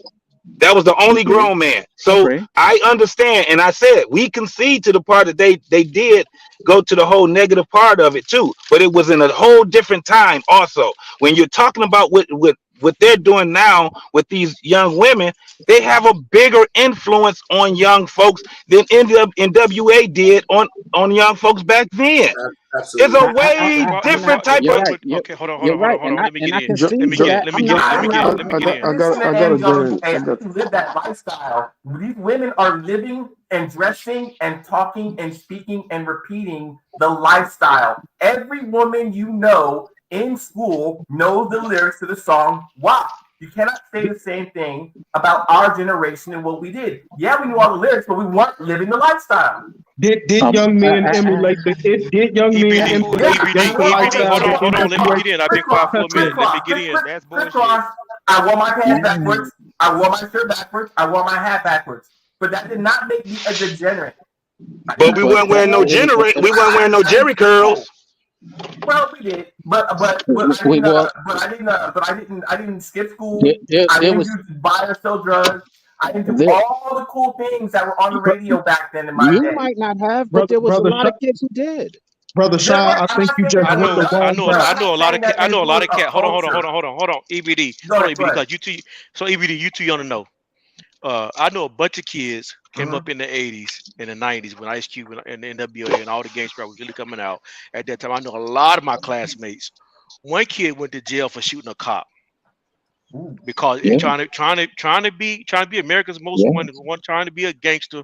So it's like we can't pretend. I'm not, and I know y'all guys not pretend like it didn't happen. What I'm saying is, we can't pretend like cancer doesn't get worse the longer it sticks around.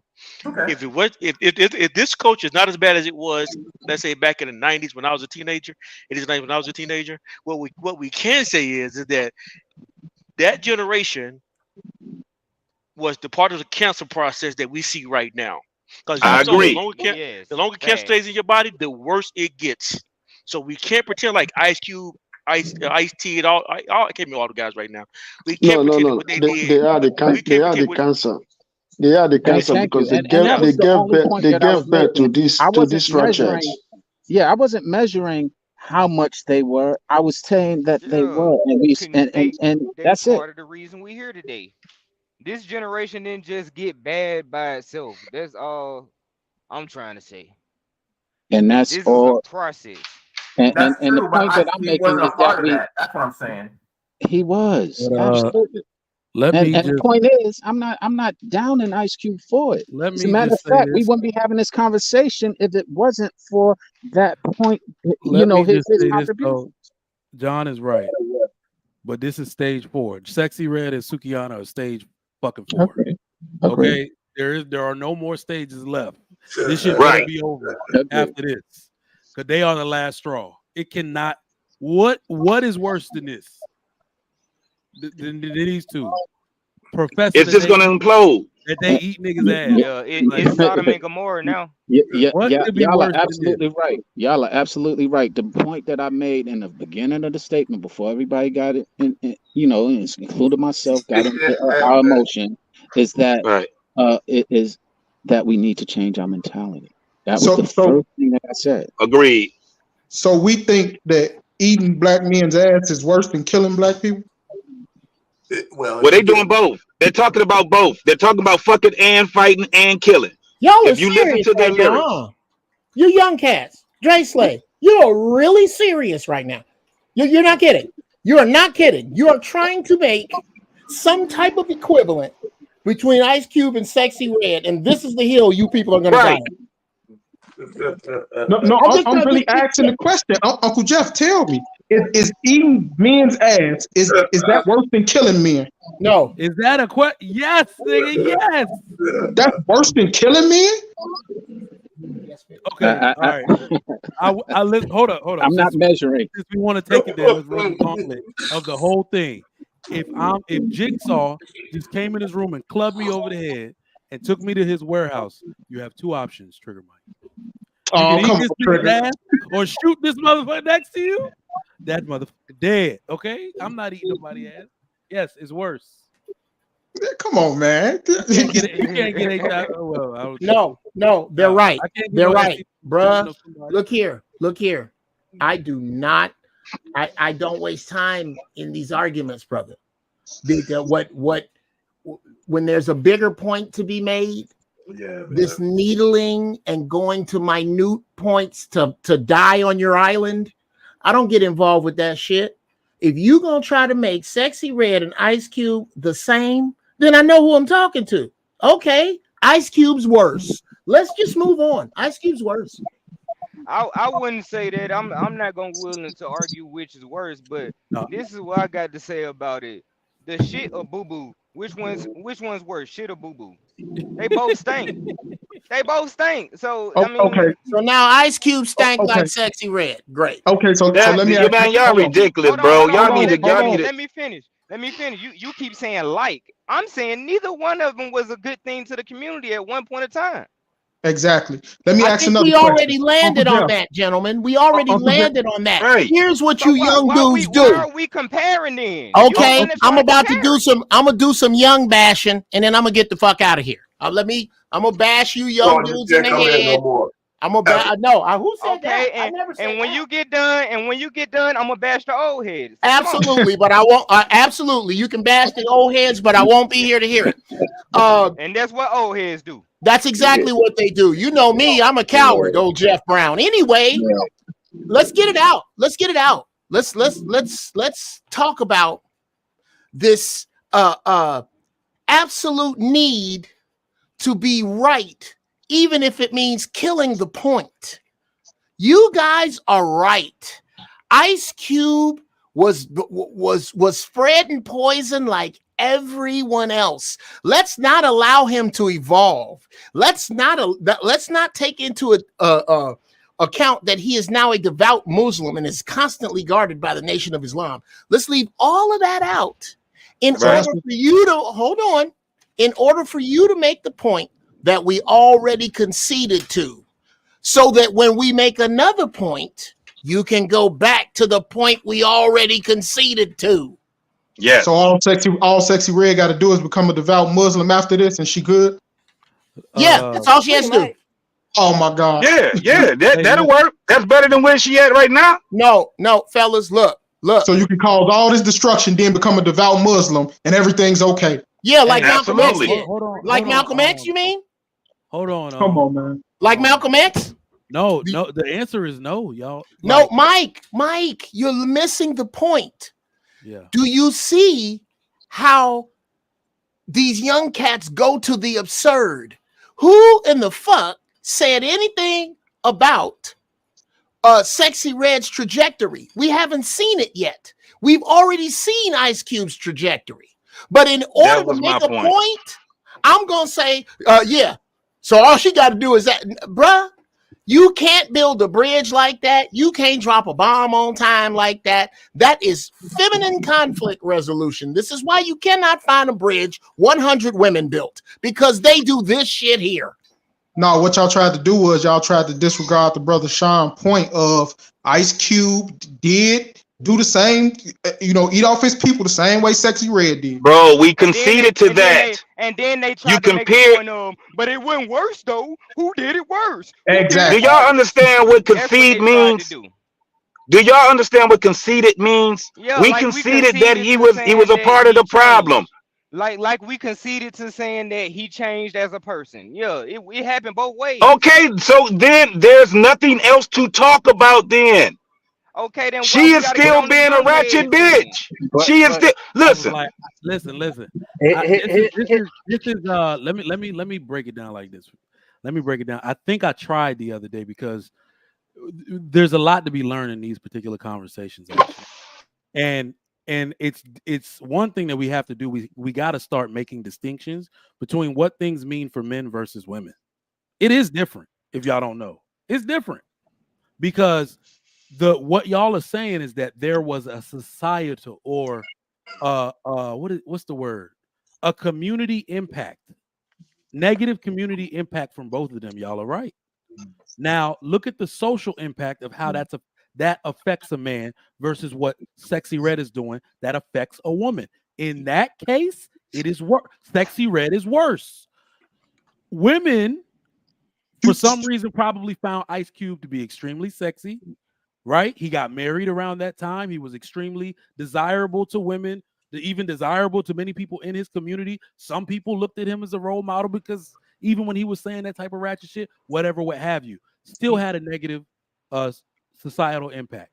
But then you go to the personal impact of what Sexy Red being a hoe, having now coming out, calling herself the raw dog queen, does to her. She can never reclaim that value back again. Her virtue is fucking gone. We need to be real with women and say, when you do these specific things, it will hurt you in ways it could never hurt a man. These are the very few things, the double standards that benefit men, or the different standards. That's where I agree with you at. But Trigger Mike. Let me finish real quick. Because this is what we do though. We say, y'all young heads do all of this, and then we point out the bad shit that the young heads do instead of doing what you just said, trying to grab the youth up and help them go a different direction. Well, hold on, JT. Hey, but Sexy let me say Red, this. one Can I minute, say something real BMU. quick? One thing, BMU. Sexy Red's virtue is gone, but young black men have lost their lives. Ice Cube pointed the young black community in a direction that he wasn't even living. He never lived that life, but he pointed young black men in that direction, and they went out there to portray that, and they lost their lives. So how are we sitting here saying negative societal impact? Right. I mean, it's redemption, right? Saul killed a whole bunch of Christians. It came Paul. Does he still have to be reprimanded for the same person he was, or for the man he became? See, so Ice Cube went from saying "fuck the police" to saying, "Are we there yet?" He stopped frowning at the camera and started smiling at the camera. He became a household name, right? Y'all are also saying that Ice Cube didn't go through that shit, like he didn't grow up in the hood getting harassed. He grew up in Compton. What the fuck? We are saying that he didn't. Okay.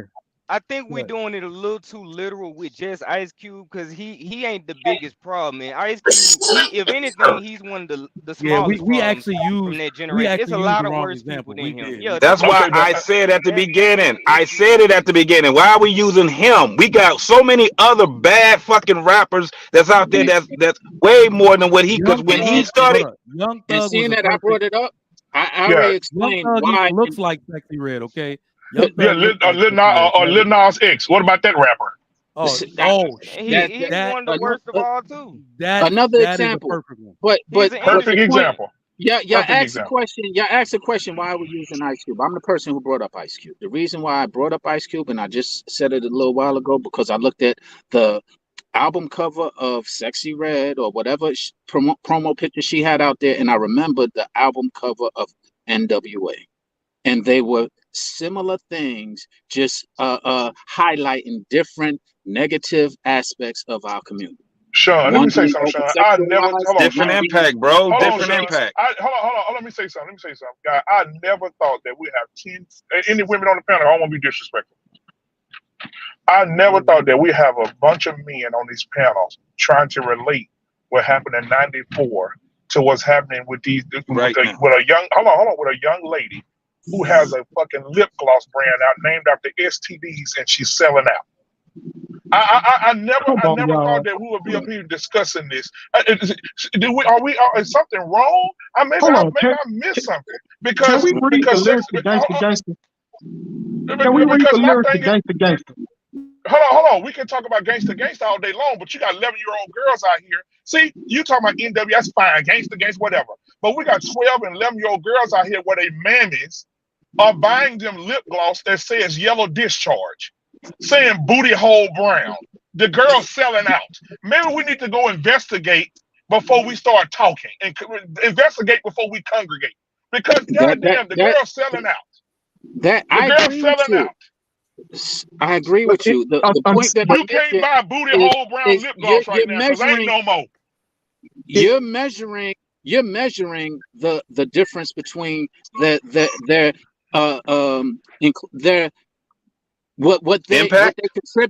they contributed to the dysfunction of our community. You're measuring it. I'm not measuring it. I'm saying, and we all conceded that they contributed.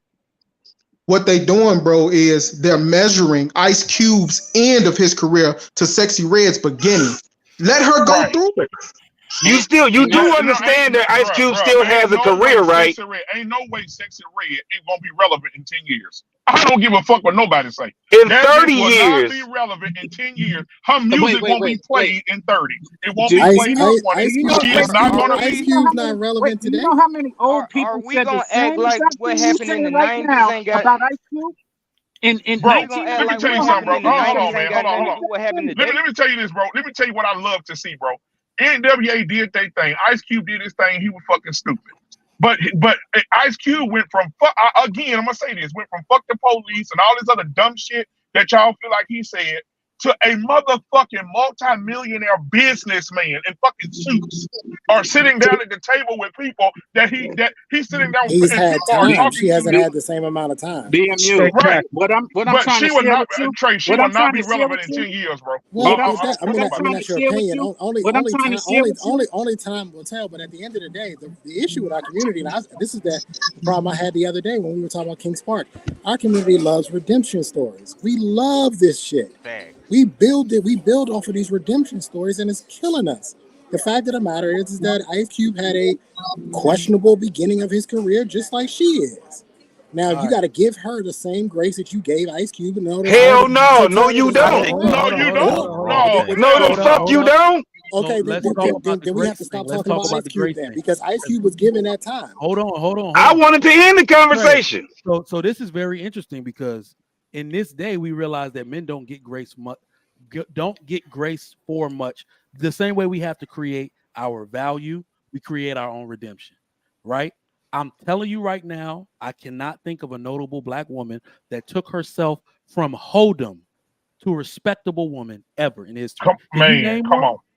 Nope. Can you name one? That is their downfall. When you specifically use the one thing that men value, which is your virtue as a weapon, then you weaponize it to make money, and you sticking your ass in the air. Yeah, dudes are gonna hump you when it's all time. I got one for you, Mike. Trigger Mike. I got one for you, Mike. I got one for you, Mike. Hang on. Who is it? Well, let me just say it, man. Let me just say my one. Hang on. Generation X and the baby boomers are the ones who are having this conversation. What you're failing to realize is that our music is for late millennials and Gen Z and the generation after that. So we cannot quantify it yet. You can't quantify what's wrong with the it. community though? So 12-year-old girls not talking about sucking dick and getting fucked in the ass with no Bro, with all due talking respect, about killing. when I was 12 years old, they were talking about getting the same 40, thing smoking too. blunts and killing Mike, people. hey, you can take me from the middle of Dude, you still talking about this 1994 shit. You right. I don't get why y'all still talking about Because music. 1994 ain't got nothing to do with 2023. I'm talking about 12-year-old Right girls now, out here 12-year-old using fucking boys. lips. All right, Okay, let's Right get now, little 12-year-old girls out boys here are using, killing. bro. Little girls out right. here using What lip happened in gloss that say yellow 1994 got discharge. anything to do with All today? right, fellas. I So got to that ain't mute got Are you y'all up. nothing crazy, with man? what I it got to That got to mute nigga do y'all today. up. crazy, man. All right, let's get Oh my God, Collins. What's bro. going on? What's Defending this going old on, toe up man? bitch, man. I What's don't going get how on? we got non-adults on this panel, and y'all talking about music is the issue with our community. I agree, Colin. Y'all started off talking about why we aren't where we are. Enter the Black Dragon started talking about we need banks, and all those conversations sound good when we say we need business owners and we need all this, that, and the third. In my opinion, it all goes back to parenting. That's the. Oh, you like me? We None of don't it. promote And me. we don't promote the things that are the best in our community. We promote the people That's that what I do the was saying stupid earlier. shit versus the people who actually do the good stuff and get educations and then can be in a position to make banks and they can be in a position to be business owners. We got a Where lot does of it start? parents out here that had kids out of wedlock, so they're not intentionally parenting. They throw their children in front of TVs and in front of iPads and they let those things raise their children and they don't actually intentionally parent. The problem is parenting. Why is it the Asian and the Indian communities are the leading communities, but yet we hear that those families are the most strict families? Oh, my parent wants me to get straight A's so that I can be a doctor. Yes, they're intentionally parenting so that their children Yep. have the education so that their kids can Nigerians have the too. resources. Nigerians too. Don't forget about it. We don't hear about Nigerians, but those parents intentionally parent their children to the point where they enforce high grades, they enforce going to college, they enforce getting these great jobs so that their children that then become adults have the resources so that they can be business owners, so that they can create generational wealth, so that they can, like, all these things that we continue to talk about. The rappers, the athletes, they don't mean nothing. But in our So community, we promote the shit that don't mean nothing. Let Now, me actually. Collins, can I ask you Hold something, on, y'all. Collins, Hold real up. quick? The Hold rappers are on, at y'all. the Let me say colleges. this. What Let are me we say this. talking about? This is That's important not to say, true. though. Hold on. This is important to say.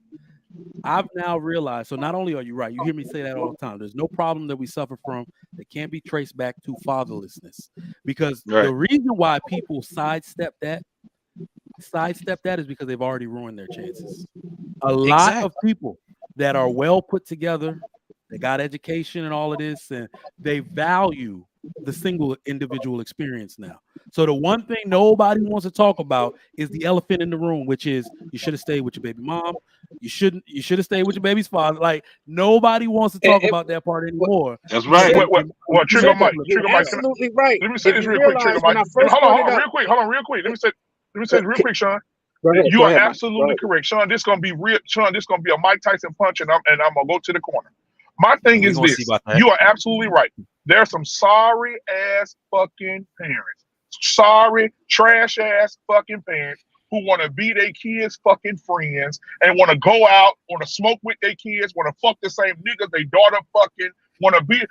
These are sorry fucking parents. You are absolutely 100% correct. And Collins, guess what? Those communities that you're talking about are hands-on communities. They're being taught at a very young age. They're very intelligent. Them motherfuckers come over here and do a spelling bee on basic words against you could go take a third grade Indian kid and put him up against an 8th grade kid in America in a spelling bee, and that fucking kid will outspell the fuck out of that 8th grade over here because our 8th graders are reading on a goddamn 2nd grade level. So you are absolutely 100% correct. You are absolutely correct. And these sorry ass parents, these sorry ass mamas, these sorry ass daddies want to be their kids' friend. Hey, what's up, homie? Hey, you good? Talk to your kids. They don't need discipline. Sit down and talk to them. Hold their hand. Walk them through the journey of life. No, you fuck up, I'm gonna fuck you up. It's simple. And we need to go back to that shit. If you fuck up, I'm coming. Think about ahead. LeBron James. I promise school, right? Weren't they just on the news because none of the 8th graders passed at a certain grade level? Yep, man. Everybody want to talk about LeBron. Everybody want to talk about the teachers. But what are the parents talking doing? about the kids. What are the parents doing when their children I come talk home about from that. school? I put a video together. The parents are the parents fail. Are the parents fails going that over line. the homework with the students? Are No, the parents no, they're not. enforcing that the students do the homework? So we Colin, send our kids. So we send our kids to school, and we expect the Them teachers kids to ain't do all the failing work. because of lack of You're homework. talking about Them people who kids, don't do them I work didn't kids at say ain't all. lack lack of of homework. I Collins, didn't let me say tell lack you, of let me- homework. I bro, said Yeah, lack of but listen, support from your the example parents. you the Collins, example remember you the showing. The school was fact of the matter started is for that at-risk kids, those right? The teachers failed school those was started those for One children. mic. at-risk It's kids. their job One to mic, get those fellas. children One ready, mic, guys. prepared to take the test. One That's mic. Go their ahead, Trey. job, and they failed miserably. Trey, we couldn't hear you. The Repeat that, school please. was started for at-risk kids, We and the couldn't hear you, fact Trey. is, the school was started for at-risk kids, okay? And by definition, means the parents weren't involved. So a Hmm. lot of people failed them. The administrators failed them by having those what you call social promotions, right? Why? And then the teachers failed them because they were hands on the ground. They must have turned a blind eye. They know the kids were failing. Why would it take 3 years for you to figure out they can't pass an aptitude test? And here's the issue. Hey, And LeBron got more blame than he should have because he put all these people. He thought they were doing their job, and all they got to do. Here's my solution, right? They got to keep the kids in school longer. They should keep them in school from not only the school day, but Monday, Wednesday, and Friday. They should be there from 4:30 to 6:30 doing their homework at school. man, hey, don't Yeah. stop our At pain. school. Stop our pain. This 2023, the kids got a 4.3 second fucking attention span. They're not Got gonna be sitting to. there looking at no fucking paper Well, all day. Yeah. They Listen, no, no, no. They first got off, to they do their not homework gonna in do it. They school. not. They But got to here's Wow. the wait. Arpain, thing. You Arpain, tell them Arpain, We don't Arpain, literally Arpain, hold on, have Arpain, to have hold the on, in Arpain, children. school. Arpain, hold on, Arpain. Let me tell you this, bro. I made a mistake one day. I was driving my son to a football game, and I made a mistake one day, and I turned down the wrong goddamn road one day. And we was in this little city, and I made the wrong mistake and turned down the wrong place. And guess what I found? A motherfucking nice ass school. I said, damn, what kind of school is this? So I looked the damn school up. I said, I'm gonna go check this shit out. There's a nice ass school sitting back here in the woods. What the fuck is going on? So I checked it out. These motherfuckers got pre-firefighter. They got pre-plumber. They got all this hands-on fucking learning for these fucking white kids. I looked up predominantly white. They only got one nigga in the whole fucking school. And I said, get ready, because y'all finna have 3 more niggas, because my kids coming. That my kids are coming. And I already put my kids on the list. They already signed up. Next year, my Oh kids man, coming. And they're gonna be a that's part of that funny. percentage of those kids that's getting hands-on learning. You can't take a kid that's got a 4 second attention span and put them in front of a goddamn computer. They're not looking. They're not. That's why we got YouTube Shorts. Grown motherfuckers can't look at a 30-minute video. You Yeah. think Hey, Black kids gonna be Man. able to do it? Yeah. Hold Black Come on. man. on, Hey, man. Yo, Black Man. And they got a diet that consists of Cheetos and yo, Kool-Aid. yo, Yeah, black come Yeah. on, man. yo, man, yeah, Well, yeah, y'all why? making Why? great points. Collins, you made a great point, School is a and prison. I agree with you. You asked, but here's the thing: is you asked why are we utilizing these entertainers, and I'm the person who brought up the Ice Cube scenario, for example. Sure And did. what I was trying to say is that I don't even hold that against Ice Cube. I respect O'Shea Jackson a great deal because he Mhm. calculated and he did it with intention. And he laid out to make business. So to the point that you're saying we can't make businesses, entertainers can't make businesses, that debunks that whole concept because he did it. He actually did it very well. So I'm not even disputing, but I'm not negating the fact of what he did to do it. I agree. And what I'm saying, if anything, Simply Red is doing it, but she needs direction on how to now go in the direction of where Ice Cube did it, and But be that But able goes to to but You're my not, but bro. point. advance your the But That's mission. why. issue, That's hold why on, I real Sean, quick. disagree It's with not. you at, It's bro. not gonna happen. Hold on, wait, Sean, wait, hold wait, on, That, hold wait, on, hold on, wait, because It's not you gonna guys happen. all missed a point. You guys all before missed a you get key point in sensitive this. and take up, before you get sensitive and take up I'm for your not boy, sensitive. listen to. Okay, well, before you You're just start missing the jumping point. in, let me finish my point. Let me finish Okay, my Sean. point. The first point that I made before I said any of the examples was we need to change our mentality. Mhm. Part of what I'm saying is Agreed. we sitting there fighting each other about something that the revenue that's necessary. They got the revenue, however they got it. How do we direct that revenue in good places that where it can benefit us as a community? but that's the point that I was How So, do making. we direct your so revenue? Hold We on, need well, to hold on, because focus he on was your hold revenue. on, because he was addressing me. Hold on. Go ahead. okay. So the problem is, like I said, we have to change the mentality because we got kids growing up and they think that the only direction they can go is hip hop, R&B, athletics, things of that nature. Why are we promoting these people to where one person gets the resources, i.e., Ice Cube, i.e., Sexy Red, versus prioritizing the family to where we have multiple seeds that are being sown, and then we have kids that are coming up because one, Ice Cube has to be led into certain industries. Just because he's Ice Cube, he can't just walk in to a corporate space. He can't just walk into a business space. He has to be led in. There's a lot of rappers that have to be introduced, and they have to use leverage of relationships to get into certain spaces. But if we already have children who through their education are in these spaces, then we have different assets in different areas. I'm not disputing your point. I mean, The point that I'm we're making, isolating on one thing, like people can't the make point, businesses though. right? Like, That's my point. It's not like, I about don't one. understand. It's not about one or the other. And Reckless, Yeah. I'm gonna let you speak. It's not about one Okay. or the other. But the point that I'm making is, why are we separating it? Ice Cube's way is a great way, the same way the educational way is a great way, and until we start dividing it like one is better than the other, that's our problem. We got scholars who fight creatives about the same thing, the position of influence. They both are influential. We got to come But together and bring those influences and direct them in one direction, and that's where we fail. So do you So think it's more the Shy, likely for the everybody to be rappers, or do you think it's more likely for everybody to get an education? I Well, don't care which one. Which one? You could be a rapper. You could get an hold up, education. y'all. Neither Hold one is up. above the other. oh, But That's Collins, the point. But remember. a scholar would think that he's above a creative. A creative Hold think up, he's hold up, hold above up, a You're scholar. making an assumption now about how somebody thinks. hold up, No, y'all. I'm yeah, not. No, yeah. I I'm not. mean, Hold up, I'm speaking Collins. You generally people who I spoke with, scholars who I spoke with, who sit there and demonize creatives. I'm not so going on specifics. let's bring it all the way around because Collins, your argument is that we're promoting too much of the basically trash culture. We promote it, we prop it up, we finance it. But shit remember, culture. like when I Yeah. hear the argument, like women will say, why aren't black men, like let's say Ebony K. Williams, why aren't black men doctors and executives and this, da, da, da. To your point or what you said, that's why.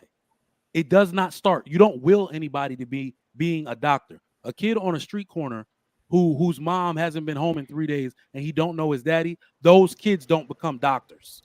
Like women are naive enough to think we just will ourselves into this. So what I asked a bunch of women to do on a panel when they asked me that, well, why can't black men excel like other men? I said, well, let's just run the gauntlet of this. What ethnicities are the male doctors that you know today? What ethnicities are they? Indian. Indian.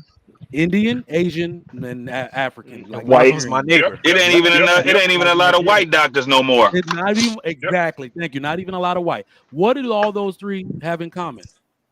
Strict They household, got mom and Family, families, dad in the dads and household. moms. Mom They and have dad in the they household. Family have nuclear Yep, structure. family. a yep. Family divorce Structure. structure. rate that is almost Structure. non-existent, and all of their fathers are in the So home. that So goes to my women, point. yeah, yeah. Families. My neighbor's a doctor. I'm not arguing He with you. has his wife and he has his kids, and even his parents live with them. They promote the family unit. Yeah. So if we, and I said this the other day when I was on the panel, if we stopped focusing on the things that are the worst for us, and we Mm-hmm. started focusing on the family unit, then our children would be raised and they wouldn't be worrying about just going out and fucking everything. Yep. They would have the I agree. same mindset as those families that do. I mean, as those children whose cultures do promote family, and they'll be raised and they'll be worrying about actually building a family. And then when they do build those families, they won't throw their kids in front of televisions because they had those kids unintentionally.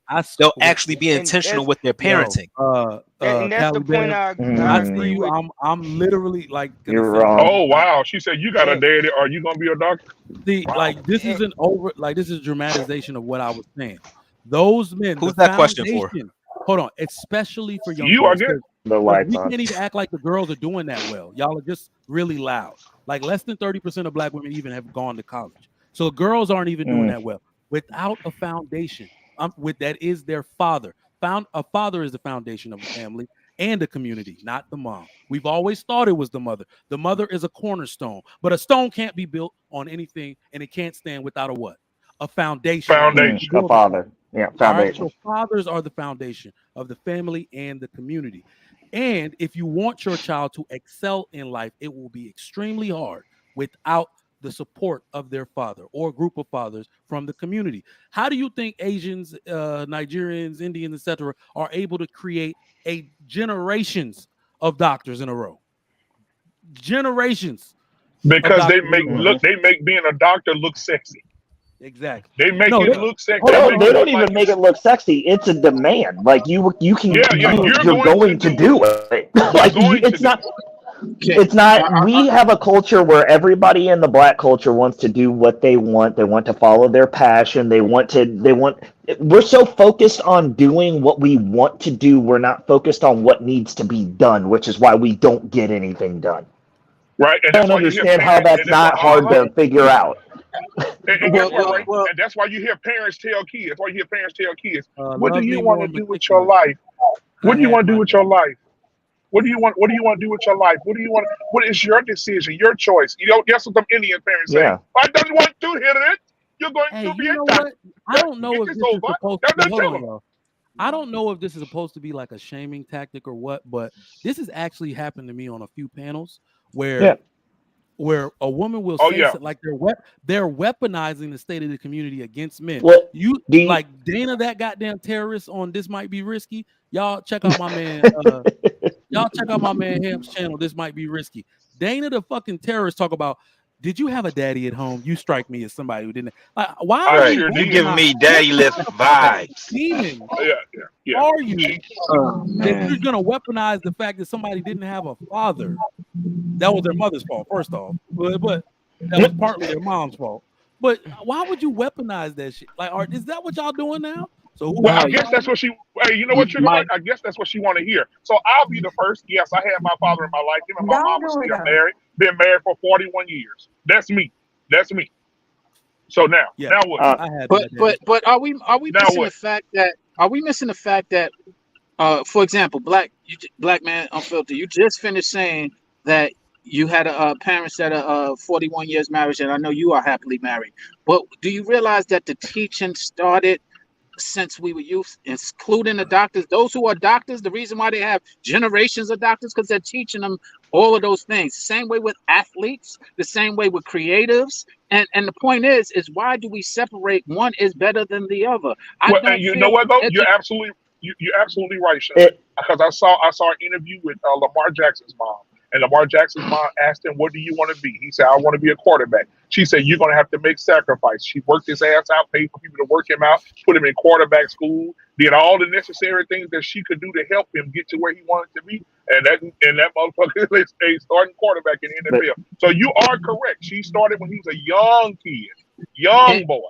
And success, But Sean, to all your points, success, the family structure is very important, and how the family is structured, it leads in the direction of where it can go. But a family structure doesn't always consist, and I'm gonna say this it doesn't always consist of mother, father, father, mother, child. It doesn't always consist of that. But we demonize But it.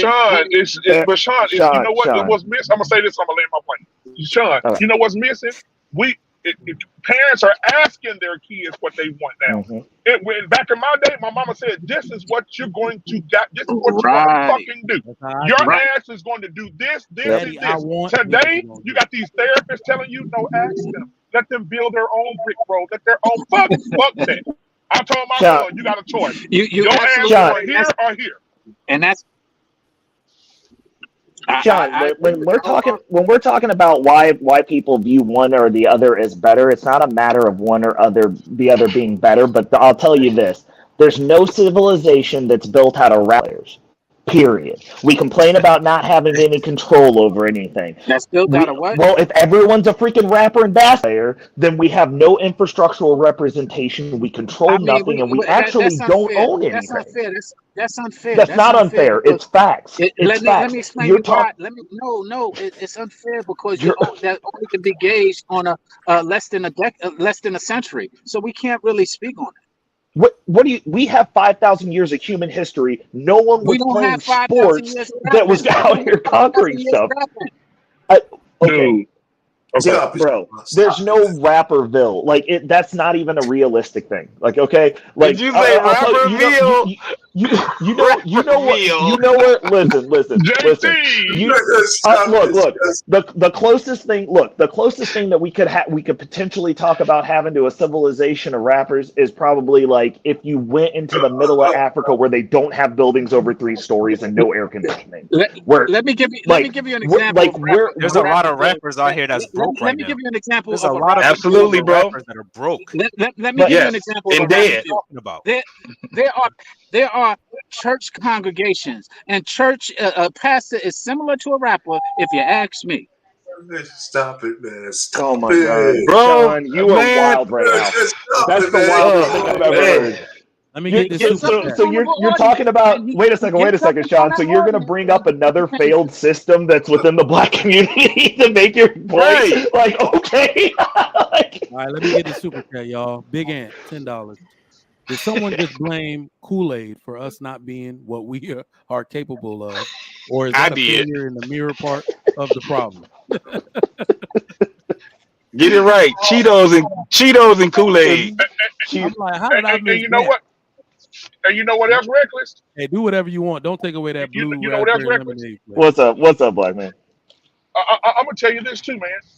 We missing the pop in the mouth too. I remember back in the day, you couldn't be in the room with adults. You couldn't be around adult content. You couldn't be around anything. I wish I would come in the room while my mama talking and say, "Mom, that ain't how it went." I would lose my whole goddamn soul. She would knock my ass the fuck out. And so my thing would be, and my daddy too, bro. Like we're losing now. You got kids sitting in with their mama, cussing with their mama, 7-year-olds talking about sucking dick. I mean, it's bad.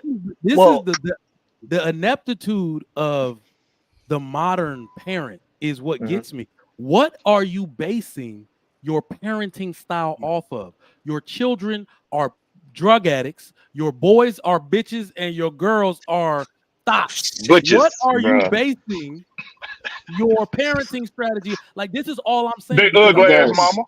Guys, please, can I get a help? Can I get a help, please? I'm exhausted.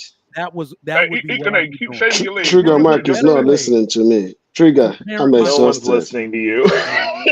Trigger, they not listening to you. Trigger, You just had a it's baby. been 3 hours. 3 hours. I've been trying. Be taking too long. 3 hours. I'm exhausted. I've been carrying like this. You gotta start reading the goddamn Constitution. You gotta start reading the Constitution every time you come up. God damn it. No, Trigger Mike knows what I'm talking about. Uncle Pen, you know what I'm talking about. Can you guys come help me, please?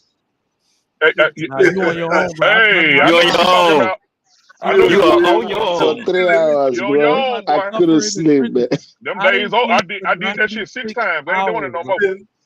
You guys need, man. You guys need. Hell no. Egan ain't got the face of a proud daddy right now. Look at him. He's looking all. He glowing. No, look at that. He glowing, brother. He got his JC Penney t-shirt on. He tired. Everything smell like baby powder and diapers. Yeah, he looking down at his dick like, why didn't you do this to me?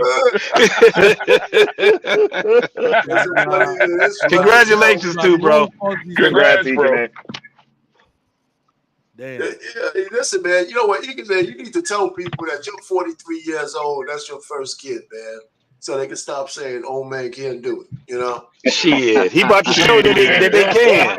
Shit. Why would we even listen to them if they said that? We shit? did not say that y'all couldn't do it. We say that y'all sperm quality is diminished and that y'all Okay, are more likely to Guess produce what? children. Did you say it was diminished? Oh my God. Yes, you are more likely to produce children who are disabled. No, come on now. No. Come on. It's women that have geriatric pregnancies. Men do not have that issue. Quit lying. Which feminist science told you that? You can go and look up the articles. Ain't no 50-year-old man feminist scientist. That's a feminist scientist. That's all that is. Ain't no 50-year-old man walking around with a kid with 3 arms and 4 legs because he's old and his sperm. Right. The store makes a lot of autistic children and other children with Down syndrome and cerebral palsy and other disabilities. No, autistic kids come from mamas who take their kids to the doctor and allow those doctors to put all those shots up in them. That's where autism comes from. Go And Google. kids Go with Google that. asthma be having mama that That's still not smoke true. weed Yeah, while they go Google carrying. that. Yeah, go Google that. Black Man Unfiltered, I can tell you personally, I have a child that's autistic, and we did not get her vaccinated, and she's still autistic, baby. So that's Ma'am, not true. I have So an this is autistic niece my as well, personal ma'am. life I that I I mean, think live, it's it. but and that's not but how you're in that an happens. environment where we're poisoned with the food. So like I mean, technically speaking, Exactly. I Okay, worked well in that you field can for say six it's the Yeah. years. food, It could but let's literally be not go anything into at this limit point. But let's things. stay on It's point. about to go down a bad road. Hey, what article did you read, DD, that said men's sperm, becomes bad and degraded? Because if your shit can reach the egg at 70 years old, that's a pretty good No. piece So of y'all, she's sperm. not Yeah, it scientifically. can She's not reach, but that lying. don't mean that it's going to Well, produce a what we mean sperm viable quality. What's the It's system. rate? What's the hold on. rate? It The what percentage? their sperm like Exactly. anything. Hold on, y'all. Like anything, can lose its quality. The issue, like it's a higher risk of those things occurring. But when we're talking about a geriatric pregnancy, that is something we're talking about in the terms of can be fatal to women. Have Yes. birth Yeah. complications, can At a be fatal. 35% When rate. we're talking about men can have a baby at any age, we're talking about the fact that his sperm might catch. We got 80 fucking year old Robert De Niro skeeting in some 30-year-old Facts. chick. Facts. So we Yeah, but the understand that, kid don't yeah. have 6 arms and 2 heads. The kid look like a 37. kid. 37. Because He y'all look like got an that. old kid, but he look like a Yeah. kid. Man, okay, yeah, right. Like Look What we're like gonna do? George We're gonna Hold take on, him. Burns. hold Yeah, on. Hold we're on. taking him to Professor His X. He know how older, to deal with him. hey, what did damn, I forgot who said this. His older siblings gonna be like, that's my grand brother. Oh no! Oh no! He's gonna be like, that's your dad? Nah, that's my grand brother. Terrible. Hell no! That's hilarious. Oh, damn. The Hey Robert De man, but Niro got like I mean, 50-year-old children. That's disgusting. yeah, He's gonna have a man. That Robert De oh, Niro said, "Lay your ass down. Lay your ass down." It's somebody else. It's about two more old ass men that got some kids. Shit. Who I was it? mean, Robert? there's a lot of old men who have kids, and it's been going on for ages, and the kids are healthy. So I didn't understand that Yeah, Yeah. because statistic. Tyler That's why I Perry, said the Tyler percentage Perry and is his probably boyfriend very got small. had a Tyler Perry and his Oh Tyler Jesus. Perry and his boyfriend had got a well, surrogate. I asked the question. So I asked the question, and basically, you won't really see it affect people who, when they find some of those things, they can supplement. Well, you can give these babies and these women like most of the things. It's when the baby is basically going through a regular healthcare system and they don't pick up on a lot of the deficiencies early. The baby will develop with them, right? So they can, inject the woman with this vitamin and give her this and give her that to make up for it in our healthcare system. But it's more of a risk for women. That's why I don't like this whole you can have a baby at any time. It's like a way to avoid shame. Geriatric pregnancy is geriatric pregnancy. You cannot erase the fact that it is more risk for your fatality, and geriatric pregnancy also means high risk pregnancy.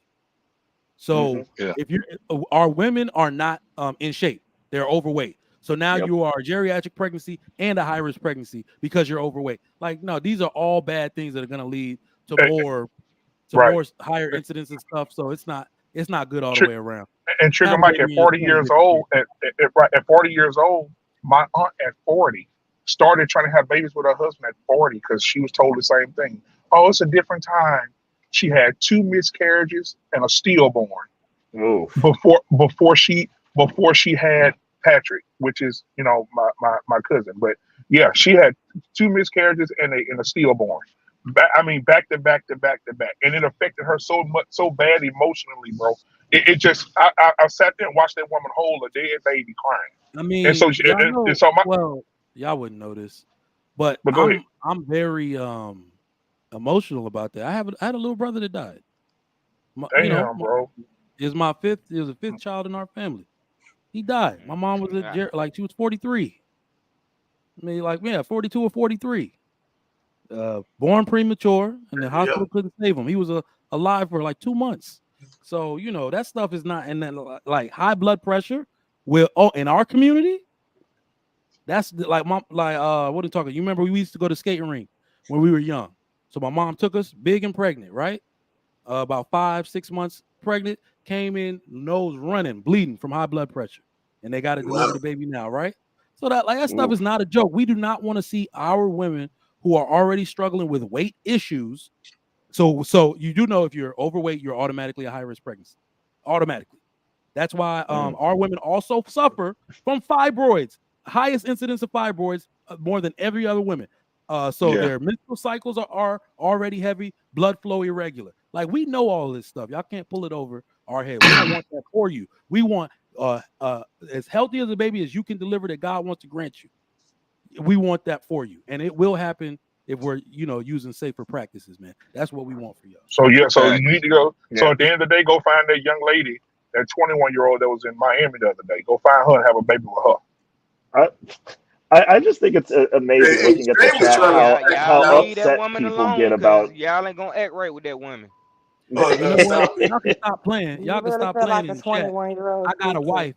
I got a wife. We listen when people speak, or should we just be inept the whole time? Y'all sure do hate men that are smart. I don't get it.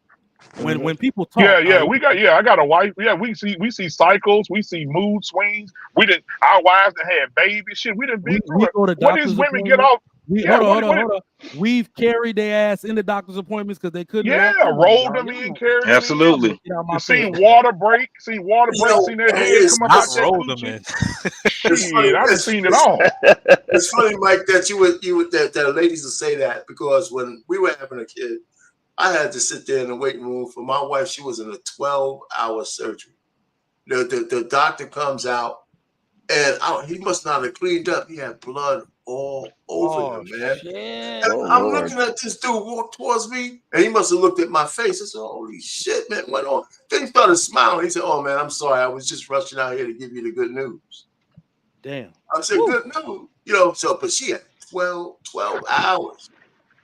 It took us 10 years to have our 2 children. 10. Damn. Well, glad you got them. I had 2 girls. Let me just tell you this. I'm going to just end it here. Well, after we had our second daughter, my wife was willing to go again. I said, I'm not putting you through no more of this shit. It's over. Yep. I said, my ego ain't that big, man. You know what I'm saying? It's over. That was it. That's actually funny. Same. Watching because the worst part is that I already kind of gave her an ultimatum where she was like, "You don't think we're good with one?" And I was like, "One," because I don't like only children at all, and it's just something you don't do, I guess, in our culture. And I was like, "We already decided on 2 children," and I didn't realize that she maybe was just kind of tired and reeling from the first one, and then she had to have a C-section with the second one. But let me read this: fibroids. Is from talcum powder and chemicals. Skinny women have to. I'm not saying skinny women don't have them, but I actually saw some research on this, and the higher incidence from it's our hair products, black girl hair products. With lye in it. It's the lye that's in it. Yeah. It's fucking us all the way up. So they're gonna have to. Yeah. They're gonna have to do something about that. That's why we got laser. Weave. That's why they put weave, huh? Is that why they put weave in their hair now? I don't want to get into that. You about to start a whole. Isn't the glue chemicals though? When they glue it on, like. It is. I don't even want to go down that road. You already know what that's. Right. That's a dirty road to go down right now. No, you know what? Fuck that road. We going down that motherfucker. Listen, a dermatologist, bro, African American woman, dermatologist said that women who put weave in their hair, she said the biggest hoax ever told to a black woman is that weave is a protective style that protects their hair. She said it damages their hair, just damages it over time, and most women wonder why they have skin disease in their hair. They wonder why their hair falling out. They wonder why their scalps are wrinkling up. They have uncontrollable dandruff. They have the weave is the most hard. It's a slow death. It's like just pouring acid in your head every day. And a lot of women don't care. It's plastic in it too. Right. Man. It's a protective style. It protects my real hair. Put a goddamn baseball cap on. Because weave does not protect. They do. They put it on. They got 2 hats. It's Ice Cube fault. It's Ice Cube fault because he wore Jerry curl. Yeah. Well, okay. You said we don't know. Schoolers, Didi. Schoolers, then go ahead. Because I heard a black doctor say it. But go ahead. What's the doctor's name? The thing about it is this.